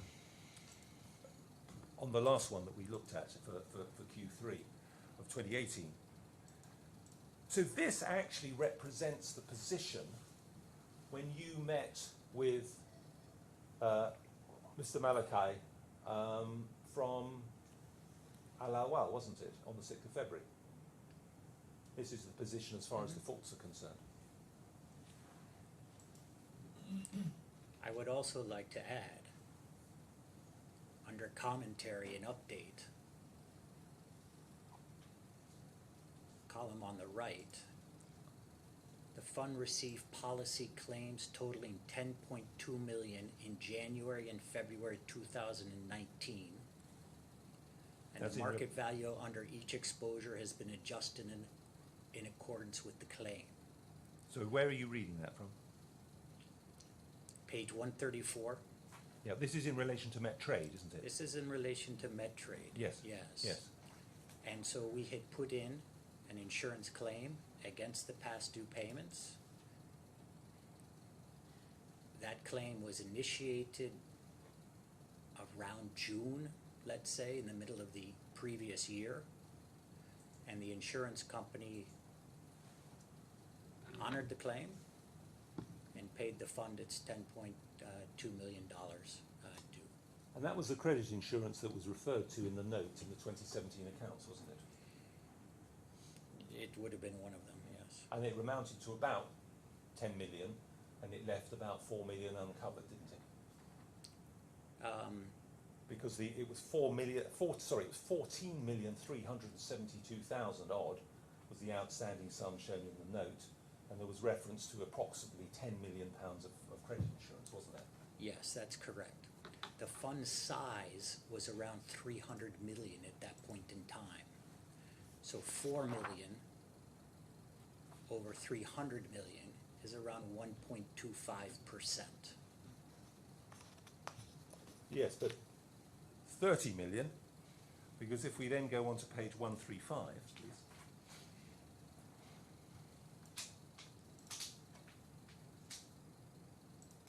So if you go on to page 135, you see that. So we have Farlin, and that was the same amount outstanding. There's been no repayments. $19,850,390 outstanding. Metal Masters, New Zone Intertrade, etc. A total of $10,371,998. That comes in at $30,222,388. So if we then add the 4 million from Medtrade, you have total defaults of 34.5 million, don't you? Past dues, right? This is past dues. We also had $17 million in credit insurance against the Farland exposures. So the net exposure after the credit insurance was around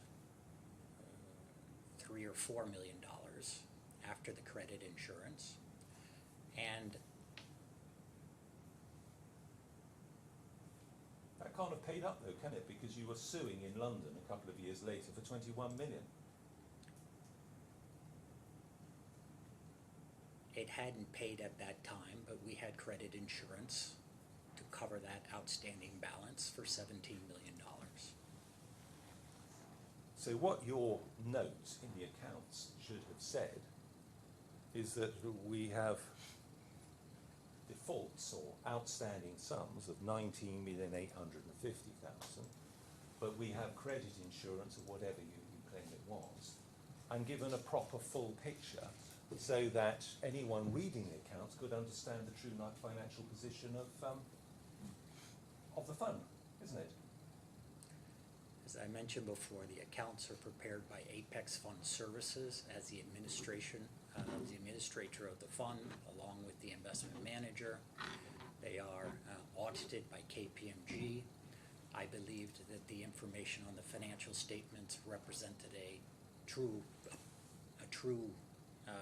representation of what the circumstances are for the fund, and KPMG's audit position assisted in that. We'll probably go there tomorrow, but when we go through the minutes of the board meetings, the administrators were just exactly that. They did what they were told. They, and we'll see entries in the minutes of the board meeting where the administrator's representative is asking you and asking the investment manager what provisions they should be making for these defaults. So they were just writing the words down. You were telling them, weren't you? You were telling them what the figures were. You were telling them what defaults were, what they should be providing for in the accounts. That's right, isn't it? The investment manager was working in accordance with the financial, In IFRS, the I didn't hear what you IFRS, said, whatever sorry. the financial accounting rules were at the time, and applying those accounting rules in the management of the valuations in the fund. But you didn't apply the accounting rules, did you, in relation to the preparation of that note? Because it isn't accurate as at the 21st of September, when you signed off the accounts, is it? I don't know it to be wrong. So as we, you gathered to greet. Sorry. Yes. Just if you're moving on, just so that.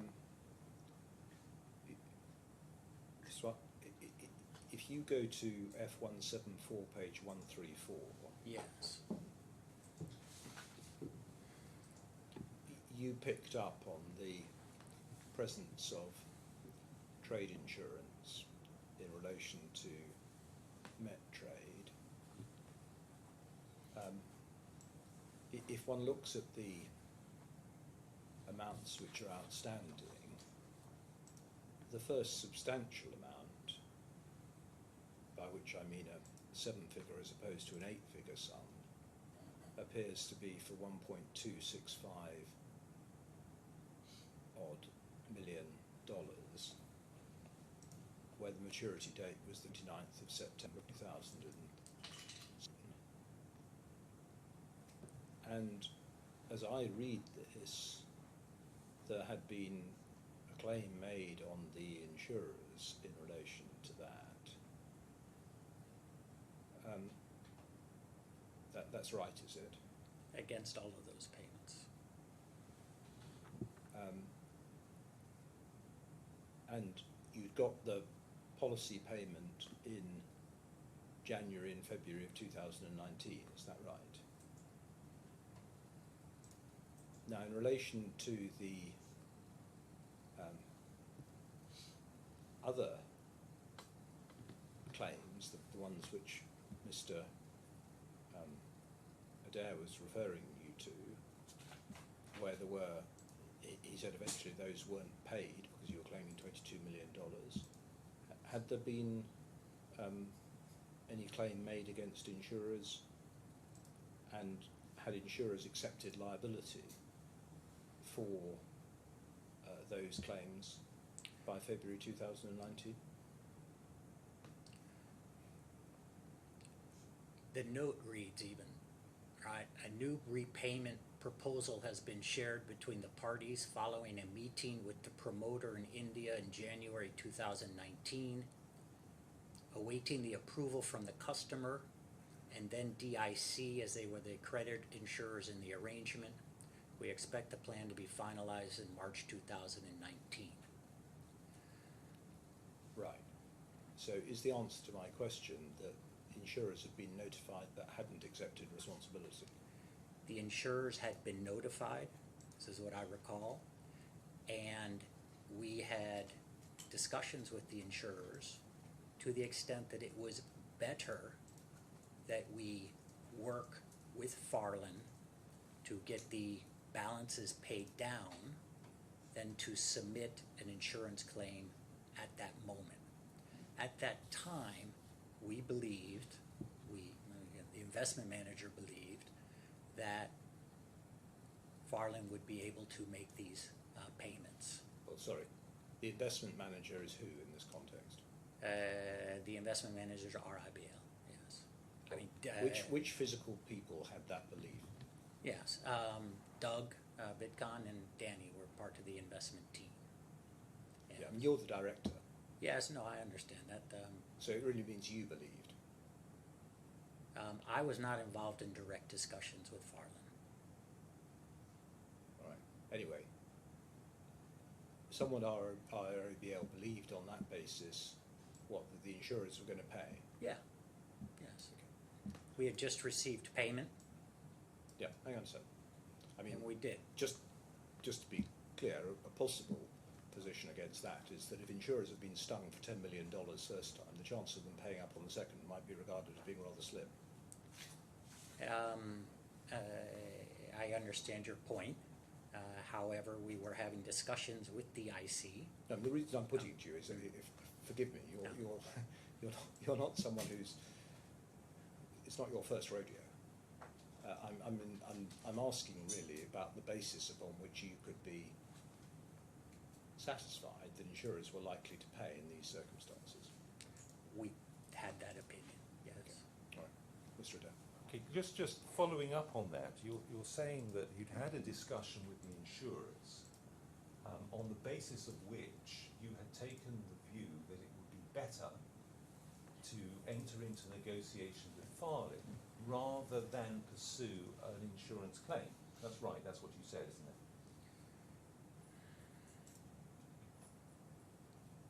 And that's what I understood you to say to His Honour. Yes. Let me take that a stage further, because what that essentially means is that the investment manager, I assume Doug Bitcon, Danny Jones, thought that it was unlikely that the credit insurers were going to honour any such claim, and that was why they advised that you carried on talking, and that would be a more productive way of obtaining recovery. That's what it sounds like, isn't it? No, because the insurance coverage was for 17 million, and if we could get it down below the 17 million, we were in a better position. Do you remember if you were covered for fraud? I do not remember. And could that be a reason why Mr. Jones and Mr. Bitcon were doubtful whether you were going to get payment? I can't speak to them. Because as we've seen, the subsequent proceedings in London were alleging fraud and forgery, weren't they?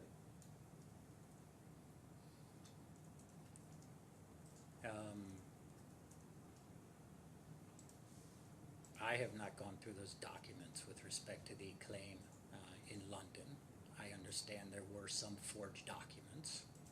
And so, But I mean, you can doubt me if you like, but what the allegations are is, I think I said earlier, that there were fabricated production documents and false Burabara requests. I mean, that's fraud, isn't it? That's forgery and fraud. I don't know. You don't know. So I'm going. I wonder if actually that's a convenient point to stop, Your Honour.